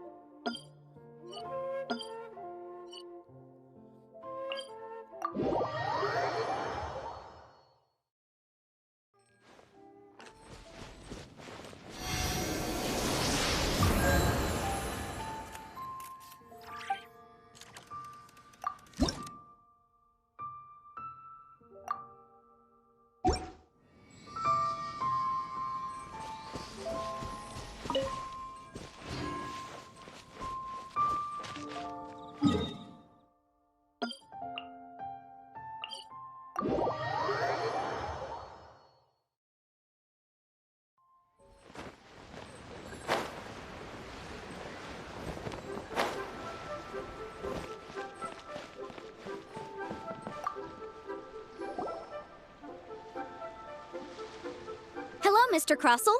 How's business been? Oh, good, very good. All thanks to your advice, Miss Yanfei. What brings you here today? You're too kind. I was simply doing my job. Now, I believe that the last time we met, you mentioned that you were looking to source some Smaragdus Jadeite to make hairpins. Have there been any further developments on this front? Well, yes. As a matter of fact, in the end, I did acquire a small piece of Smaragdus Jadeite and had it fashioned into a pair of hairpins. Miss Yanfei, might I presume that you have an interest in the hairpins? I must apologize. I've already rented them out to a lady named Zhi Qiao. If you'd like to inspect them, you may have to wait quite some time. Wait, isn't Smaragdus Jadeite really rare? Aren't you worried about the hairpins getting damaged or lost while they're being rented out? No, I'm not worried in the slightest, because I signed a contract with Miss Zhi Qiao before renting them to her. The contract makes it quite clear that if she loses or damages the item in question, she must compensate me for its full original value. In return, I included a clause that guarantees the Smaragdus Jadeite is genuine, with a penalty of 10 times the item's value payable by me to Miss Zhi Qiao in the event that it is shown to be a fake.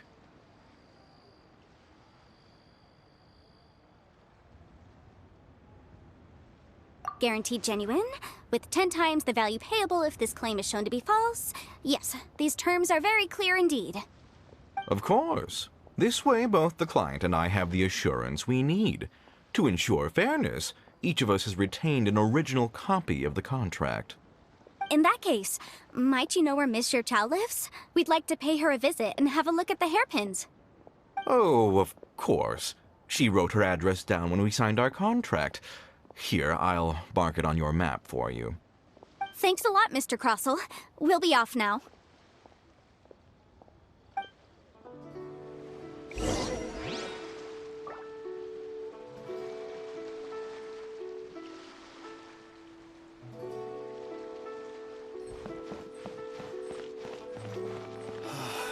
Why'd they have to give me that transfer?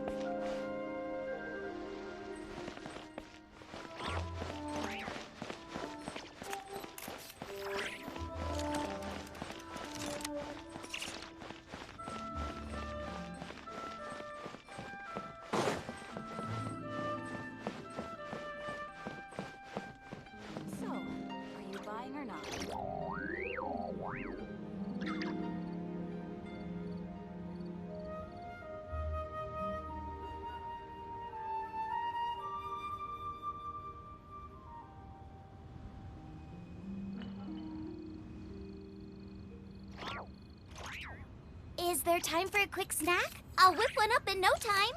So, are you buying or not?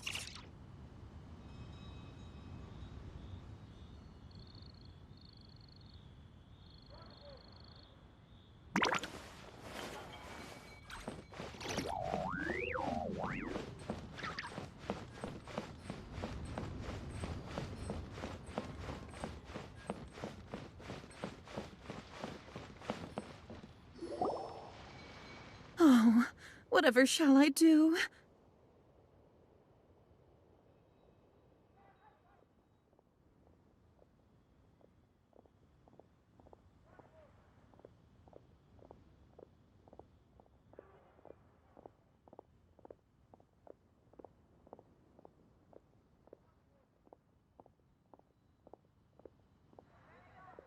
Yes, that's me. Is there something I can help you with? How do you do, Miss Zhi Qiao? We understand from Mr. Crossell that you recently rented a pair of hairpins from him. My associates and I are very interested in them. Would you mind letting us take a look at them? The hairpins? I can't lend them to you right now. I've lost them. I don't know how it could have happened. I always kept them right by my side, and I hadn't even worn them yet. I spent so much money on them. If I have to pay their original value, there's no way I could come up with that amount of money on such short notice. My family is in the ore business too, but business has been suffering ever since the chasm was sealed off. We now have a backlog of paid-up orders just sitting around, so we've been having to purchase some stock from other ore merchants to complete them. A big banquet is coming up in a few days, and several ore merchants I know of will be there. I need this opportunity to mingle and discuss prices. That's what the hairpins were for, to keep up appearances. I can't have them looking down on me. But now that I've lost the hairpins, what will I do? Why does Paimon have a sudden strong sense of déjà vu? Would you really? I sent a commission to the Adventurers Guild, but I haven't heard anything back from them yet. Hold on. Don't run off looking for the hairpins just yet. Miss Zhou, would you let me have a look at the rental contract you signed? Huh? Well, I mean, sure, I have it right here. Here you are. Let me see.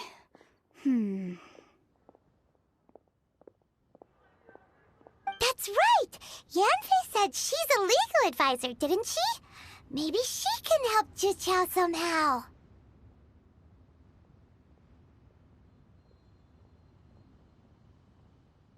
True. Though surely there must be a win-win solution. Right. I finished reading the contract. The terms are very clear, and they do indeed stipulate that you must pay Mr. Crossel the original value of the hairpins as compensation for the loss. Furthermore, the contract also expressly states that the amount of compensation must take current market prices into account. And given the rarity of Smaragdus Jadeite, I fear that the final amount of compensation may end up being significantly higher as a result. Even higher? Oh, no. Uh-oh. Zhiqiao looks like she's about to faint. However, all of this is assuming that it is indeed genuine Smaragdus Jadeite that was inlaid into the hairpins. Did you really have to pause before saying that part? Anyway, the hairpins are lost, so how exactly would we be able to find out if the Jadeite is genuine or not? Whichever way you look at it, we've got to start by finding those hairpins. Except that if we found the hairpins, there'd no longer be any need to check whether the Jadeite is genuine, would there? Seems right. Please, don't trouble yourselves over this. The fact is, I lost the item, and I should pay compensation per the contract.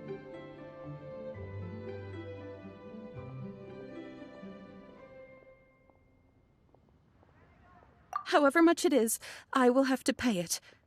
My family are merchants, after all. It's vital that we keep our word and respect our contracts. Now that it's come to this, I really shouldn't keep Crossel in the dark any longer. I'll go and inform him of the issue, and then negotiate the amount of compensation. Yes, legally speaking, it seems this is the most sensible course of action. But before that, I have some questions about the hairpins. So hold on a moment, Miss Zhou. When you first touched the hairpins, what did you feel? What did I feel? Well, I remember that the gemstones set into the pins were perfectly smooth to the touch, like the finest quality jade. My family has seen much jade pass through its hands in the past, so I am quite certain of my judgment in this matter. Smooth to the touch, finest quality jade.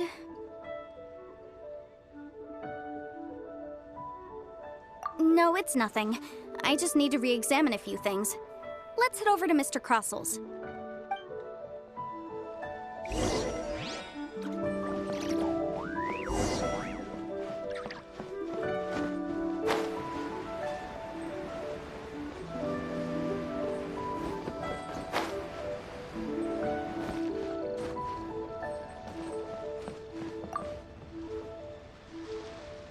Ah, Miss Yanfei, you've returned.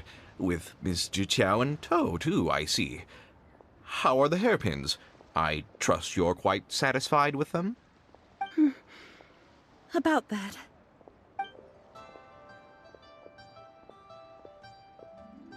You lost them?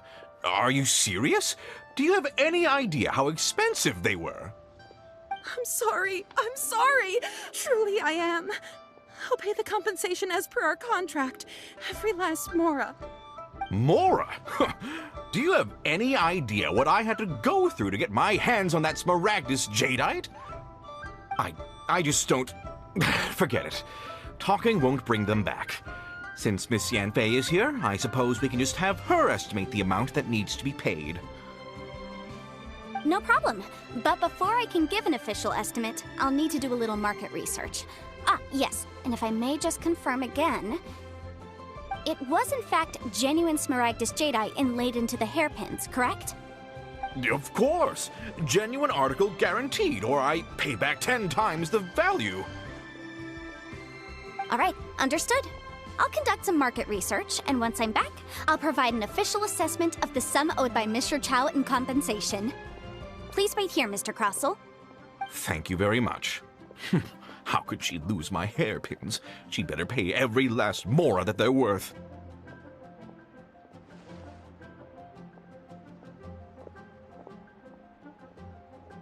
Looks like I'll have to find some way to raise that money.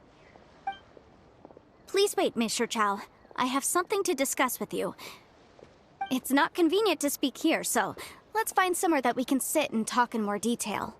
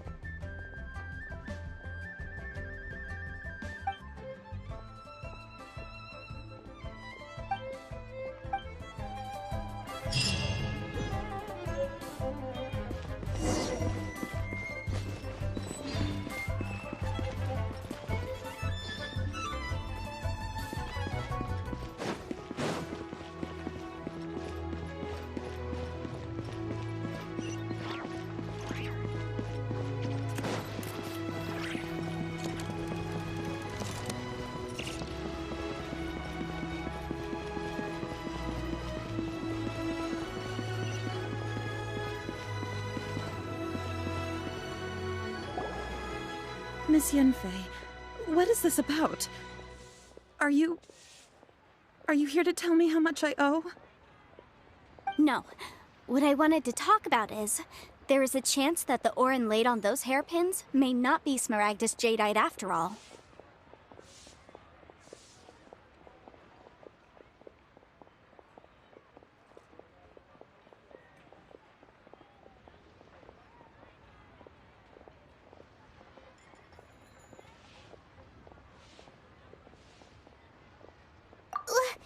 What do you mean?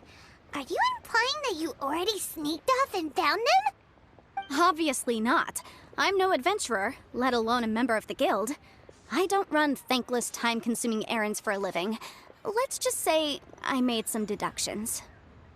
I don't know if Granny told you this, but Smaragdus Jadeite is found deep underground and contains very concentrated elemental energy. If mere mortals come into contact with it, well, they'll be sick in the best case. And in the worst case, they could even experience a dramatic change of personality. It most certainly would not be smooth to the touch. Mr. Chow, did you at any time feel unwell while the hairpins were in your possession? No, not at all. I felt perfectly fine the whole time. Not even the slightest bit unwell. I didn't feel anything special at all, in fact. Now that is strange. I noticed earlier that there were elemental traces in Mr. Crossel's vicinity. If I've deduced correctly, he may still have the Smaragdus Jadeite in his possession. If that's the case, we should go confront him right now and expose his dirty scam right to his face! Absolutely not. If we were to confront him now, there's no way he would admit to it. Eventually, he would find some argument to compel us to leave. And then, he'd throw the Smaragdus Jadeite into the sea the moment we were gone. After that, he would simply insist that Mr. Chow pay up per the contract. He would lose nothing. Meanwhile, we would have to look under every stone in Liyue, hoping and praying that the hairpins do actually still exist somewhere in this world.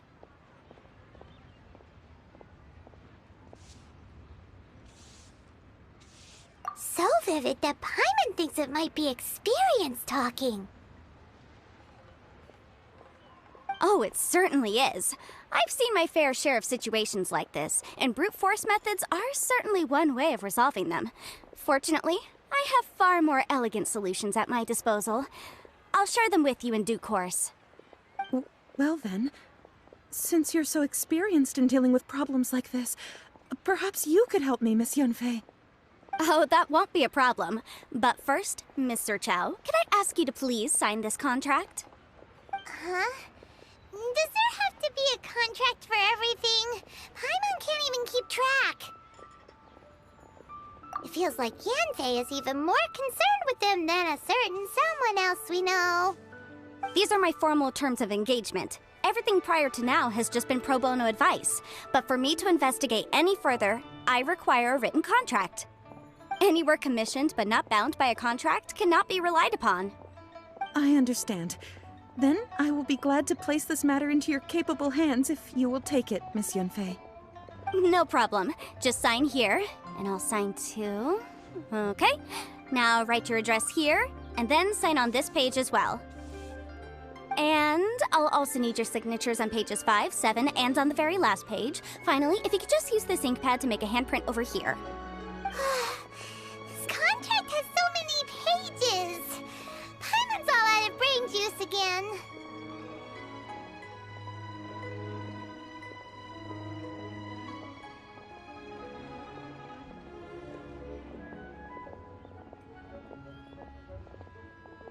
All right, that should do it. My fees are the same as always, and they're written in the contract. Have a look through and let me know if you have any questions. I've had a read through. Everything checks out. Well then, here's your copy of the contract. I will retain the other copy.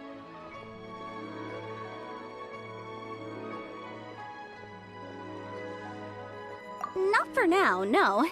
Despite how intractable this problem might sound, it will actually be quite straightforward to resolve, once we've got some things squared away. I don't believe you have been part of an investigation like this before, in which case, hopefully this should be quite the experience. Miss Yunfei, I have to ask, Why are you helping me? Because, as it happens, I'm currently trying to acquire some Smaragdus Jadeite myself. I noticed strong traces of geoenergy around Mr. Crossel, so perhaps he has, in fact, secured some. Whether he actually made it into an item of jewelry or not is a separate matter, but either way, it's a lead. As long as we follow it, who knows?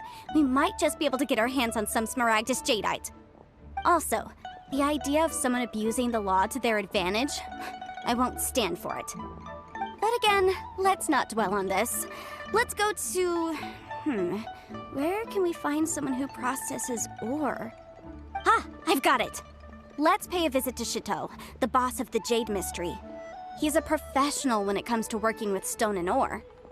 If Mr. Crossel had his ore worked on at all, Chateau would undoubtedly have been his first choice.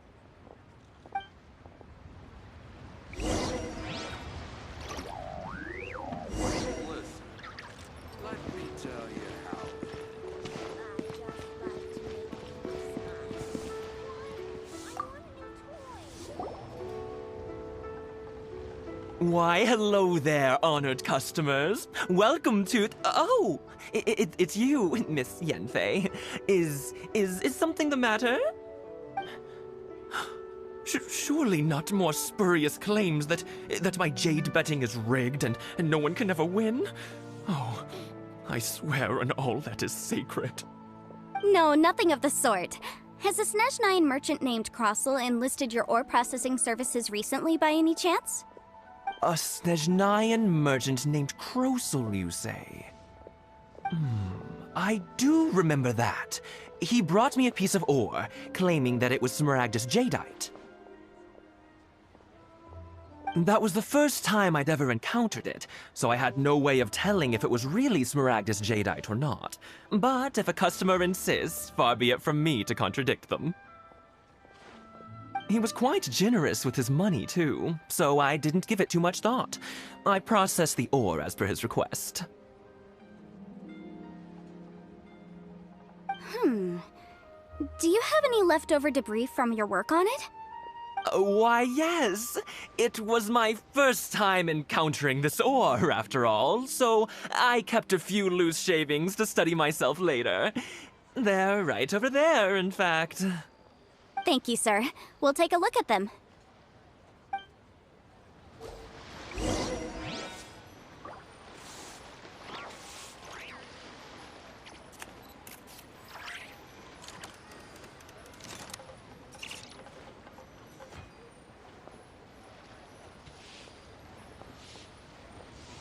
Oh, what should I try this time? Huh? If my eyes don't deceive me, the cross-sections and patterning suggest that these are Smaragdus nephrite shavings.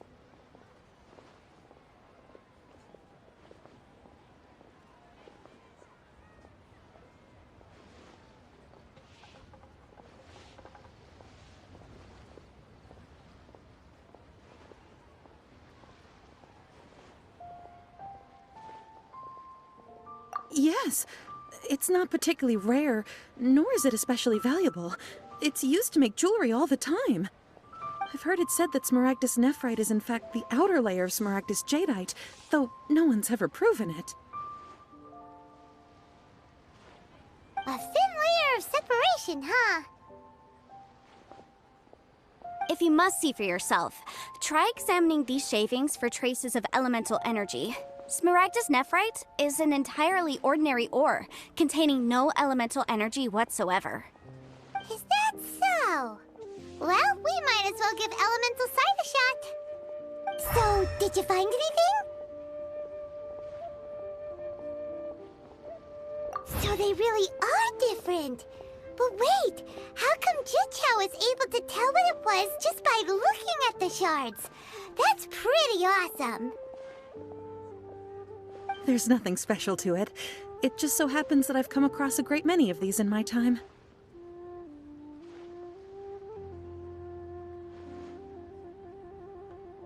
These two stones actually look very similar. Someone without a deep understanding of them would find it very difficult to tell them apart. There may be only a subtle difference for the casual viewer, but that translates to an astronomical difference in terms of the market price. And, I'm sure, a significant difference in the cost of having them carved into shape. All right, let's focus up. We're going off on a tangent. But, never mind, Shirto. Why would Mr. Crossell... Unusual actions have unusual reasons behind them. Let's take some of these shavings back to Chateau. Try your luck betting on Jade? I just like to make people smile.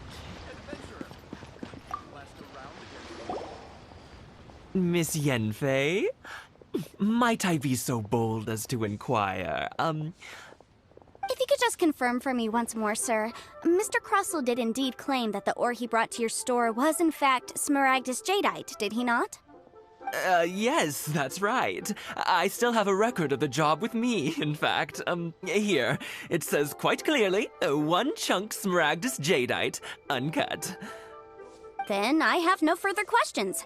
But could I borrow the processing record and these stone shavings? Of course. But might I ask why you need them? Oh, I have my reasons. Ah, yes. Please sign here on this affidavit. This document shall serve as signed proof that these stone shavings originated from the, ore that Mr. Crossell brought to your store. Please read it carefully. Yes, I see. Forgive me for asking again, Miss Yenfei, but might I know the nature of the incident on this occasion? I wouldn't say there's been an incident, just a minor issue. Thank you, sir. I'll take these with me. With this hard evidence to back us up, Crossell won't dare try to deny what he did! On the contrary, this is far from sufficient to build a case. We need to find something a little more compelling. If you want to make jewelry, you need a professional jewelsmith. Let me think. Jewelry. Nope. Aha! Got it! Singsi. She often helps people to find a jewelsmith. Let's go pay her a visit. Well, that was quick. How come you know so many people? Because lots of people come to me for legal advice every day. As you know, Liyue Harbor is the city of contracts. And contracts, well, I should say laws, are very important to us. But the amendments made by the Tianquan to our laws are unnecessarily complicated. How can I put this? It just seems like they're hard to understand and impossible to finish.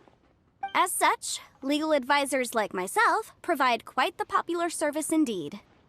So you help them make sense of the law. But didn't you say that it's hard to understand and impossible to finish? Yes, well, that's no obstacle because I've memorized all the legal codices. You memorized them? You sound surprised. Knowing the law inside out is a legal advisor's bread and butter, you know?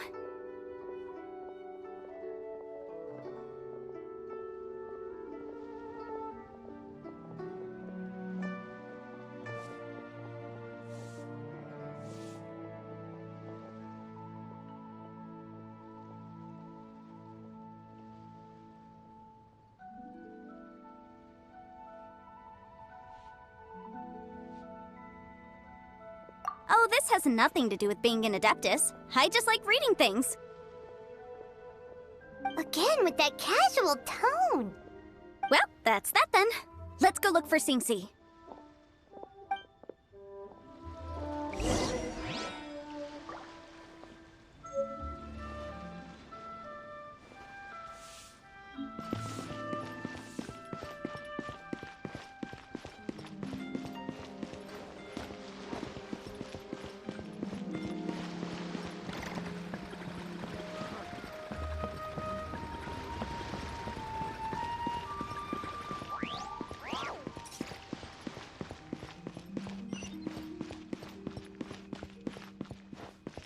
Jewelry's out of stock, but we have some new items in. Guild. You'll have a blast. What should I put in my Mastergon this time? Very much. New stock at Zigo My Antiques. adorable daughter. Bad news for my purse.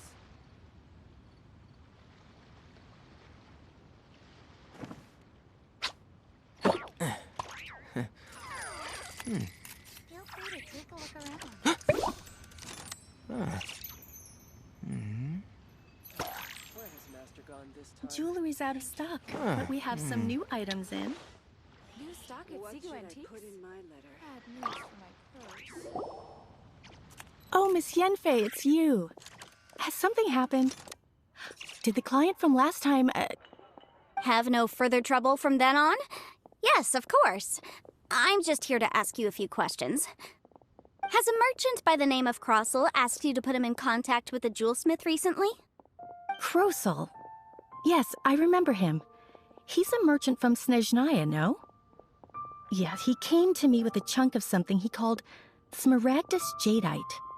The design of the hairpins that he gave me was quite intricate, so it took me some work to find someone who was up to the job. Eventually, I found an older jewelsmith who made them exactly according to his specifications. This order was on hold for a very long time, and only completed quite recently, which is why I remember it so well.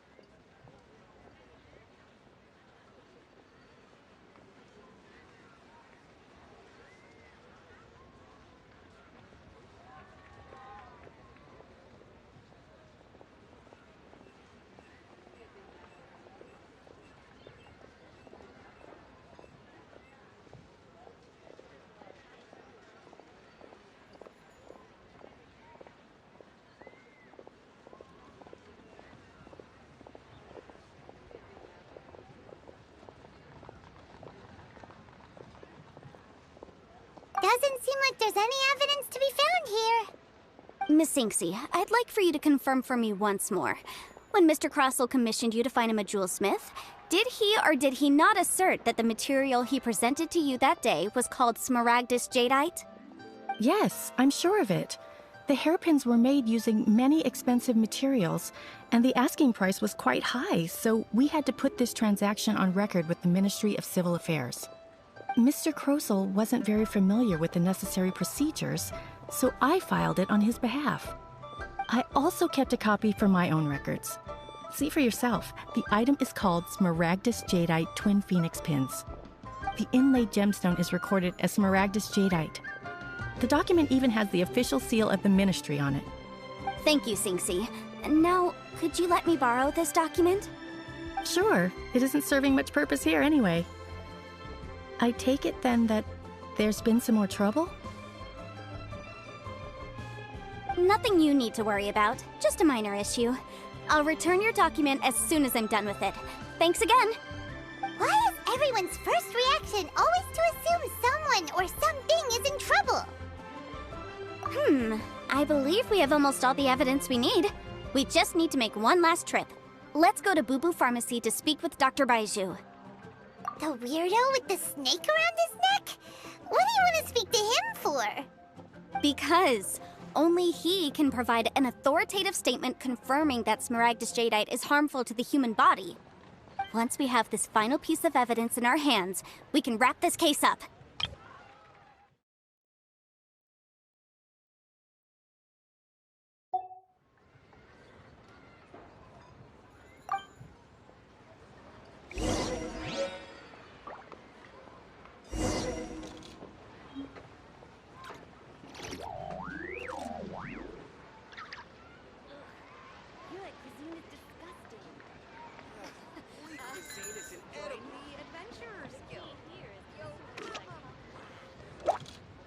Jewelry's out of stock, but we have some new items in.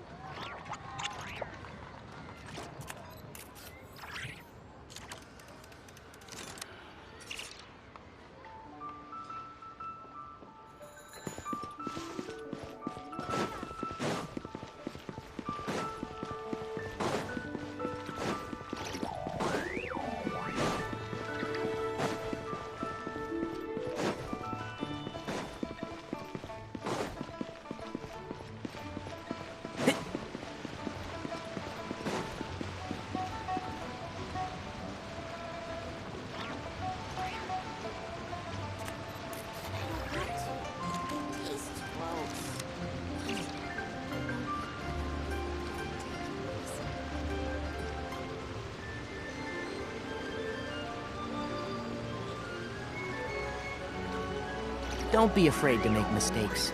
It's all part of the learning process.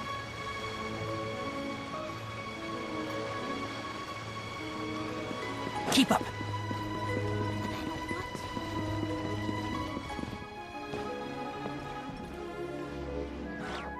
I can't read what this says. My, to what do I owe the pleasure? Though I'm afraid that if you're looking for our little Chi-Chi, she's out gathering herbs. And if it isn't Miss Yenfei as well, now that's an even rarer honor. What business brings you here, might I inquire? Some charlatans peddling ineffectual medicines again, no doubt? No. I'm here this time to ask if you're familiar with Smaragdus Jadeite. Smaragdus Jadeite? Why, yes, there is some information about it included in the 6th commentary on the 7 Mountain Treatises. The 7 Mountain Treatises states that this substance springs forth from stone marrow within the mountains, and will bring disaster to any mere mortals who touch it. It is abundant in elemental energy, so if someone without a vision is in contact with it for a prolonged period, best case scenario, they fall ill. Worst case scenario, they'll suffer great changes in personality, and their illness will only ever get worse. Anyway, I'm sure you didn't come all this way just to chit-chat.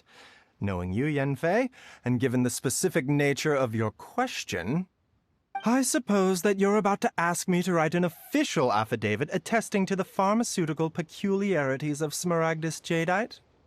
That is indeed the case. If you would be so kind, Dr. Baiju. No trouble at all. It's just a single document. Won't take me a moment. I would mention, though, that you are not the only one who's developed a curiosity for Smaragdus jadeite recently. A Snezhnayan merchant came to ask me about it not long ago. But after I gave him my reply, his expression shifted to one of remarkable disappointment. I wonder, Miss Yanfei, if your pressing business might be related to this Snezhnayan merchant? Ah, you needn't concern yourself about that, Dr. Baiju. Thank you for penning us that document. I'll make sure to compensate you in due course. You're too kind. Take care now.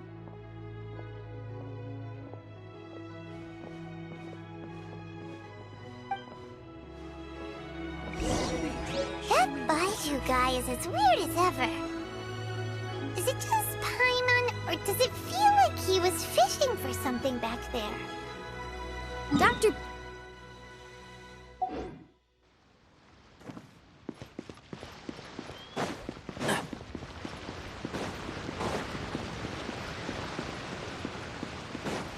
Keep up.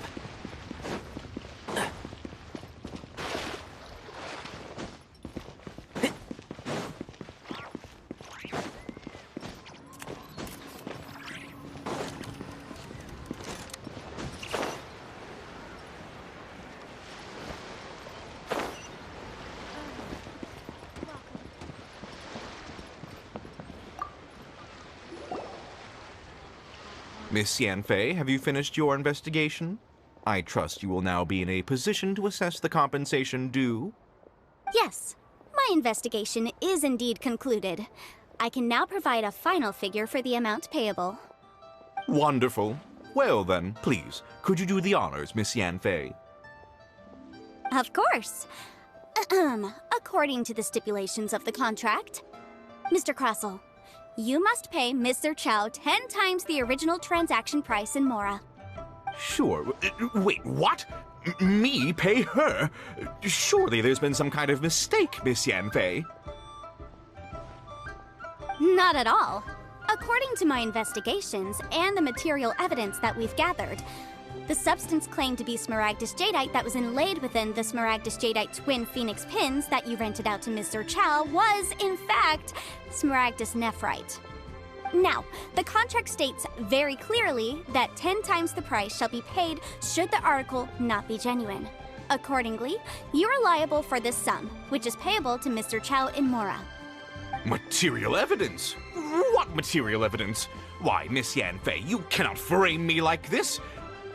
I spent a huge sum to obtain that Smaragdus jadeite, and yet you claim that the ore inlaid on the hairpins is somehow fake? I demand to see your evidence. Indeed. Only a testimony from an expert witness involved in the processing of the ore can serve as an authoritative assessment of whether it is genuine. Traveler, please produce the evidence in question.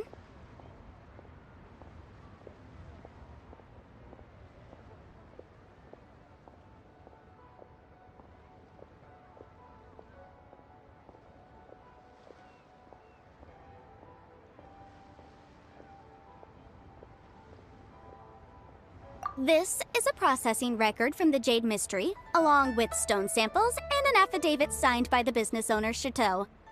Seriously? Even the boss there couldn't differentiate between Smaragdus jadeite and Smaragdus nephrite. How does this prove anything? In any case, Smaragdus nephrite is the outer layer of Smaragdus jadeite. So I had him cut away the nephrite, he returned the valuable jadeite core to me, and some nephrite samples remain in the store. What am I missing exactly? That's an unsubstantiated belief. Well, your claim that my ore is fake is just as unsubstantiated. And we are here to talk about evidence, aren't we? Ugh. Looks like our first piece of evidence didn't convince him at all. Seems like he came prepared. What should we do next?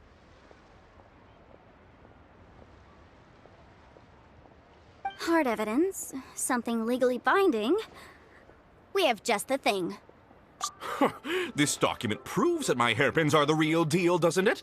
This is the Ministry's seal, after all. It shows that the ore inlaid on the pins is indeed Smaragdus jadeite. Our second piece of evidence didn't work either. And this guy's getting more belligerent by the second. You know, you could be right. Perhaps the hairpins are the real deal after all. Of course I'm right. All the evidence shown supports my story.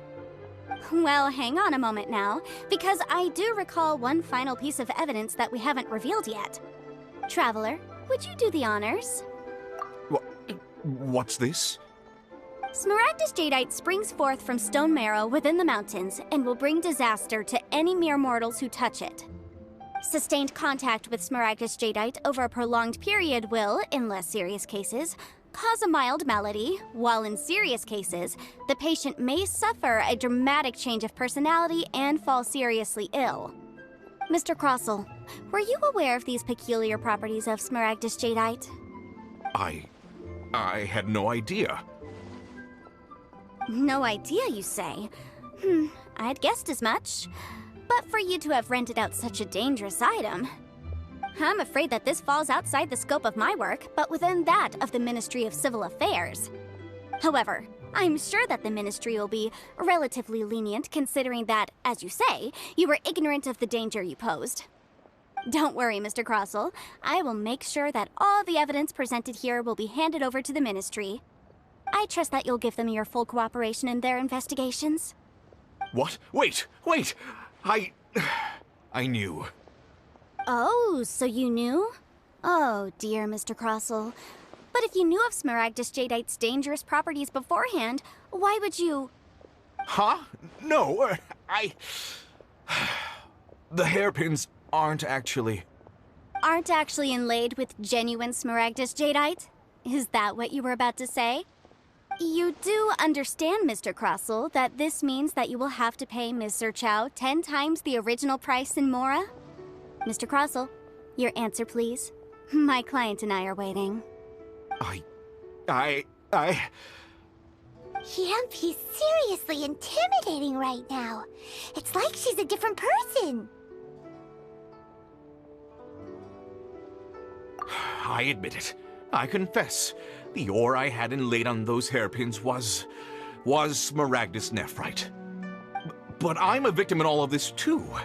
I invested a great deal of time and money into acquiring that small amount of Smaragdus jadeite, in the hopes of turning it into a piece of jewelry that would fetch a fine price. But after receiving it and carrying it around for a few days, I started to feel extreme discomfort. I couldn't sleep a wink or eat a single bite. I was in a constant state of agitation, too. I went to Boo Boo Pharmacy to get myself checked out, only to discover that this sort of stone cannot be worn as jewelry. But how could I let all that money go to waste? That's why I had another pair of hairpins made from Smaragdus nephrite, which is almost indistinguishable from Smaragdus jadeite. I kept the real Smaragdus jadeite in a specially made box. I daren't touch it again. I was worried that someone would see through it, which is why I only dared to rent them out, not sell them. And then to top it all off, Zhiqiao lost the hairpins after I rented them out to her. Exactly! If they weren't the real deal, why'd you make her pay so much? I didn't want to either, but when I purchased that Smaragdus jadeite, some of my business partners found out. I knew they'd be watching closely to see how much I could make off it. If word got out that I sold a pair of fake hairpins, then my days in this line of business would be over. All right, let's cut the appeals phase right there. I failed to see what bearing any of this has on your transaction with my client. According to the contract, you must pay Ms. Zerchow 10 times the original price in Mora, and that is final. 10 times? Crossell looks like he could faint any second. As for me, according to my contract with Ms. Zerchow, 20% of that sum will go to me. 20%? That's as much as I spent on that Smaragdus jadeite. There's no need. It's fine. You don't have to pay me that much, Mora. Even if the Smaragdus jadeite on those hairpins was fake, I still bear responsibility for losing them. Legally or not, I think I owe some compensation for that. Ms. Jichao, you... However, Mr. Crossell, since you have no use for that chunk of Smaragdus jadeite, why don't you give it to me instead? I'll consider us even. What? But all right, then. This cursed rock's brought me enough grief as it is. Miss Yunfei, I'll turn the Smaragdus jadeite over to you. I trust that it will suffice as remuneration? Well, that's not quite how the rules say this should go. But whatever. It'll do. Thanks so much for your help this time, Miss Yunfei. When you have the time, I'll be sure to visit and express my thanks more appropriately. Oh, come on. No need to stand on ceremony. Now, if I may confirm this again, Mr. Chow, have you and Mr. Crossell come to an understanding? Well, yes, I believe we have. Well then, that's good. Mr. Crossell, it seems that my client has no further claims against you. Is that so? That's good. That's good. Actually, Mr. Crossell, I'd like to talk business for a second, if I may. I could see from the hairpins you produce that you're very skilled in jewelry design. My family, on the other hand, works in the ore business, and we have a fair stock of fine ores. If we could join forces, your jewelry designs and our choice ores, I think we could do some fine business between us. Let me think for a moment.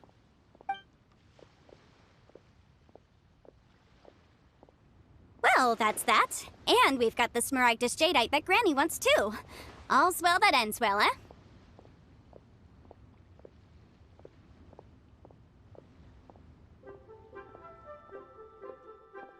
Exactly. Usually when someone tells us they've lost something, we end up searching all over the place for it. But this time, you managed to solve the problem with just a big stack of documents. Even though the solution didn't involve actually finding the hairpins. The right solution depends on your perspective on the problem. The objective of my client, Mr. Chow, was to reduce her liability to pay compensation. So, rather than looking high and low for some hairpins, proving that the rented item was nowhere near worth what the vendor had claimed it to be was the more efficient solution.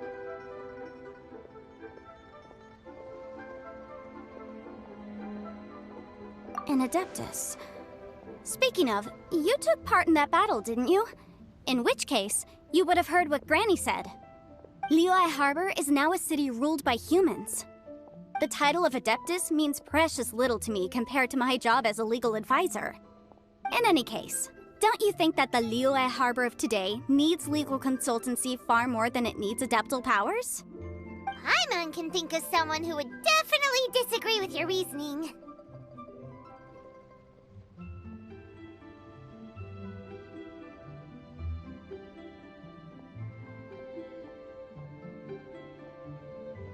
Well, since we got what we came for, it's time to pay Granny a visit. I bet she's been on tenterhooks for a while now. My friend, what can I get? Why'd they have to give me that transfer? Keep up.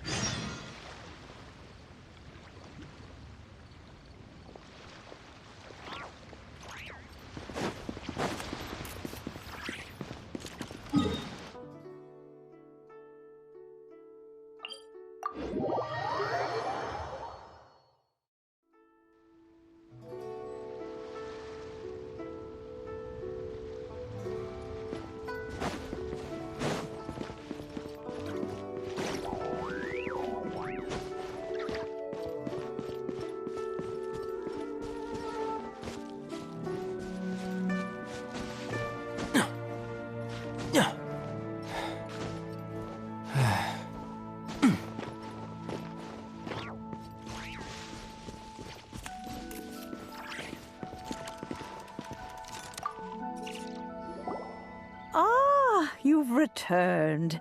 How did it go? Were you able to find the Smaragdus Jadeite?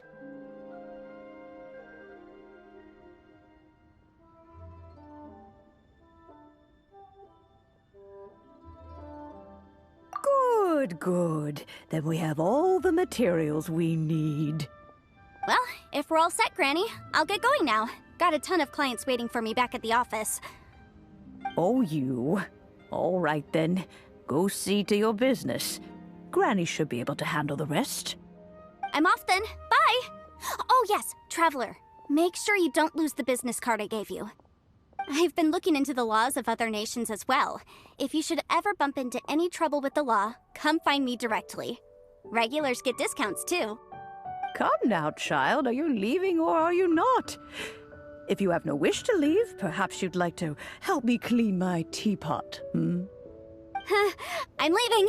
I'm leaving! That child. Goodness knows where she learned to be so rambunctious. Her father was hardly so riotous or fond of talking nonsense back in the day when he stood beside Rex Lapis. Indeed she is. Liyue has changed, and the Adepti must also learn to change. Yanfei might be overly garrulous, but she is also the most intimately acquainted with the city among us all. Liyue is not the same place I once knew.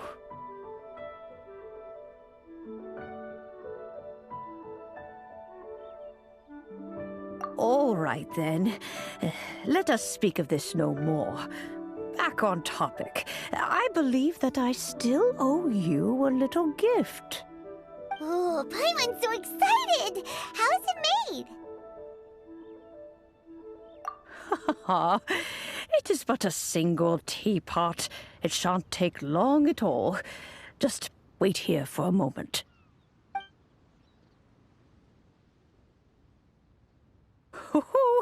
There we go. This Serenity Pot is all yours now. Hold it firmly. If you were to drop it, oh goodness, who knows what might happen. Take these blueprints with you as well. You'll need them if you wish to make your teapot a little more lively inside. Wait a minute, Granny! How exactly are we supposed to use this teapot? Oh, you needn't worry about that. I've already arranged for a certain little helper to await you within this teapot. She will explain everything you need to know about it.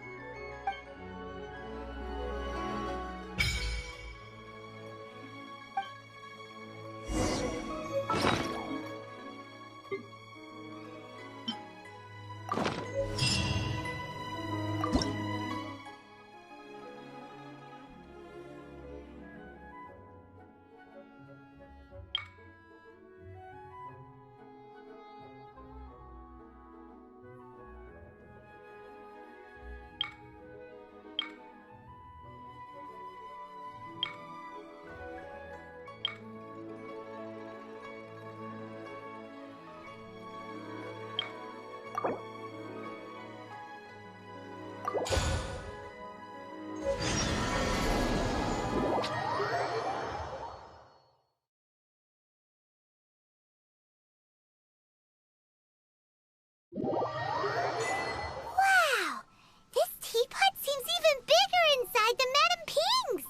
There's even a great big house in the middle, too! Huh. But there's just a whole load of nothing around it. Paimon can't do that! Well, you're the one with the sword anyway. You do it! Still, why is it so empty here apart from that house? Oh, wait a second. What is that?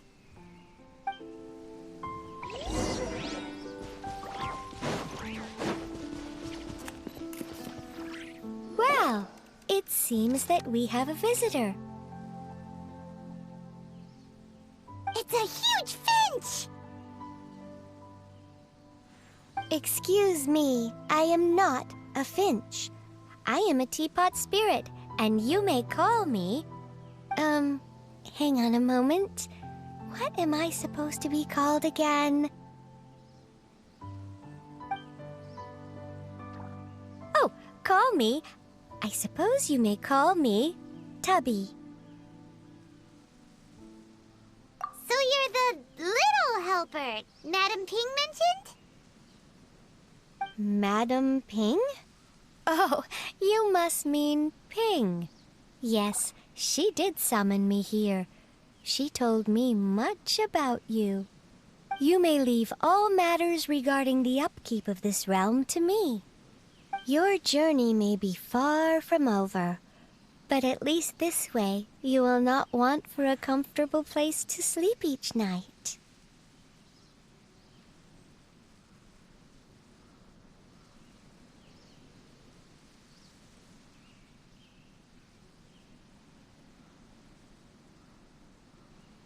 Though it is the Adepti who create realms such as this, they generally do not have the time of day to attend to the banal matter of their maintenance. Thus, we teapot spirits were created to help guard their realms and manage their affairs. You may consider me a butler, if you will. Now, allow me to explain this realm to you. Have you any blueprints on you? Specifically, blueprints with beautiful rooms, chairs, and the like. As long as you have a blueprint, you can refashion this realm however you please. Blueprints? Oh, that's right! Granny handed us some when she gave us the teapot, didn't she? Let's take them out and have a look.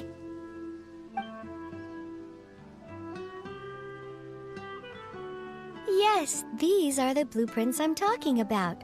Go on, open them up. Just commit the image of the objects to memory and prepare the necessary materials. Then simply release the thought from your mind and the object in the blueprint shall appear within this teapot. Wow! Is that all it takes? Then we could build a whole city inside, couldn't we? I doubt it.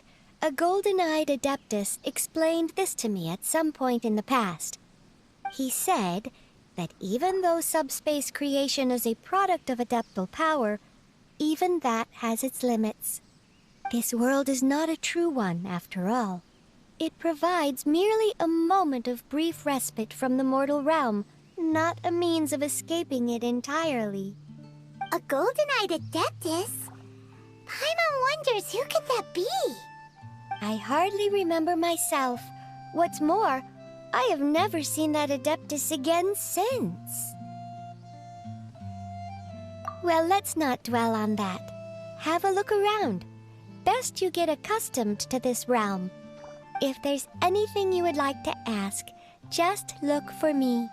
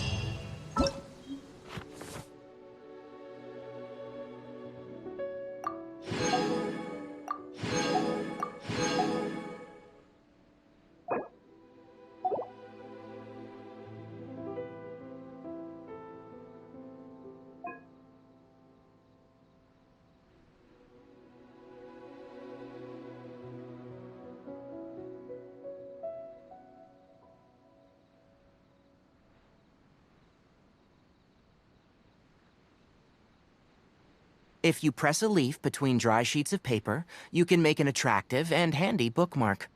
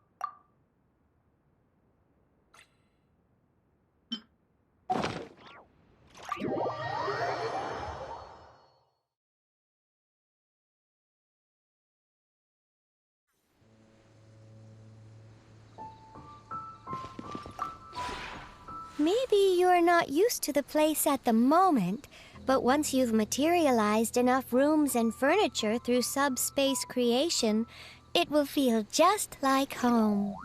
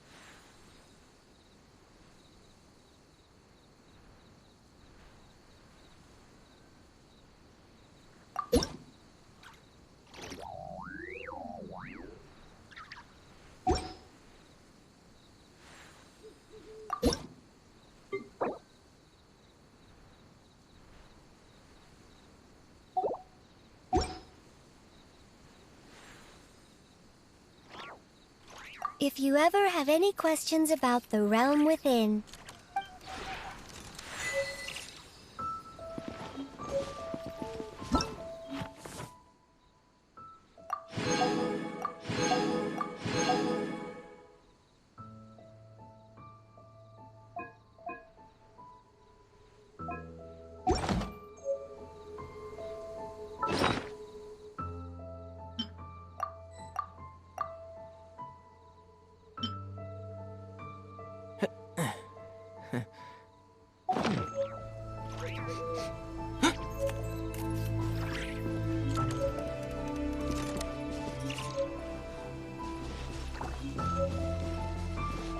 Keep up.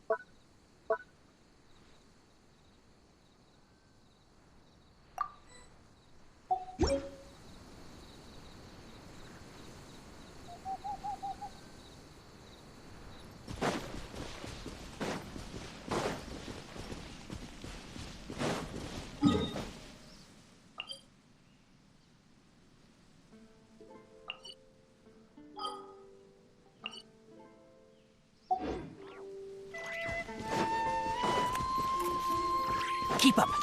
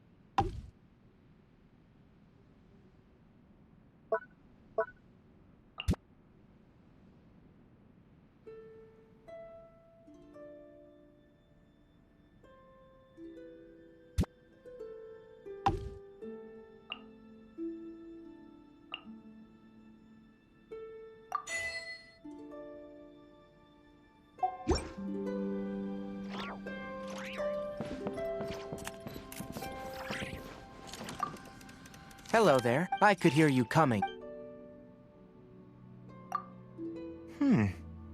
This place has a peaceful environment and a wonderful view. Very pleasant. Perhaps a little too pleasant. Look, I've already mapped out an itinerary of my stay.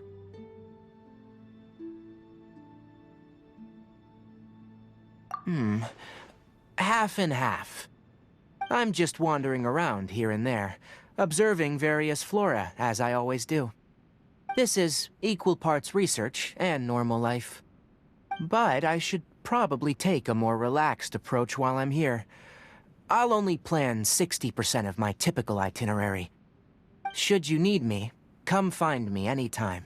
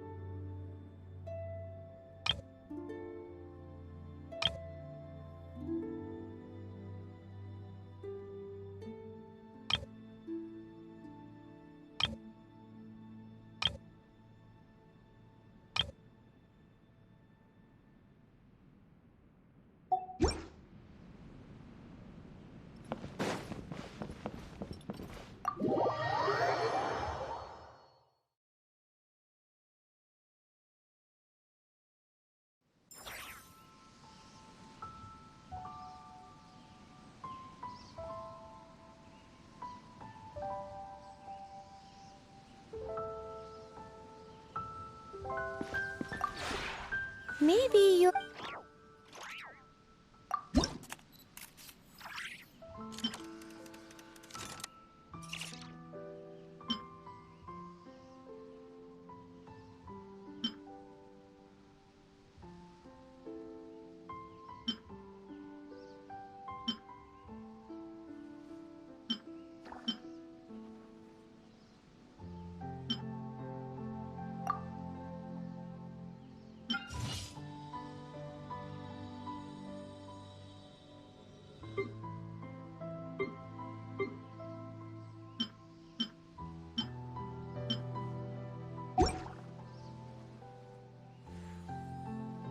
If you ever have any...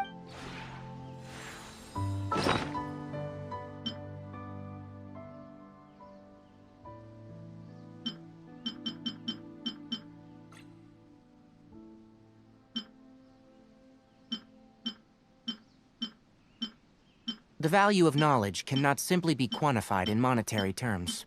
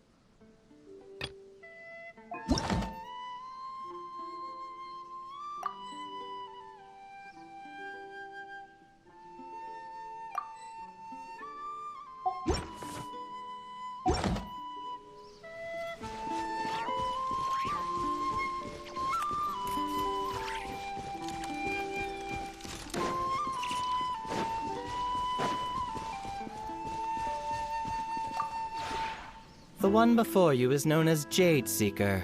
One travels far and wide, seeking naught but to witness all of the treasures this world has to offer. Ah, encounters with fine treasures cannot be forced. This is something that only fate may decide.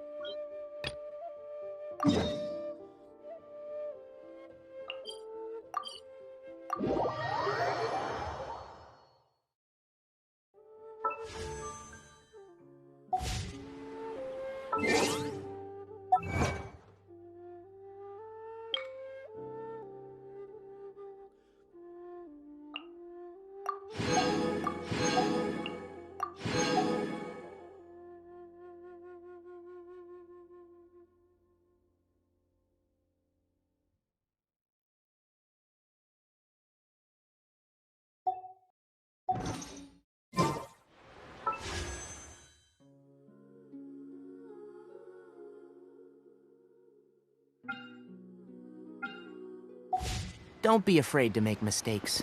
It's all part of the learning process.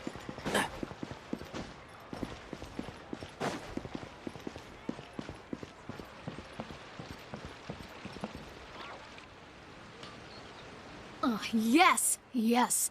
They have the audacity to go after anything! The 7 dragons, gods. No ancient artifact that relates can escape their greedy ambitions. Still, this time is different. Who do they think they are, going after the Abyss Order's treasures? Oh, Traveler, it's you. Huh? Ganyu, what are you doing here with Lan? Do you have a commission you need to post? Hello. We were just discussing the treasure hoarders. Yes. We were just saying how even the audacious treasure hoarders should know better than to mess with the Abyss. It's just too evil. But we recently received intel from the Ministry of Civil Affairs that 2 big-time treasure hoarders in Liyue and Mondstadt are planning some big joint operation. 2 big-time treasure hoarders? Yes. They're known as Big Sis of the South and Raptor of the North. Oh, Raptor! Paimon remembers he tried to run away from Amber in Mondstadt. But who is Big Sis of the South?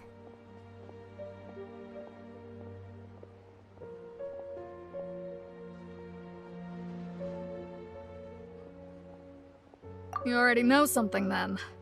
I guess you must have crossed paths with the treasure hoarders many times before. You were correct. She's the head of the treasure hoarders in Liyue. As I understand it, the treasure hoarders all call her boss. Some say that the god of thieves even bestowed a gift upon her for her exploits, making her Big Sis of the gods. But that's probably just a wild rumor. Anyway, the treasure hoarders discovered some previously unexplored ruins that the Abyss Order has been secretly guarding in the shadows. Despite how dangerous that makes it, all the treasure hoarders can think about is what kinds of treasure could be inside. They have already devised a plan. They will send out a decoy to divert the Abyss Order's forces away from the ruins, then send an expert thief inside to steal the treasure. To this end, Big Sis and Raptor have reportedly recruited a certain Grand Thief from Fontaine. Grand Thief? That's quite an impressive sounding title. Oh, indeed. He is an extraordinary individual. The Grand Thief is highly respected in the treasure hoarders, in the same way that we adventurers look up to great adventurers.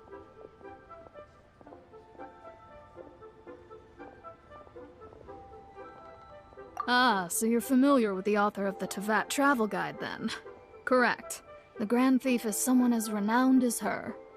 So, despite being relative big-timers in Liyue and Mondstadt, Big Sis and Raptor had to put in a lot of work to convince a thief of his status to come and personally oversee this operation. With the major changes in Liyue recently, the Ministry of Civil Affairs and the Millelith already have their hands full. They don't have any time to investigate rumors about treasure hoarder activity. But anything related to the Abyss makes me feel like there is some unknown danger lurking beneath the surface. So I decided to come to the Adventurers Guild to post a commission.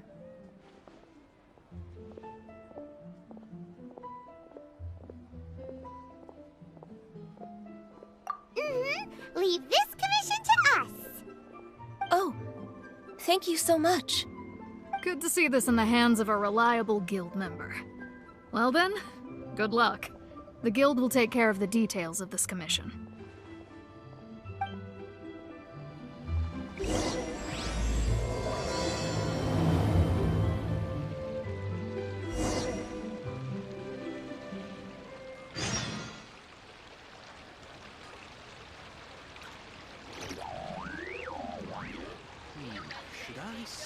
waste money or invest it.